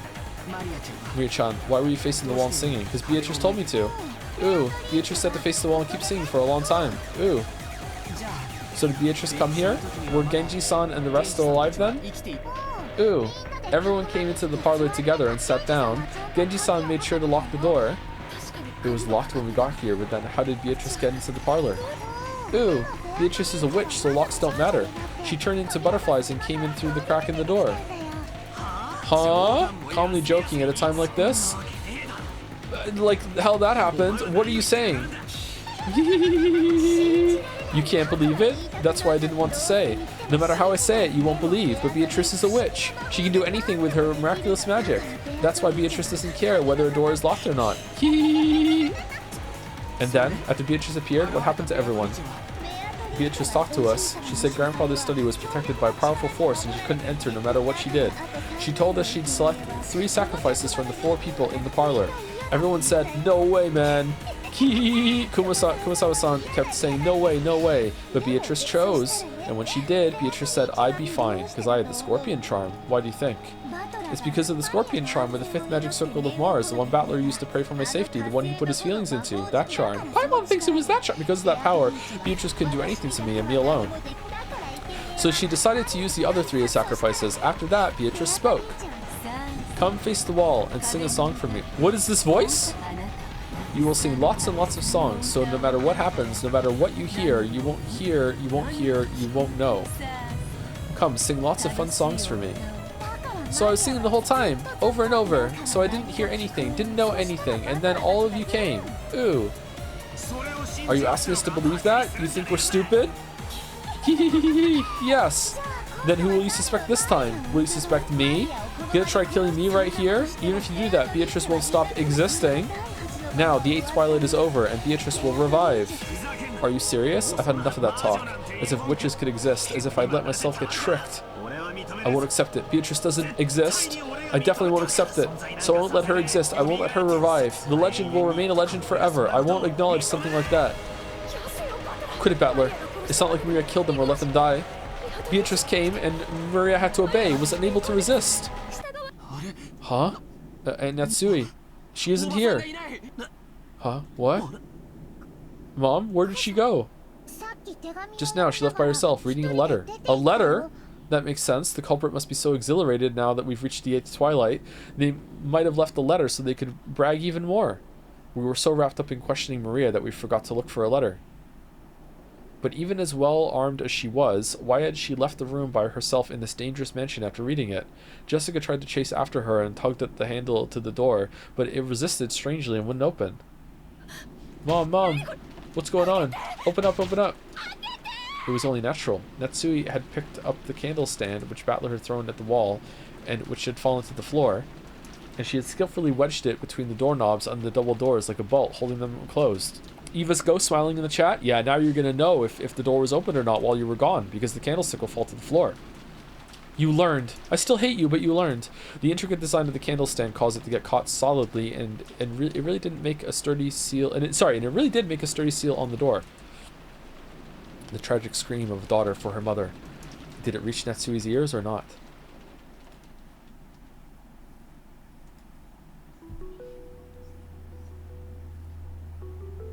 Time to break some windows, guys.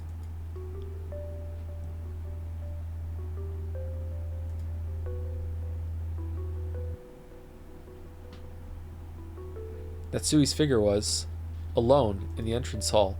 It was the place decorated by the portrait of Beatrice. Natsui threw down Beatrice's last letter, the one she had read in the parlor, readied her rifle again, and in a voice that rang clear, yelled in the massive space that was in the entrance hall. I am Ushiromiya Natsui, representative of the Ushiromiya family. Show yourself, Golden Witch Beatrice. The entrance hall was dimly lit. Other than a faint light which shone on the center of the room, everything was blotted out by the jet black darkness. In that darkness, butterflies glittering in gold squirmed, twinkled, and sneered. Natsui gave one more huge gulp and pointed the cold barrel of the gun at the gold butterflies. So you have finally shown yourself. I still can't believe that something like you really exists. But that isn't a problem. Both I, who bear the title of representative to the Ushiromiya family, and you, who claim to succeed the headship of the Ushiromiya family, are here right now. At this point, whether you are a witch or not is a trivial matter. Come, let us settle this. Which of us will truly succeed the Ushiromiya family? I, Ushiromiya Natsui, or you, Beatrice? Allow me to respectfully accept your request for a duel.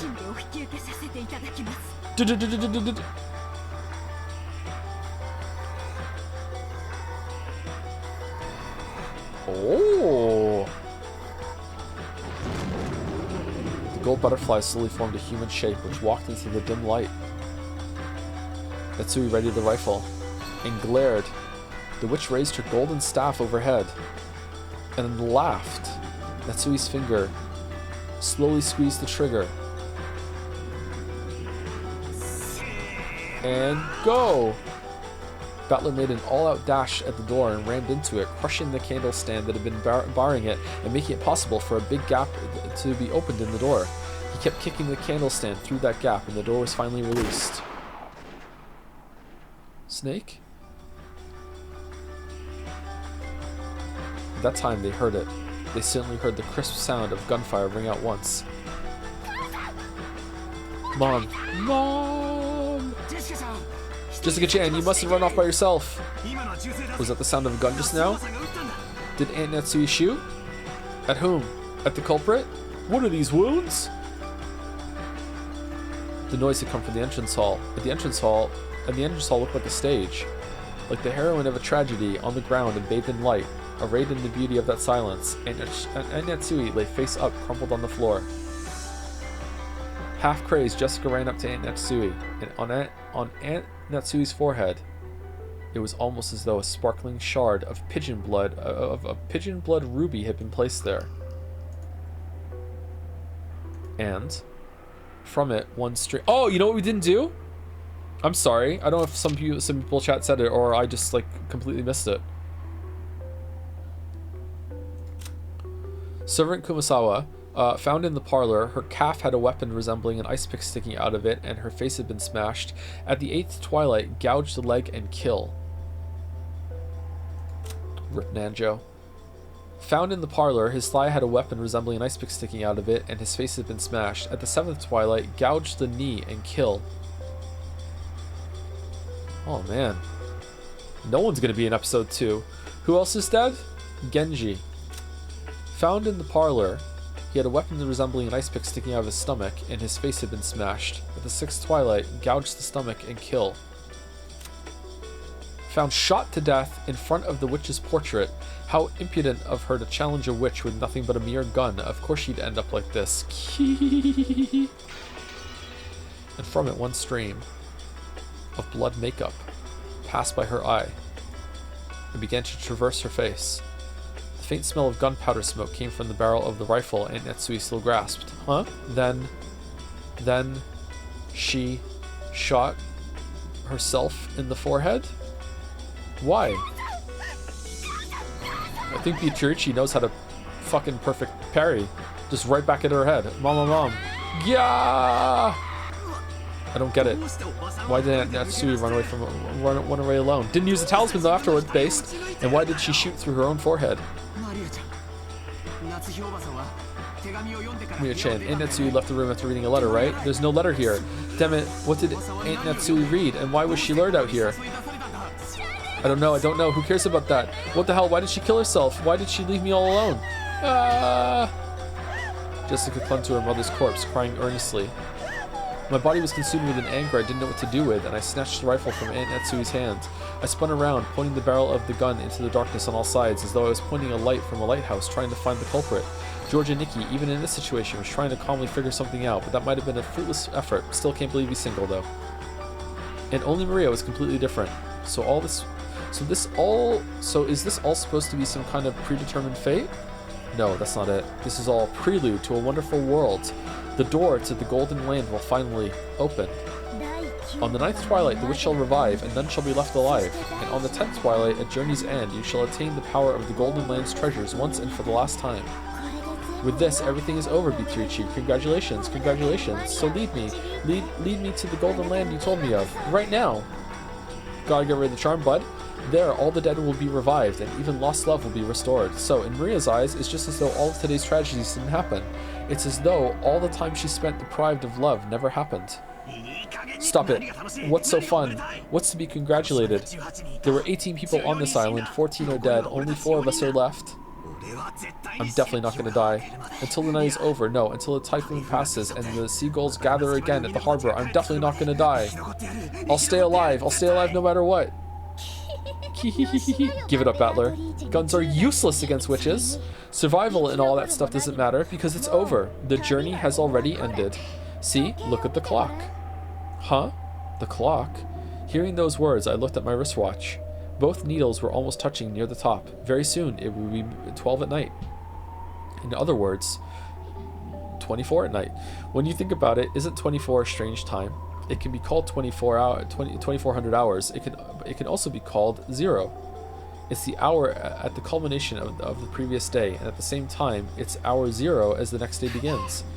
Beatrice! Maria suddenly called out happily and ran toward the darkness. It was almost as though Beatrice was somewhere in that darkness, and Maria was running up to her. As Jessica hugged her mother's corpse, as George and Nikki stood there confused, I looked down at the barrel of the rifle, gazing into the darkness. Is he gonna kill everyone? The space in front of Beatrice's portrait lay in that direction, and the thing Maria was running up to was the portrait's subject.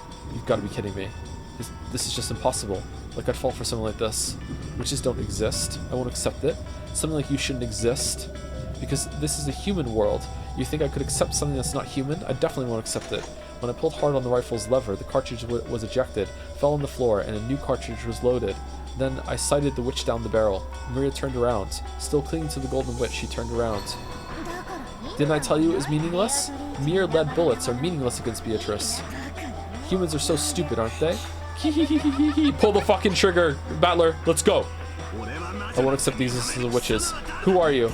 Just try moving one step. Just try moving one finger. I'll blast you away.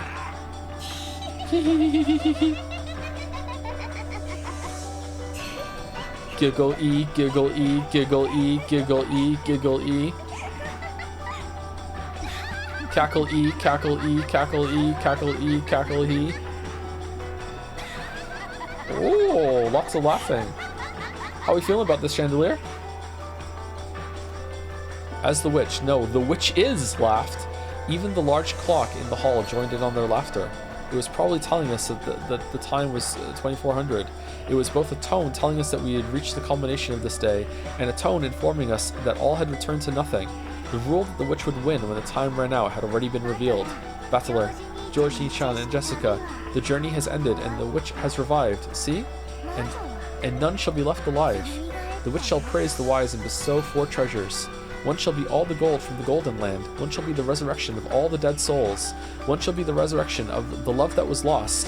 One shall be to put the witch to sleep for all time. Sleep peacefully, my beloved witch Beatrice. The fact that they're not showing her is so effective. Holy shit. Oh, damn.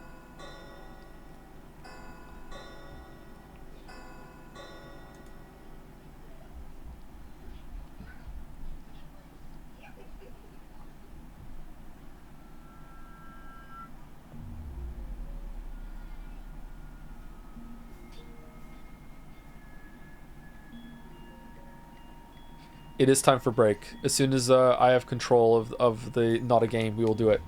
The storm passed, and the leaden clouds that enshrouded the island for so long cleared away. From the rifts between the clouds, sunbeams shone, and yesterday's storm seemed like a lie. Just as someone had wished, the seagulls returned to the harbor once again and let their lively cries be heard. Afterwards, the police came and conducted an investigation of the scene. The corpses of the children, who were thought to have survived until the very end, were never found. However, because of the body parts that were discovered and the unimaginably gruesome nature of the scene, the police were forced to conclude that the chances of survival for any of the 18, even in the children, seemed hopelessly dim. Well, this was a good story.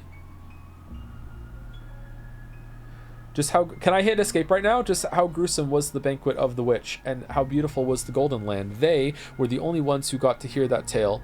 No tales were told to those humans who arrived after the banquet was over, and the best they could do was imagine what might have happened during those 2 days. No? Okay, however, the witch was fickle. She made a point of leaving behind this tale, which didn't need to be heard, and it was allowed to be spread. Then, many years later, a strange wine bottle that had drifted on the waves to the pier of a neighboring island was pulled out by a fisherman. Inside it was a thin, tightly rolled up notebook fragment, written upon in cramped small letters. Written there was this tale. Through this notebook fragment, so people will finally learn the truth. The mysterious and riddle-filled 2-day period that started on October 4th, 1986. This incident was later called by many names, such as the Rock and Demon mass murders, the 18 killed the Rock and Demon through the Delante sort of from around the world, and as the witch legend of the serial killer's lovers of the occult claim that it was the result of an immortal ceremony that had been sealed off the island, and those 2 mysterious days were savagely embellished with many different interpretations. The story began to spread far and wide. However, not one of these interpretations supports the truth. Furthermore, while the notebook fragment describes the mysterious... Oh, it does have gameplay. The mysterious incident. It does not reveal the truth of what happened there, or perhaps even the writer didn't know what the truth was. Lol. According to the writer, her name was Ushiromiya Maria. Incidentally, as a result of an all-out police investigation, part of Maria's body, a piece of her jaw, was discovered. What? It was one of the rare instances where a corpse was identified thanks to dental records. At the gruesome scene, there had been many body parts that couldn't be identified as belonging to any specific person, so it's probably fair to say that this jaw was an extremely fortunate find. Because of this jaw had been separated from its body, the police judged her chances of survival to be hopelessly dim, even though one of the body parts were found or at least identified. And so, let us conclude this tale with the final section of the notebook fragment that Ushiromiya Maria left behind. By the time you have read this, I will probably be dead, although there may or may not be a corpse. You who have read this, please find out the truth. That's my only wish. Ushiromiya Maria. To this day, the truth of the witch legend serial murders has not been brought to light.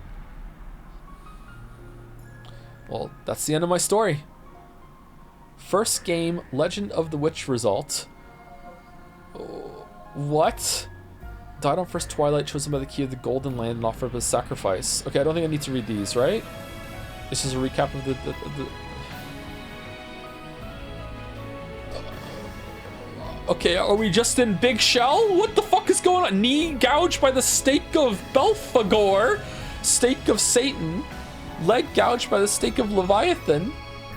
Finally opens the door, revived on the night twilight, finally opens the door to the Golden Land. Ushiromiya Netsui died on the night twilight. Ushiromiya George, missing on the 10th twilight, after he acknowledged the existence of the witch and prostrated himself, the witch invited him to the Golden Land. Jessica, after she acknowledged the existence of the witch and prostrated herself, the witch invited her to the Golden Land. After she acknowledged the witch, prostrated the witch to the Golden Land. Battler died on the 10th twilight. Will the witch invite this man who denied her existence to the Golden Land. The witch will praise the wise and should but so fortunate of the Golden Land the dead will be lost after a large amount of the gold they might have desired or would have been out of the grass. George chose his lost fiancée. Jessica chose the boy she had liked and lost. Mira chose the lost love of her mother. Sleep peacefully, Beatrice. Let nothing disturb your slumber ever again. The winner is the Golden Witch Beatrice. Time ran out. Yay! Ran out before even one of the 18 people could solve the riddle of gold. All 18 died. When the seagulls cried, none were left alive. And restart and try again, Lamayo? What the fuck is going on? Nah, cause you didn't win? Rondo of the Witch and Reasoning. GG no re?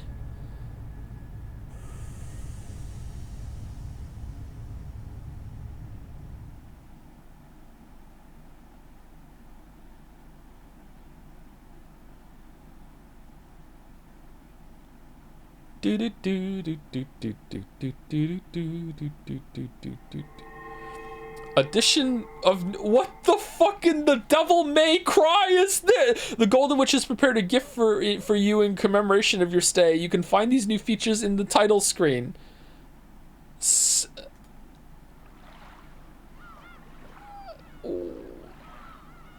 You've done well to make it this far. Have you enjoyed your stay on Rockinjima? The Golden Witch has granted you an invitation to her tea party. We hope that you choose to attend. Okay, so I have to go to the tea party. Okay, can I go back, please? How do I go back? Okay, right click. All right, tea party, more like pee party. Be right back. Be back in 5.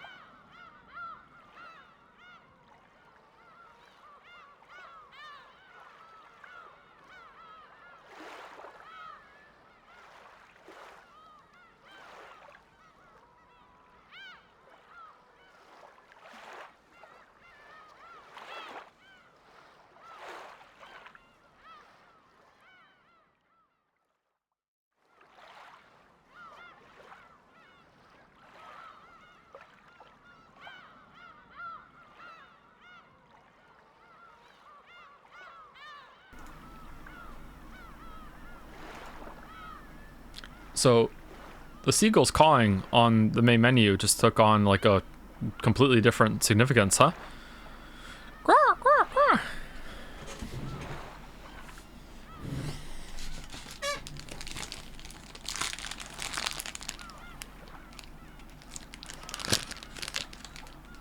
Joe, your microphone collapsed? What happened?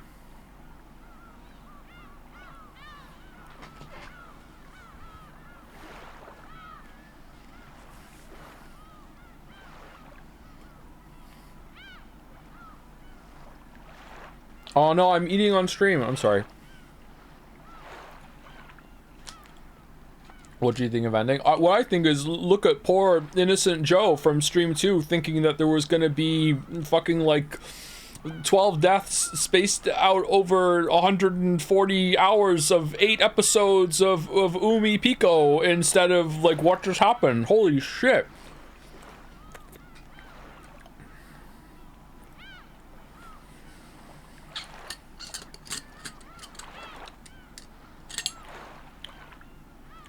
The pacing.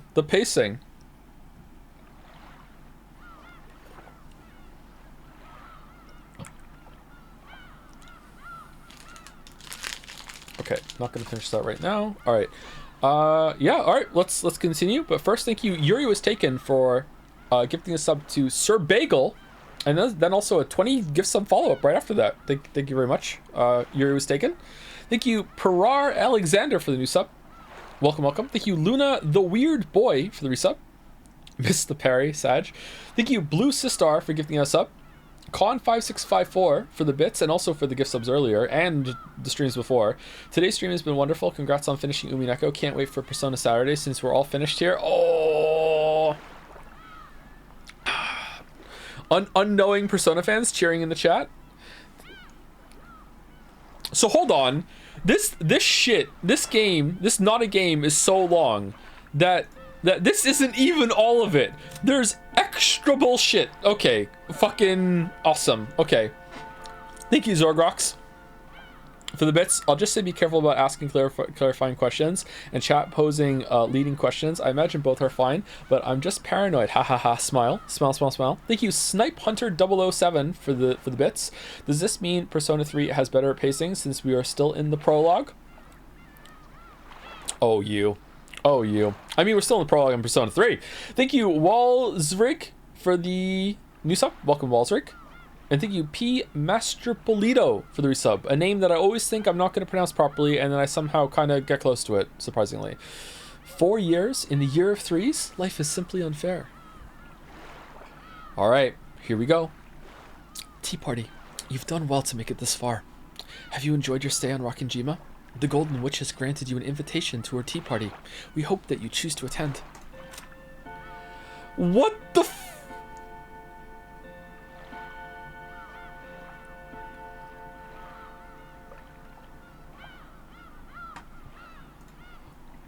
Sorry, 1 second.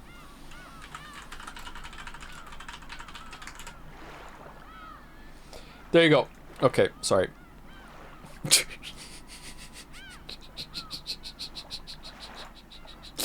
Okay, let's go.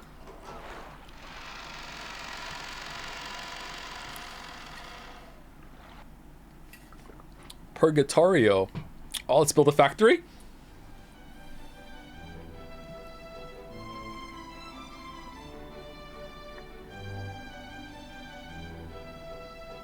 Oh, mina.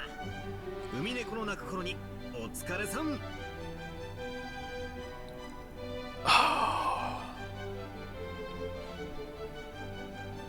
I hope this is good, because if this is good, I'm gonna love this. I hope this is good. Alright, here we go. Hey everyone, congrats on finishing Umineko Naku Koro ni. Man, I still didn't have a clue what was going on when the story ended. I don't know who we're fighting. So, just what happened? Was that basically the bad ending where time runs out before the culprit gets exposed? Ooh, definitely a bad ending. Ooh. That's right. Beatrice's letter, which Maria-chan read on the first day, did tell us in advance to solve the riddle of the epitaph. We were all so busy trying to protect ourselves and look for the culprit that we didn't even take a shot at it. That's all. Shannon's back! That's right, if we had actually tried to solve the riddle, maybe things would have ended differently. And also the chandelier's back! I wonder about that. Shen, you did a good job too. You don't have to be our waitress and serve tea. After all, this is a rap party. As a group of people who met a horrible fate, let's all get along and lick each other's wounds. Lick, lick, lick! What are these Speaking of a horrible fate, Shannon beats the rest of us hands down, doesn't she? She was such a beautiful character, so I thought she'd definitely survive until the very end. But she was killed right in the beginning, and on top of that, what was it? Half her face was smashed, right? That's the worst. Yeah, this half right here, senpai. That was my role, so there was no way around it.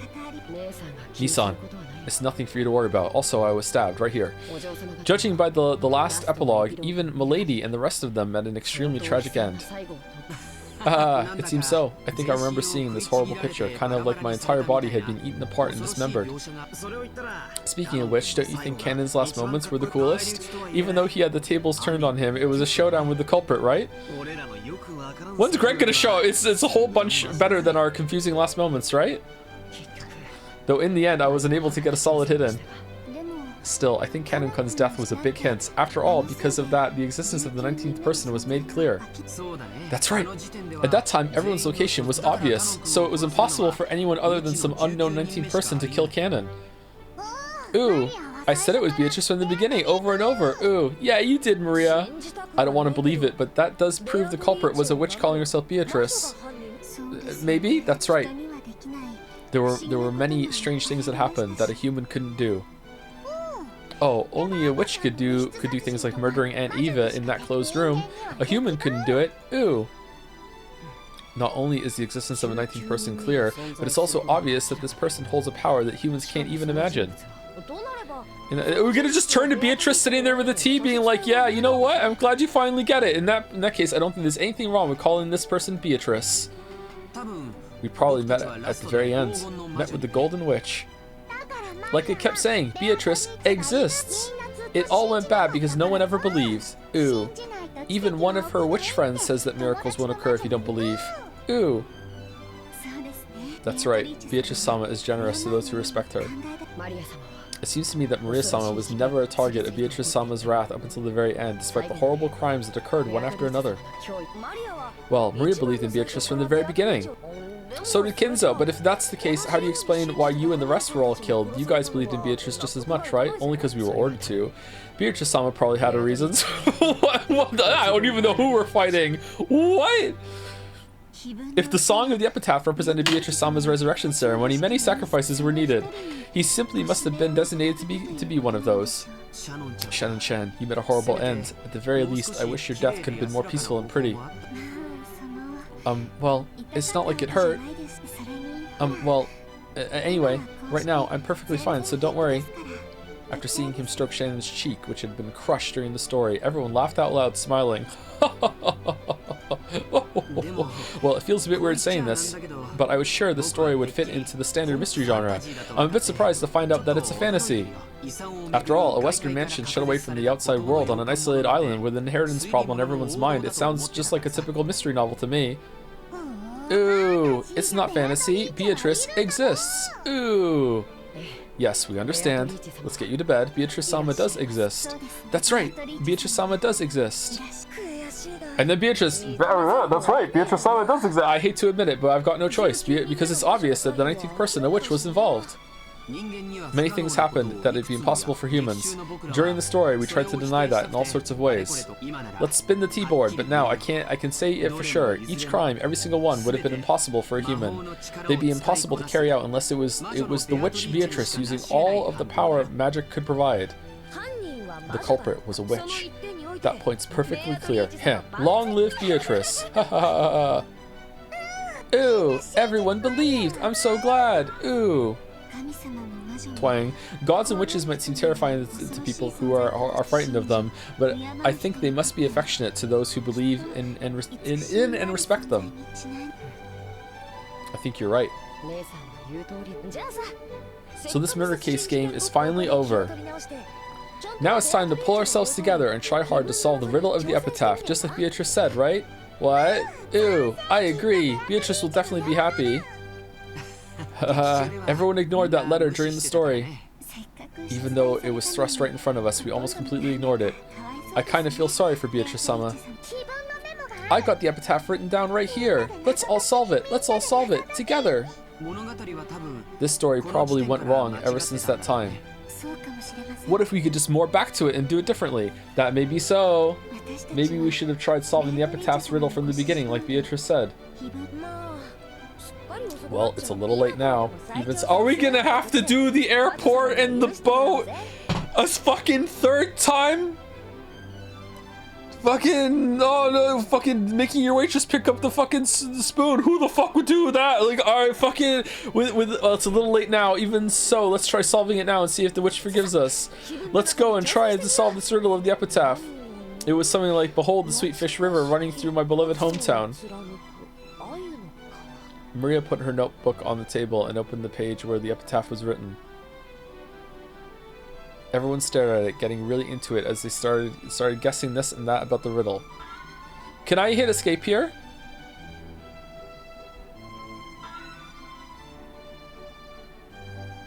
Yeah?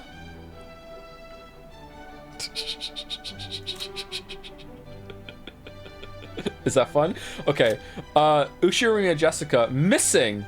Oh. What?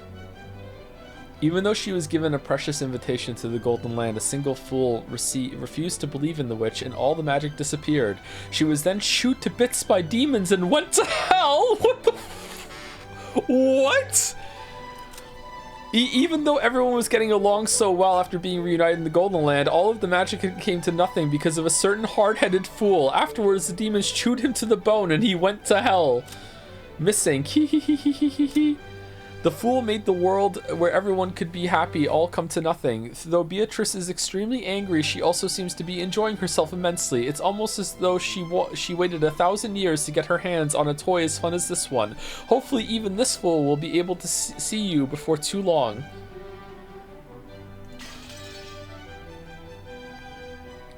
Surrounded by the smell of black tea and freshly baked vanilla cookies, they spent the time comfortably and happily.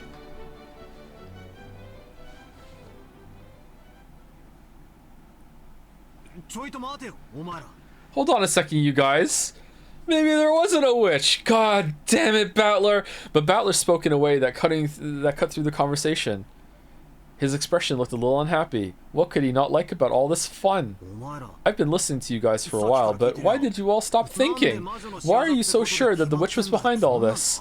Don't you realize something like that can't exist? Ooh, ooh. With just those words, the happy atmosphere surrounding the tea party evaporated in an instant.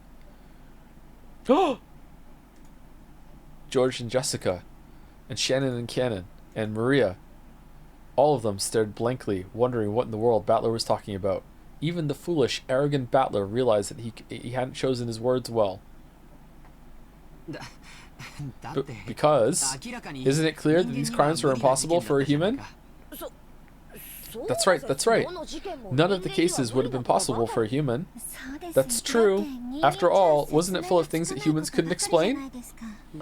I don't understand what you're saying, Battler-sama. I'm the one who doesn't have a clue what you guys are talking about. Isn't it obvious that humans committed these crimes? There's no way something like a witch exists, right? Then, what about when I was killed in the storehouse and something horrible was done to half my face? She's got a point! If the culprit was human, how could they have accomplished it? That's... well, it's hard to imagine how they did something that awful. But that was the Rose Garden storehouse, right? I'm sure there were plenty of weird tools in there. Let's say they used some electrical tools like a grinder or an electric saw. That's... Then Battler, how do you explain Grandfather's disappearance from the study when it was a closed room? Even though the door was sealed, Grandfather just suddenly disappeared, right? Under the bed with dominoes. We talked about during the story too. It's not impossible that Grandfather used some trick to fool the receipt. It's also possible that he went out the window, fell down, and at Natsui locked the window from the inside. I could think of a bunch of tricks you could use without relying on magic. That makes sense, but In that case, Battler-kun, how do you explain the way my parents were killed in the guest room? The door was sealed by the lock and chain. Naturally, the window was sealed too. Well, Eva killed Hideyoshi and then killed herself, or someone had like this special contraption that would go in and make the chain be locked from the outside or some shit. Who knows? How do you think a human could have killed my parents? Magnets! Well, we did have to leave that trick alone during the story. Anyway, there's at least a good chance the culprit had a key, and it was possible to look in through the crack of the door that the chain allowed. I know this is a stretch, but it's possible some device was used through that crack. Like, maybe they stuck something through it. Like a gun. Well, maybe even though a door chain is incredibly simple, it's a big factor in setting up a closed room. Still, there's probably some closed room trick they could have used. If you bought some closed room mystery novels from the bookstore, you could probably find some trick that fit perfectly. Yeah, I have actually seen a closed room mystery on a TV show where they had this really elaborate kind of like spring-loaded contraption that they could fit through, and it like would reach up and go through, and then it would get disconnected and you can pull it through afterwards. Yeah, they exist. Anyway, I can't think of one now, but I claim there's nothing that humans can't do if they try hard enough. Isn't that argument horribly irrational? It's just ridiculous to claim that it's possible for a human to do something even though you can't explain how. Yeah, it must just be a witch, Lamayo! Why is that ridiculous? Why did all of you stop thinking? Even something that looks impossible has to be doable. Doesn't it always work like that? Okay, Jonathan Creek. Battler, you're the one being ridiculous. If you think a human could have done it, try explaining how. You can't, can you? And you're okay with saying that the culprit is a witch just because I can't explain it? With that argument, all the unsolved crimes in the world could be resolved by saying a witch is the culprit. It was a witch. Battler, you're sidestepping the issue, and you aren't explaining anything. We're saying a human couldn't have done it. Therefore, the culprit is something that isn't human, and that something is a witch. Yet you keep arbitrarily deciding that witches are impossible even though you can't explain anything. It's almost like humanity was during the Dark Ages, like those fools who claimed the heavens spun around the earth. Those who said the earth couldn't be spinning even though they couldn't explain why. That kind of argument pisses me. Yeah, me too, actually. Yeah, this is that kind of pisses me off. So this is basically what you're trying to say. If I can't explain how a human could do it, then I must accept that the culprit is a witch? It's not like we're forcing you to go that far. We were just wondering on what basis you can say such nonsense. Nonsense? Hey, have I really been saying something that weird just now? Am I the one who's crazy? You guys are really starting to freak me out. Battler-sama, when I died in the boiler room, I was killed by a 19th person who shouldn't exist. Are you sure, though? Can you explain how a human could have done that? At that time, the locations of the 18 were well known. Even so, I was killed. We talked about that in the story as well, right? There was a gas canister that was like that Kinzo put between his thighs after he did a bunch of squats to make his thighs really strong, and they put like one of those demon stakes like on it, like pointed at the door, and then when he heated up enough in the fucking furnace chamber, it exploded and just propelled the fucking stake through the air right into his chest. There we go. See, now I have an answer. It's not a witch. Kumasama-chan, for example, she said she followed right after you and headed down to the boiler room, but we can't know for sure whether that was a lie or not. For all we know, she might have entered the boiler room with you and caught you by surprise. Or maybe when you stepped into the boiler room, you activated some kind of trap, one that had been set up to hit you with one of those ice picks. Yeah, exactly. After all, the stink of grandfather's body was coming from the incinerator. Someone was bound to go and check, so if the culprit just set up a trap beforehand, they could easily have stayed away from that place and used the time of Kaneda-kun's death to create an alibi. It's true, yeah. You talk about a trap in the boiler room, but what kind of trap could that be? That's right. Following his death, everyone immediately ran over to the boiler room, but we didn't find any kind of weird device, did we?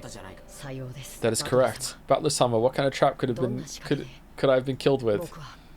Okay, for the love of God, please don't do a fucking gas canister in the fucking furnace, in the boiler with the stain. Please, for the love of God. Well, I don't know that, but anyway, they must have used some kind of clever trap, or maybe someone's lying. Or what about this, Ken-kun? What if the whole thing was just you play acting? Yeah, that's it. You were play acting. You killed yourself. Auntie Eva, and Uncle Hideyoshi were also play acting. They made the closed room themselves and were only pretending to be dead. Battler, has your head been feeling okay? Should I bring some cold drinks? Don't look at me with those pitying eyes. I'm not saying something that crazy, right? I'm just pointing out some possibilities you might find if you think it's all a trick. Look, isn't it a pretty classic trick in mystery novels to have one of the victims just be playing dead? Oh! Who in the shed was playing dead with red on their head so they could go make others dead? A classic trick? In other words, when Cannon-kun was killed, we knew for sure where all the rest of us were. And let's assume that Kumasawa Bachan wasn't lying. But that's only counting the survivors. What if the culprit pretended to be dead and joined a group of real victims so we'd lose track of them and then acted on their own later? Everything would be explained. It's all Kinzo, but pretending to be asleep under the bed. Pretending to be dead in the shed. Pretending to be burned in the boiler. Pretending to be Beatrice in a wig. Oops, all Kinzo. Huh? So are you trying to say that Aunt Eva or one of the others was the culprit? But didn't Dr. Nanjo confirm all their deaths as a doctor? He's in on it! That's right, bought and paid for. Dr. Nanjo checked all the victims. Bato-sama, for your theory to work, wouldn't Dr. Nanjo have to be one of the culprits too? Yeah, that's right. Once you consider that Dr. Nanjo might have been one of the culprits and faked the proclamation of death, the whole story changes. See, that's also a classic trick in mystery novels, isn't it? But Dr. Nanjo was also killed, right? About that. A betrayal! That's right, Dr. Nanjo faked his death. After all, there wasn't anyone except Dr. Nanjo who could examine... We're gonna go through this like 5 times, and we're gonna be on the 5th fucking tea house segment, and they're just gonna... It's gonna load in with them like just sitting around staring at Battler going, alright, Battler, what kind of fucking bullshit are you gonna say this time? just oh man, we saw the moon start to bleed in the sky, and then there's a fucking like huge meteorite came down with a chunk of the moon's face on it, and it blasted the mansion. There could have been fucking Russian fucking interference. Like, who knows? I mean, prove that they didn't send a bunch of red paint to the moon. Like, you don't fucking know. That's right. Nanjo faked his death. After all, there wasn't anyone except Nanjo who could have examined the corpses properly, and everyone was really confused then anyway. We didn't have any spare time to check and see if he still had a pulse. With this theory, any one of the dead people could have been walking around. I think it would have been hard for the 6 of us who died in the beginning to do that. After all, the shutter was closed and there was a padlock that couldn't have been opened from the inside.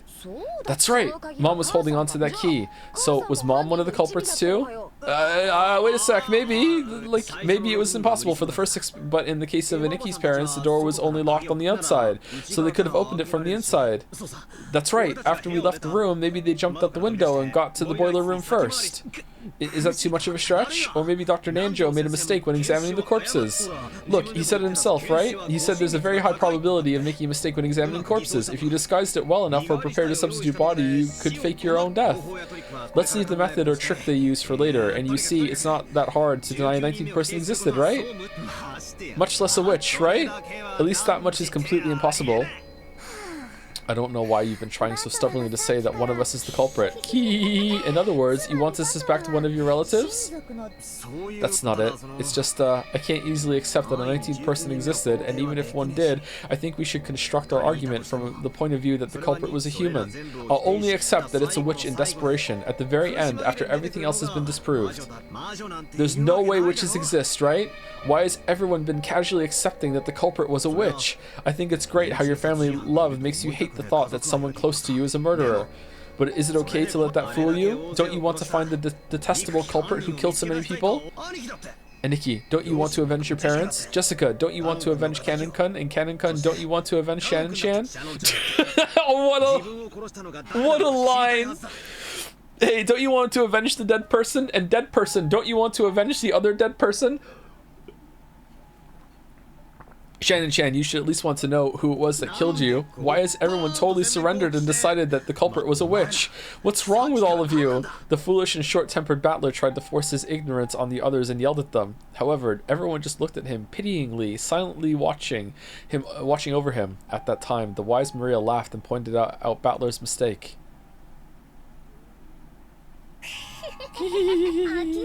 I'm shocked. All I see is you repeating this nonsense, thinking you figured something out, Battler. So, what's next? How would a human do it? In practical terms, I mean. I imagine you'll say, I just can't think of anything now, or with some kind of device, using abstract words to run away and evade the topic. What I really want to know, Battler, is this. Why don't you believe in Beatrice? She exists, so why don't you believe? Because she doesn't exist. Witches don't exist. There's no way. It was almost like a spoiled child who just didn't want to accept something. The pitying gazes quietly closed around Battler, but they didn't reach his stubborn heart. He's not stubborn, he's right. You realize that you're acting just like a spoiled brat throwing a tantrum, right? Battler-sama, I understand your feelings, but Beatrice does exist. Battler-kun, why don't you believe? Is it just 12 angry weeps? Like, they can't move on until there's consensus, and he just keeps stopping the consensus from happening, even though there's so much proof. I don't accept the argument that the witch must have been behind everything just because I can't explain. Does this mean that if you don't know how a light bulb shines, then magic is the cause? That's wrong, isn't it? There's nothing that can't be explained without magic. All this about witches and magic is just an abdication of thought. That's a good word. You just surrendered and gave up because you don't understand what happened. Isn't that right? Well, unsurprisingly, it looks like you alone won't believe no matter what, Battler. Even if even a single person doesn't believe, the miracle won't occur. So, if you don't rethink your ignorant theories, the miracle, the magic won't be completed. Now I see. I finally figured it out. So, in other words, you guys are trying to force me to say the witch exists, right? A lie that everyone accepts becomes the truth. Is that what this is all about?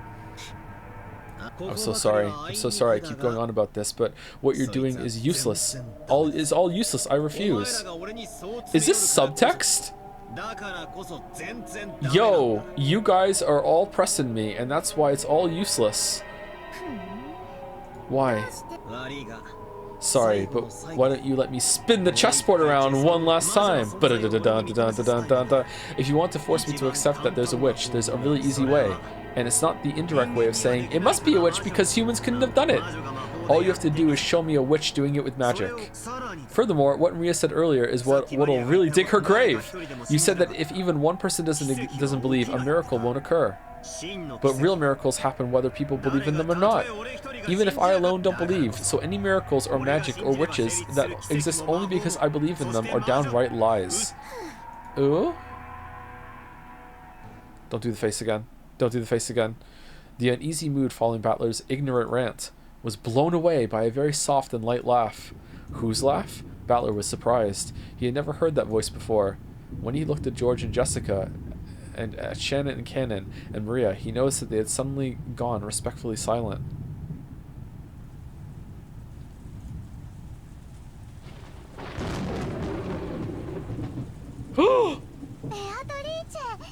Beatrice?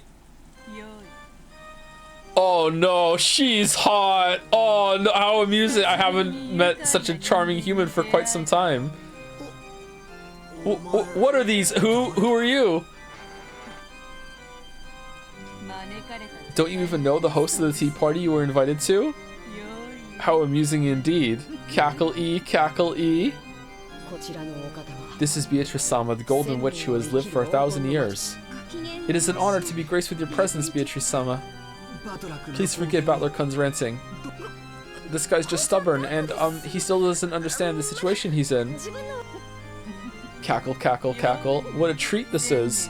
Most witches get tired of living after the first 1,000 years. How nice it is to meet a man with a backbone such as yourself every once in a while.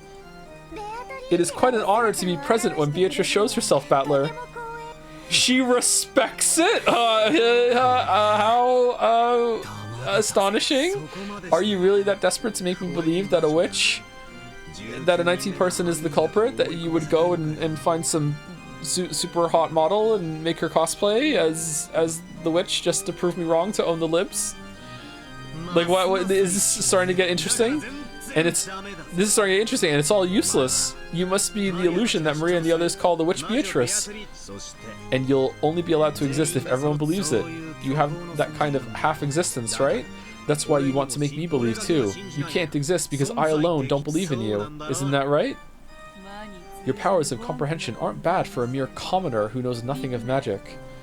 Yes, it seems you were born with a strong magic-resisting power. You're a natural enemy of us witches. No matter how much we turn your world upside down, you never believe in us. Therefore, the magic won't succeed. I accept that attitude of yours. Cackle, cackle. I've got no clue what you're saying.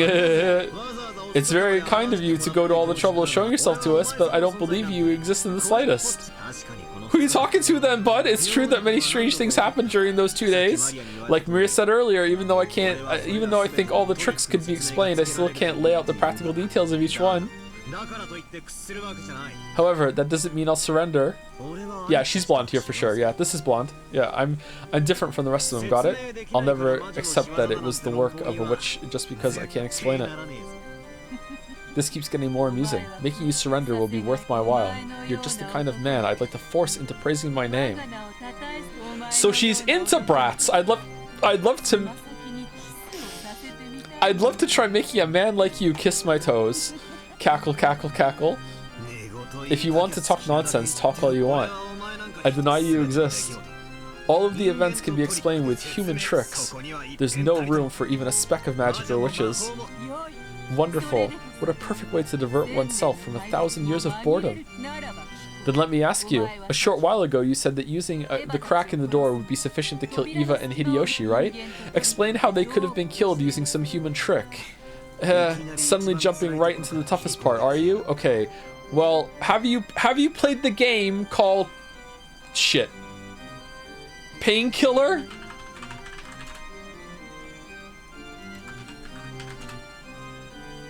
Alright, yeah. So Beatrice is a game called Painkiller, okay? And it had a steak launcher in it. So does that mean this is the trick you're proudest of? Miss Real Culprit? With a shake of her golden pipe, multicolored smoke trailed out of the end. The smoke quickly obscured their surroundings, and they were suddenly in the hallway of the mansion. This is fantastic. I'm really enjoying this. How bad is episode 2 that people think I'm gonna drop it after this? How bad? The door in front of them, slightly open but secured by the chain, was... That's right, it's the door to the room where Eva and Hideyoshi were killed. Nice trick. Very well. Show me what you would do through the small crack, Battler. They probably had some device to shoot those ice picks. If they used that, how would they reach Eva over on the bed when you can't see that far through the crack? How would they... Wasn't the crack mentioned in, like, preemptively in the thing? What the fuck? The Golden Witch who has lived for 1,000 years. She has surpassed the limits of humans, and like demons will sometimes appear in response to the summons made by humans to offer her power in exchange for a price. She likes black tea and ice cream. She hates boredom and people who deny her existence.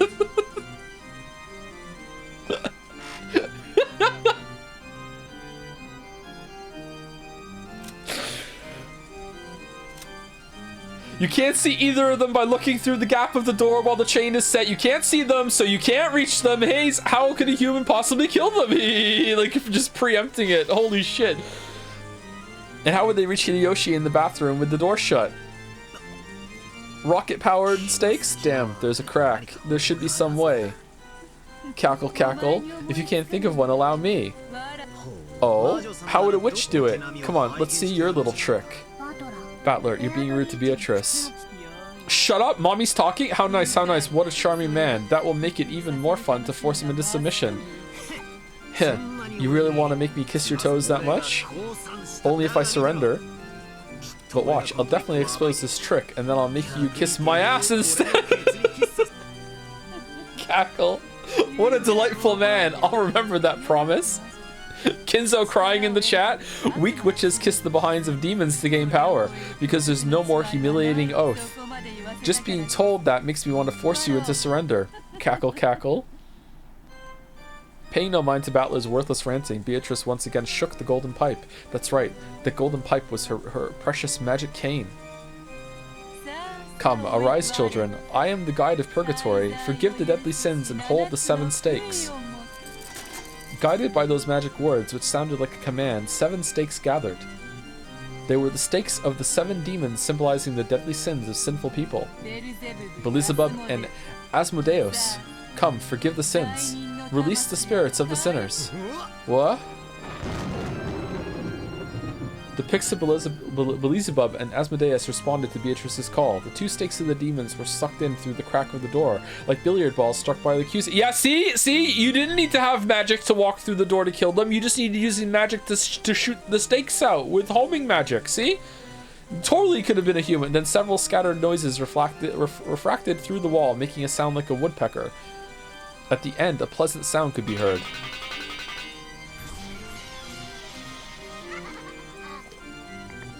Wahaha!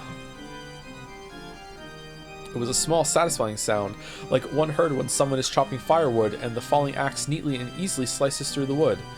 It was the sound of the two picks burying themselves deep into Eva's and Hideyoshi's foreheads.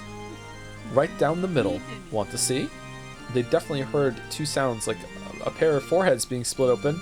Battler wasn't permitted to see it since he was on the other side of the door, but those 2 had died again, and this second time they lay not an inch apart from where they had lain last time, with the exact same blood spray as before. You moron. That's insane. You think you can just kill them like that? I can kill them. I can kill them just like this. Cackle, cackle, cackle.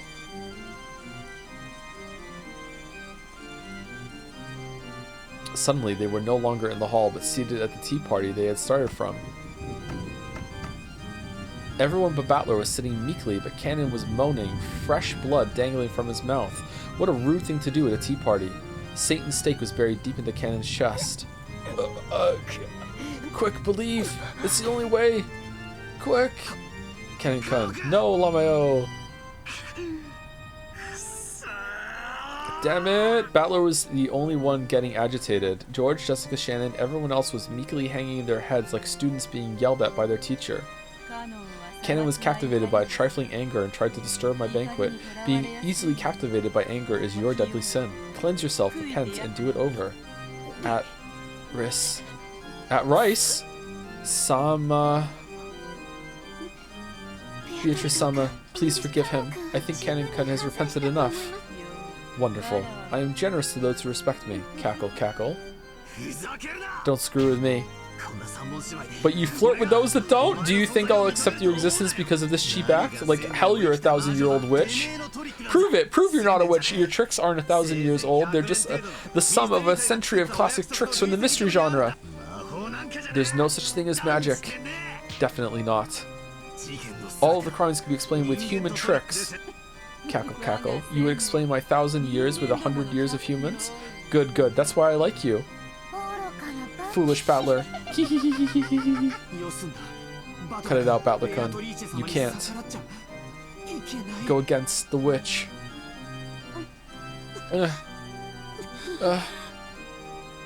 Oh no! Shannon started moaning, holding her cheek. Maybe she had a toothache. But apparently it wasn't a toothache after all. A slight redness spread across the cheek Shannon was holding. It looked like that redness was causing Shannon unbearable pain. Her fingers were pressing against her cheek and drops of sweat appeared all over her body. Shannon. Hang in there, hang in there. What's going on? Damn it, what the hell is that stuff? Do you think Kinzo has false teeth? Do you think he took them out to blend in with all the toothless corpses in the shed? Just gumming it in there? Damn it, what the hell is that red stuff? It expanded rapidly, covering half of Shannon's face. Then the stupid dunce Battler finally realized. Please, Battler-kun, please believe in Beatrice, I beg you. Ah, because you won't believe. Because you won't believe. The magic is dissolving! Junko and Ashima, for the first time in his life, Battler heard that sound, like a pomegranate splitting. The red spray even landed on Battler's face. Poor Shannon's face had been split in half, and her last horrible moments in that storehouse were repeated once again. Ooh-ah, Shannon!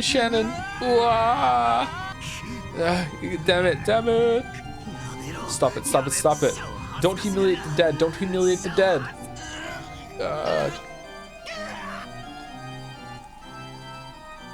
This time the redness spread across George's entire body.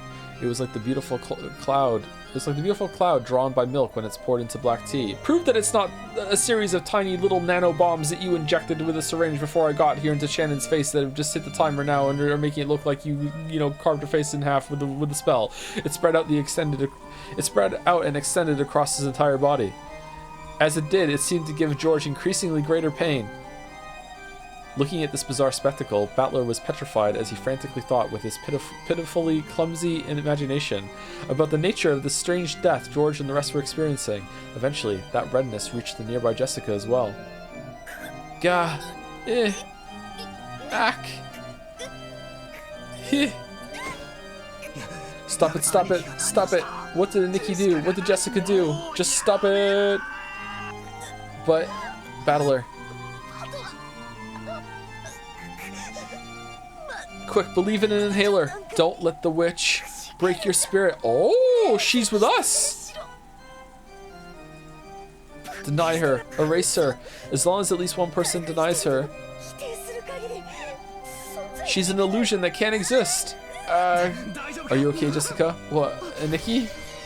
George was no longer recognizable as a human. He looked like the pile of leftover meat after the good, delicious meat had been scraped off to be cooked. The only thing that even resembled the human was the shape of his lower jaw and his rib cage, and yet I still can't believe he's still single. It was clear that Jessica, who was covered with a steadily strengthening redness, was approaching the same fate. Ooh, Battler, quickly believe in Beatrice. If you don't, everyone's magic will dissolve. Maria, it's all over your body too. I revive all the dead with my magic, but as long as you don't believe, that magic will hold no true power. Cackle, cackle, cackle. But I'm sure that a man like yourself won't surrender to something like this, right? Battler, we didn't want to doubt our friends. We refused to face reality. And now we don't have faces, and gave in to the witch. But, Battler, you won't give in to the witch.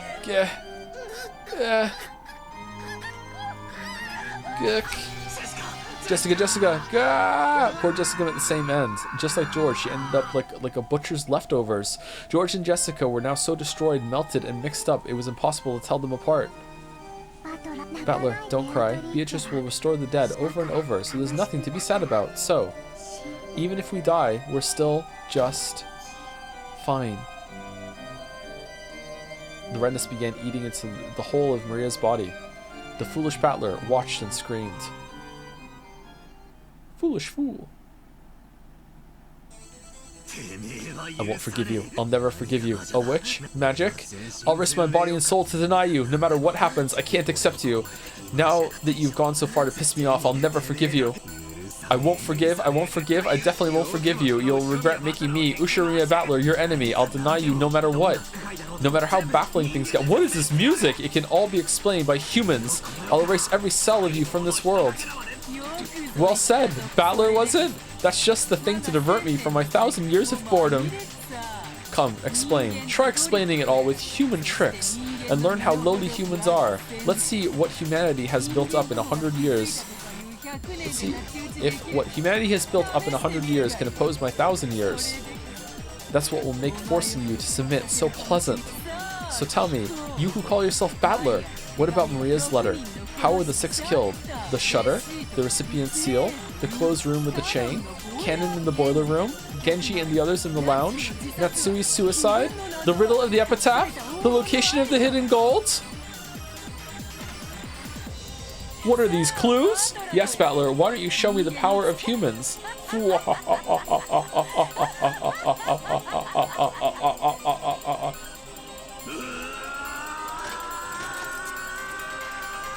Seek a way out? So, what?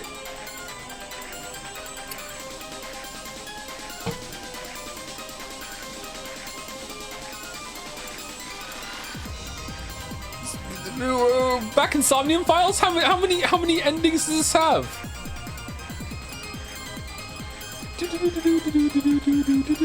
Bifu?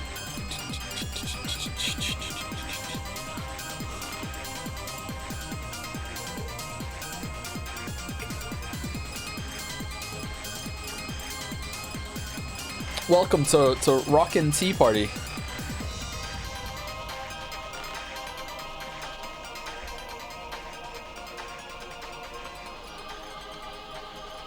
Can I press the button here, or do we watch it?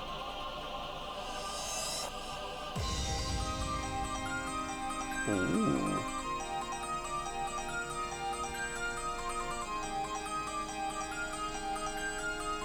No. They have no idea that you were the 19th person in the witch, Mr. President. Oh, shit!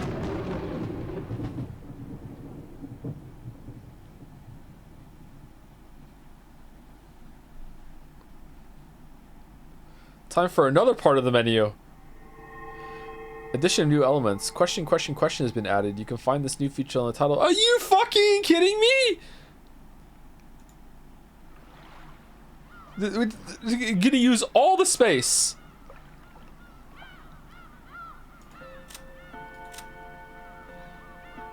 Welcome to the tea party of those who are not human.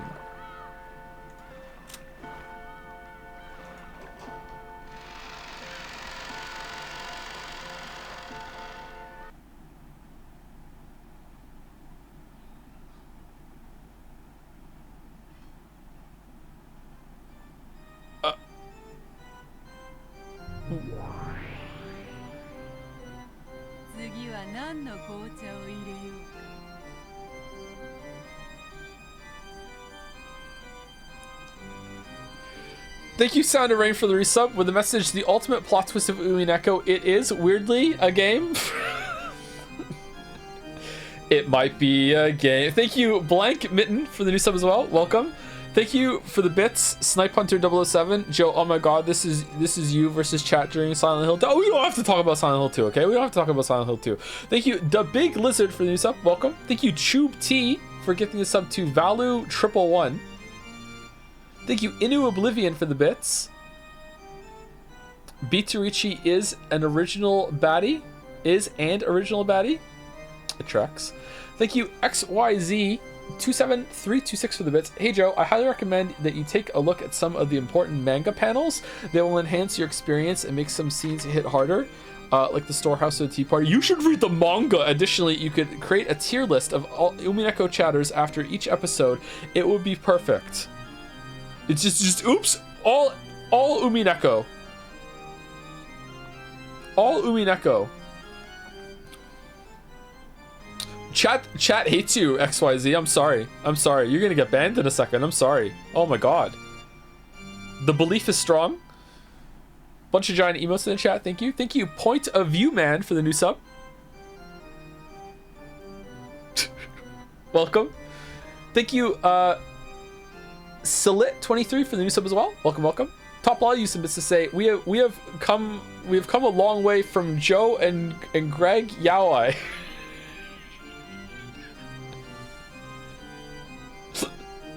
Closed her eyes tightly. This room had also become.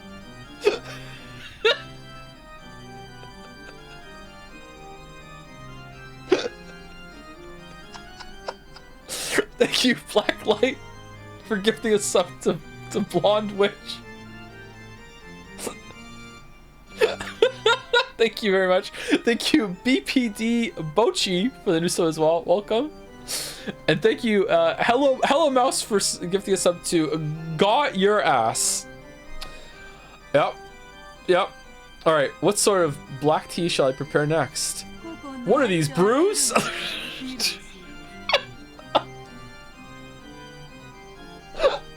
Allow me to display every refined tea that ever was and ever shall be. Who the fuck is this? Dried plum black tea. The kind that goes for 200 yen a pack. Cackle. For 1,000 years I have been fond of black tea, but I did not know of such a thing. What? Execute? Resurrect?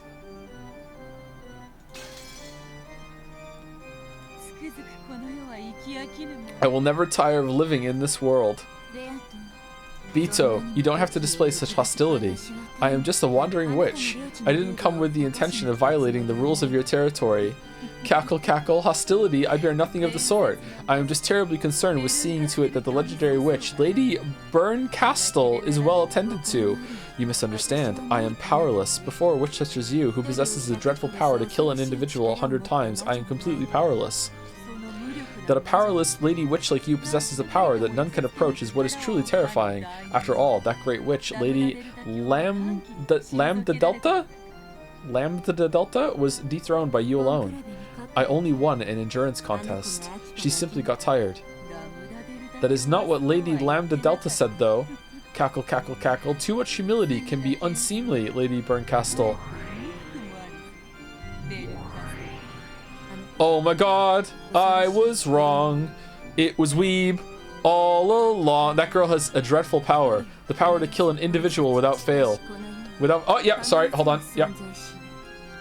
However, without fail, it doesn't exist in this world. No matter how many times you divide one, you can never reach 0. That girl has the power to bring the odds of failure down to almost exactly 0, the power to give rise to almost perfect certainty. I hope I never have to fight such a terrifying witch again. However, you have the power to cause success without fail, as long as the odds are not 0. Though you say without fail doesn't exist in this world, you possess an infallible power yourself. This is a cool power. How very terrifying, cackle, cackle. The power to kill an individual endlessly. I think you're the more terrifying one. You jest. From your point of view, mine is but a trifling power. This is most certainly what one would call empty praise. Call it flattery to make up for the cost of staying here. I am a fleeing traveler who crosses the fragments, continually running from boredom. I simply came around because I heard you'd started something interesting. Have no doubts that I will choose to leave as soon as you are no longer interesting.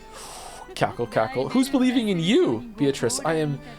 I, Beatrice, am deeply and humbly delighted to have the great Lady Berncastle as an observer. Cackle, cackle. And so, your impressions? 17 out of 18 ain't bad. Lam Delta is terrifying because of her cruelty, but she's a girl I can understand. You do seem to be capable of affection, but I can't understand you at all. That makes you much more terrifying than her. Cackle, cackle, cackle. I am fickle by nature. Do forgive me. Besides, I believe you also enjoy entrusting your fate to the roll of fickle dice, right, Lady Berncastle? When I roll the dice, I have a roll I clearly want to get, unlike you. You, on the other hand, never let the dice fall from your hand. So, whatever the roll might have been, you're never disappointed. Why do they keep teleporting everywhere? Why am I reading chat? If you could teleport everywhere, wouldn't you? Whatever roll the dice show, whatever roll the dice show you, you are satisfied without fail. In that sense, you far surpass me.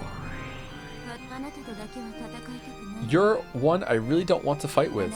Inside of you, there's nothing but 0. That's why I can't win against you with my power. It's the worst compatibility. Perhaps Lambda Delta, on the other hand, has a good compatibility against you, since she would be able to kill your endless nature. Cackle, cackle, cackle, cackle, cackle. Loves cackling! Oh yes, witches truly are the best people to enjoy black tea with.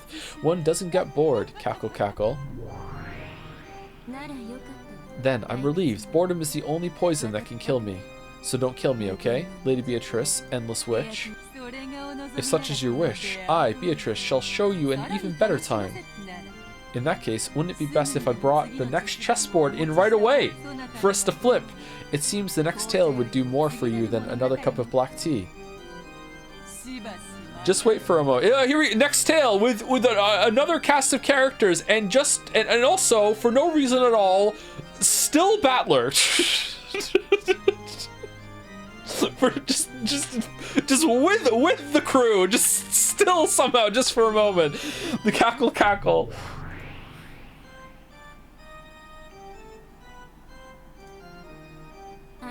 Something troublesome seems to have taken a liking to you.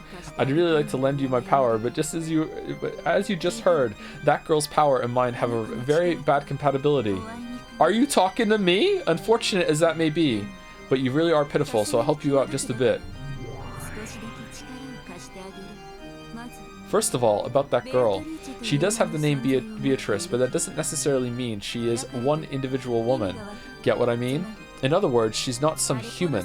Her existence is a personification of the rules of this world. To beat her, you have to expose the rules of this world and unravel them. Perhaps this can be likened to learning the rules of chess by watching a game. First, take a good look at the chessboard. Then learn the movements and roles of the pieces. Then look for the conditions required to win at her game. When you've managed to reveal all these things, her heart will be exposed. After that, you can rip it apart or crush it as you please. I am being quite generous. In the past, when I had a human body, it took me 100 years to notice even this much. This is my meager farewell gift to you, the pitiful one captured by Bito. It's just like a spoon. A spoon can be used for more than just drinking soup. It can also be ice cream. You can use it to dig through the prison you're locked in, or as a weapon to gouge the witch's eyes out. Of course, you can also use a spoon to continually sip the watery soup inside your eternal cell. Don't get the wrong idea. I have no intention of becoming your ally. I do feel empathy for you, but I won't help you. It's like I'm sitting in front of the television, yelling at you on the other side, even though my voice won't reach you.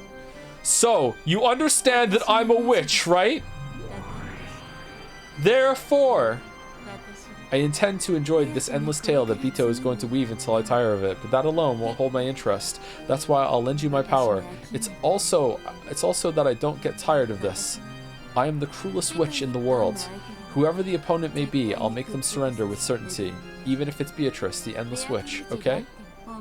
You are my game piece. Give it your best shot. I'll give you advice sometimes, out of her sight. Don't bore me, okay? Giggle, giggle, giggle. Aw, giggle versus cackle!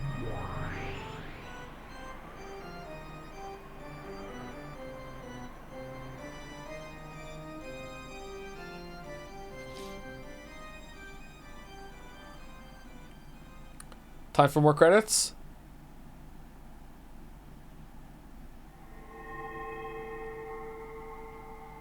This sound reminds me of something. What does it remind me of?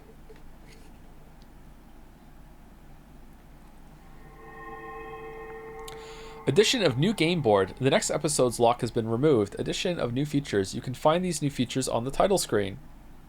It's another menu. Tips. Take a look back on your recent stay. We hope this will help you better recall the events of the past 2 days. Now there are fish. Can I do this? What the Oh, okay.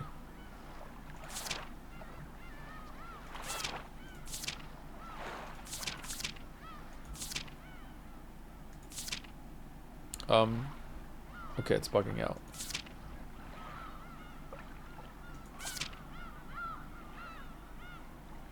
First Twilight, chosen by the key of the Golden Land and offered up as a sacrifice. Okay. Stake of Asmodeus, stake of Beelzebub. Beelzebub has a devil put aside for stake of Mammon, stake of Satan, stake of Lucifer, stake of Belphegor, stake of Leviathan. Okay, we read this. Will the witch invite this man who denied her existence to the Golden Land? Okay, so I really thought that the Twilights were every night, but it's not. It's just they're murders or deaths. Okay.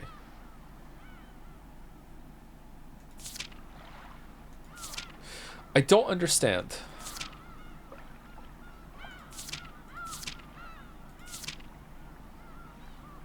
The one who obtains the key must then travel to the Golden Land in accordance with these rules.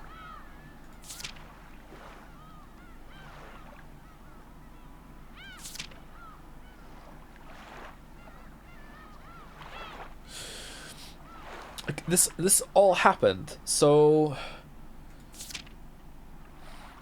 is it like behold the sweet fish rivers travel down this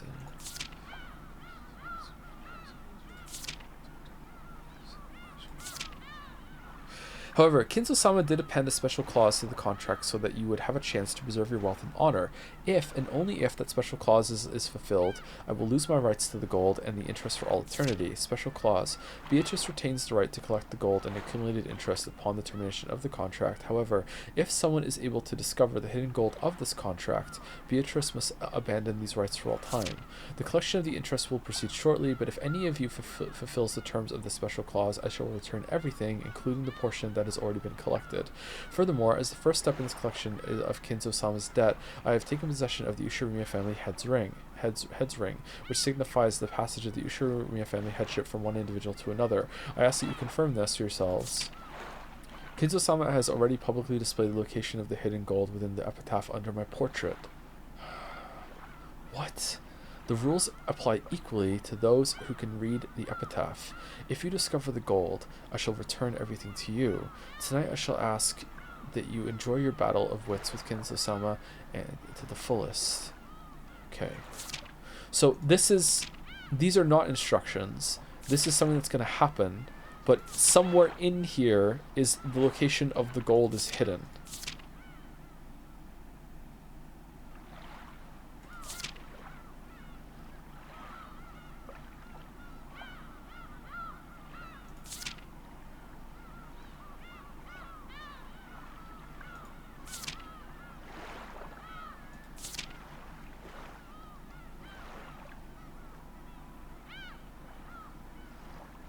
Wait.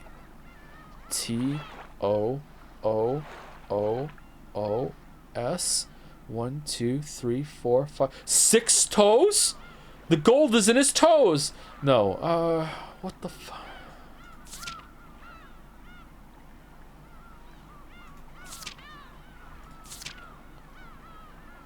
Like first, second, third, fourth words? Behold, you...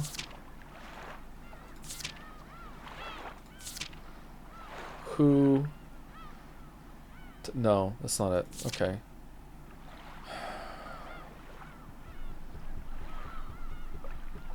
Okay. So there's like a secret in here somewhere. Okay. All right. So I didn't have that at all. That's cool that it makes you think it's something you have to do with the beach scene, but no, it's what's gonna happen, and there's a secret in here somewhere. Okay.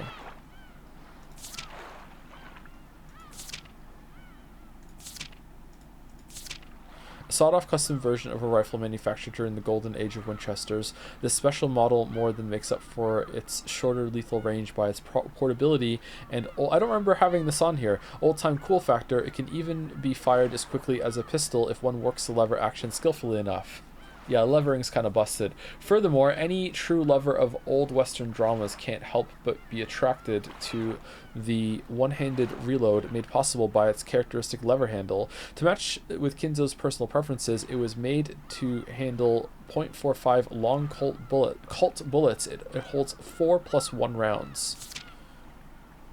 The 7 stakes of purgatory, stakes containing the 7 magics that represent the 7 deadly sins. In accordance with their users' orders, they bury themselves into the desired location of the desired target with perfect accuracy. Because they flit about at ultra-high speeds and change their trajectories at will by bouncing off walls and the like, they have no blind spots and will hit their targets without fail, no matter what form of cover they might be hiding behind.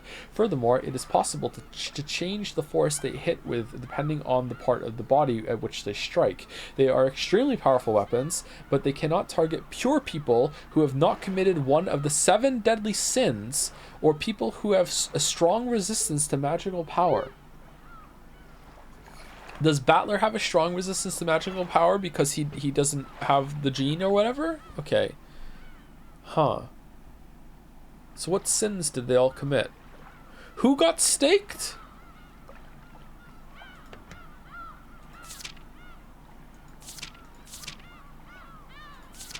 One, 2, 3, 4, 5, 6, 7. Okay. What's Kumasawa's sin? Ava's very sinful. Hideyoshi's very sinful. Kinzo, definitely sinful. Canon? What was Canon's sin? Disagreeing with the witch? That can't be a sin. Genji? What was Genji's sin? Nanjo? Oh yeah, Nanjo's done some fucked up shit for sure. 100%. 100%. Some crazy ass shit, man.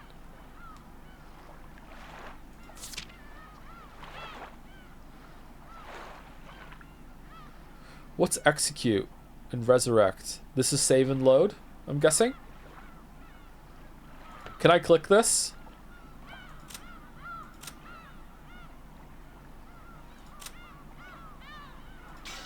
Oh shit! I killed her! No! Oh shit! Oh sh... I want to execute the witch. What a useless dream to try and kill me despite being a mere human. Fire your bullets and they will merely reflect back towards you like the light off a mirror. However, there does exist just one way to kill me. You hold that method in the palm of your hand, though I doubt one as mediocre as you could ever pull it off. I'm just going to keep doing it over and over and over again. Oh, did she get mad?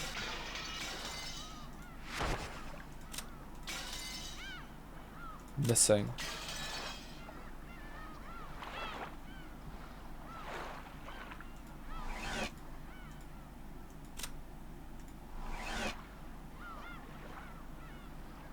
Okay, that's cool.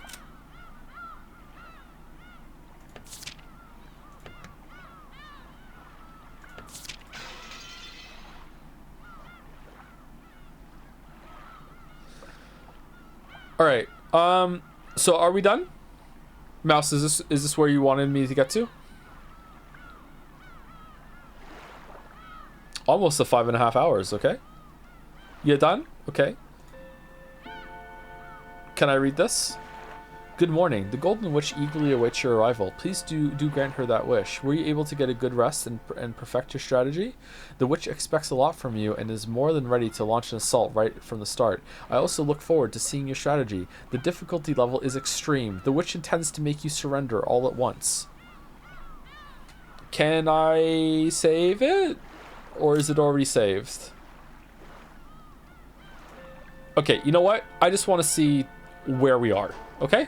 That's it. And I'm going to save it right in front of it. Okay, here we go. I just want to see the first scene. That's it. Where are we? Where are we? This story is very obviously fictional and fantastical in nature. Is it? I believe. Any resemblance to existing individuals or organizations is highly coincidental. George-sama, please look. Alright, live fish reaction. Alright. Alright, there we go. That's it. I just want to see where we are. Oh no! Save it! No, I don't want to see! Alright, it's an episode 2 sandwich. There we go.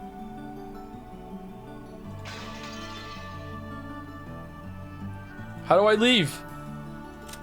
How do I quit? There we go.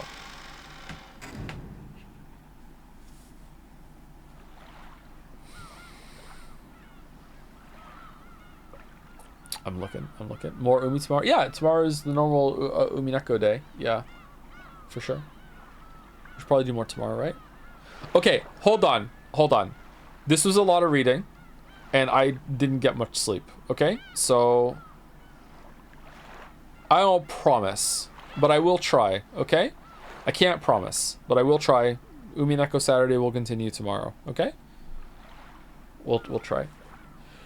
Thank you for the bits, Eversy. Aren't you glad Steins Gate won instead of Umineko? I feel like you gave bits last stream, Eversy, and I didn't read it, but I was getting really tired toward the end of last stream, so I'm not sure. Therefore, more than anything else, he wants to ream more Umineko right now. Basic typo, laugh at this chatter. Thank you, Pincerata, for the bits. Specific bits. I won't be able to tune in tomorrow's stream, but today's stream made everything worth it. Welcome to this wild ride, cackle E. Thank you, anonymous gifter, for gifting a sub to Burn Castle, the nice witch, maybe. Thank you, TF126 for the bits. A lot of bits, 1,000 bits. But the vegetables, guys, come on. This was peak cinema. I cannot wait until Joe finishes all 8 episodes of Umineko to tell us how Steins Gate is still the worst thing he's ever read. I look forward to your explanation. And as someone who's read all episodes of Umineko, it doesn't get better. For you, that is. As a viewer, I'm loving the Umineko streams. And hey, if you end up genuinely liking Umineko, that's great too. I love Umineko despite its issues. JPH live chandelier reaction. Thank you, Peepo. Thank you. Little sun deer about Umineko. I gotta say. Is there a raid target? If Greg's live, that would be lovely. But if Greg isn't live, then who are we raiding? Thank you, Captain Cobalt, for the resub. Thank you. Thank you, Pincerod, for some more bits. Instead of doing Tataris grinding off screen, it's time for Joe to stare at the tip screen and try to solve episode 1. Thank you, Crimzano Cat, for the resub. Complexity and with very complex methods. It tracks meta user. Thank you very much for the resub. Welcome. And Avarice with a last 100 bits. Can I get a marble as compensation for unread bits? You're an empath, aren't you? No, you can't get a marble for unread bits, but maybe some highlighters will get us some surprise marbles closer to the race, perhaps. Who knows? I want your thoughts now that episode 1 is done, please. I really enjoyed it, and I barely remember the slowness of the beginning. So, like, I don't know. I feel like after the parlor scene, it was paced really well. I don't think there's a single scene that I would have cut after the parlor. I mean it, not a single scene I would cut. There are lots of lines of dialogue I would cut and lots of lines of prose that I would cut for sure, but not a single scene. Like, all the scenes were worth it, contributed to what was going on. Like, I'm really interested to see where it goes. Yeah, absolutely.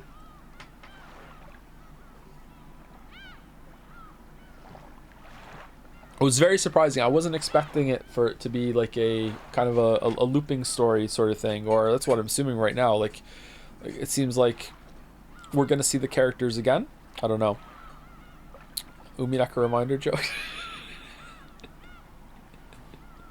It wasn't worth it. It wasn't worth it. The beginning, it's to be cut in half to a third.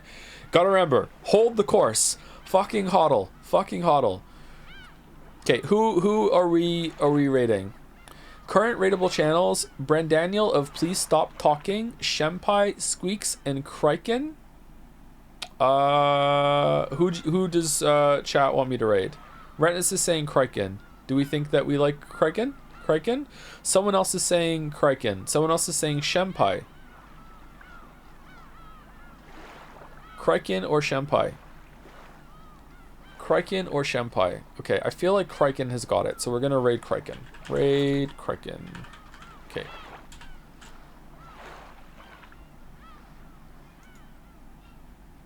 One new raid. There we go. Is that Kriken? Raid phrase? Just Joms. It's always Joms. Or live chandelier reaction if you want, because that's the new emote. Yep. Anyway, thank you very much for watching. I hope that this was a good stream. I feel like it might be an all-timer. I'm not sure. It was hard to judge. I was barely reading chat for any of the streams, so I don't know how you guys were reacting to it. It was really fun to stream with Greg. It was very, very interesting. Very interesting. Greg's such a cool dude, man. Anyway, I'll see you all tomorrow, probably, but if not, I'll see you on Tuesday. See you later.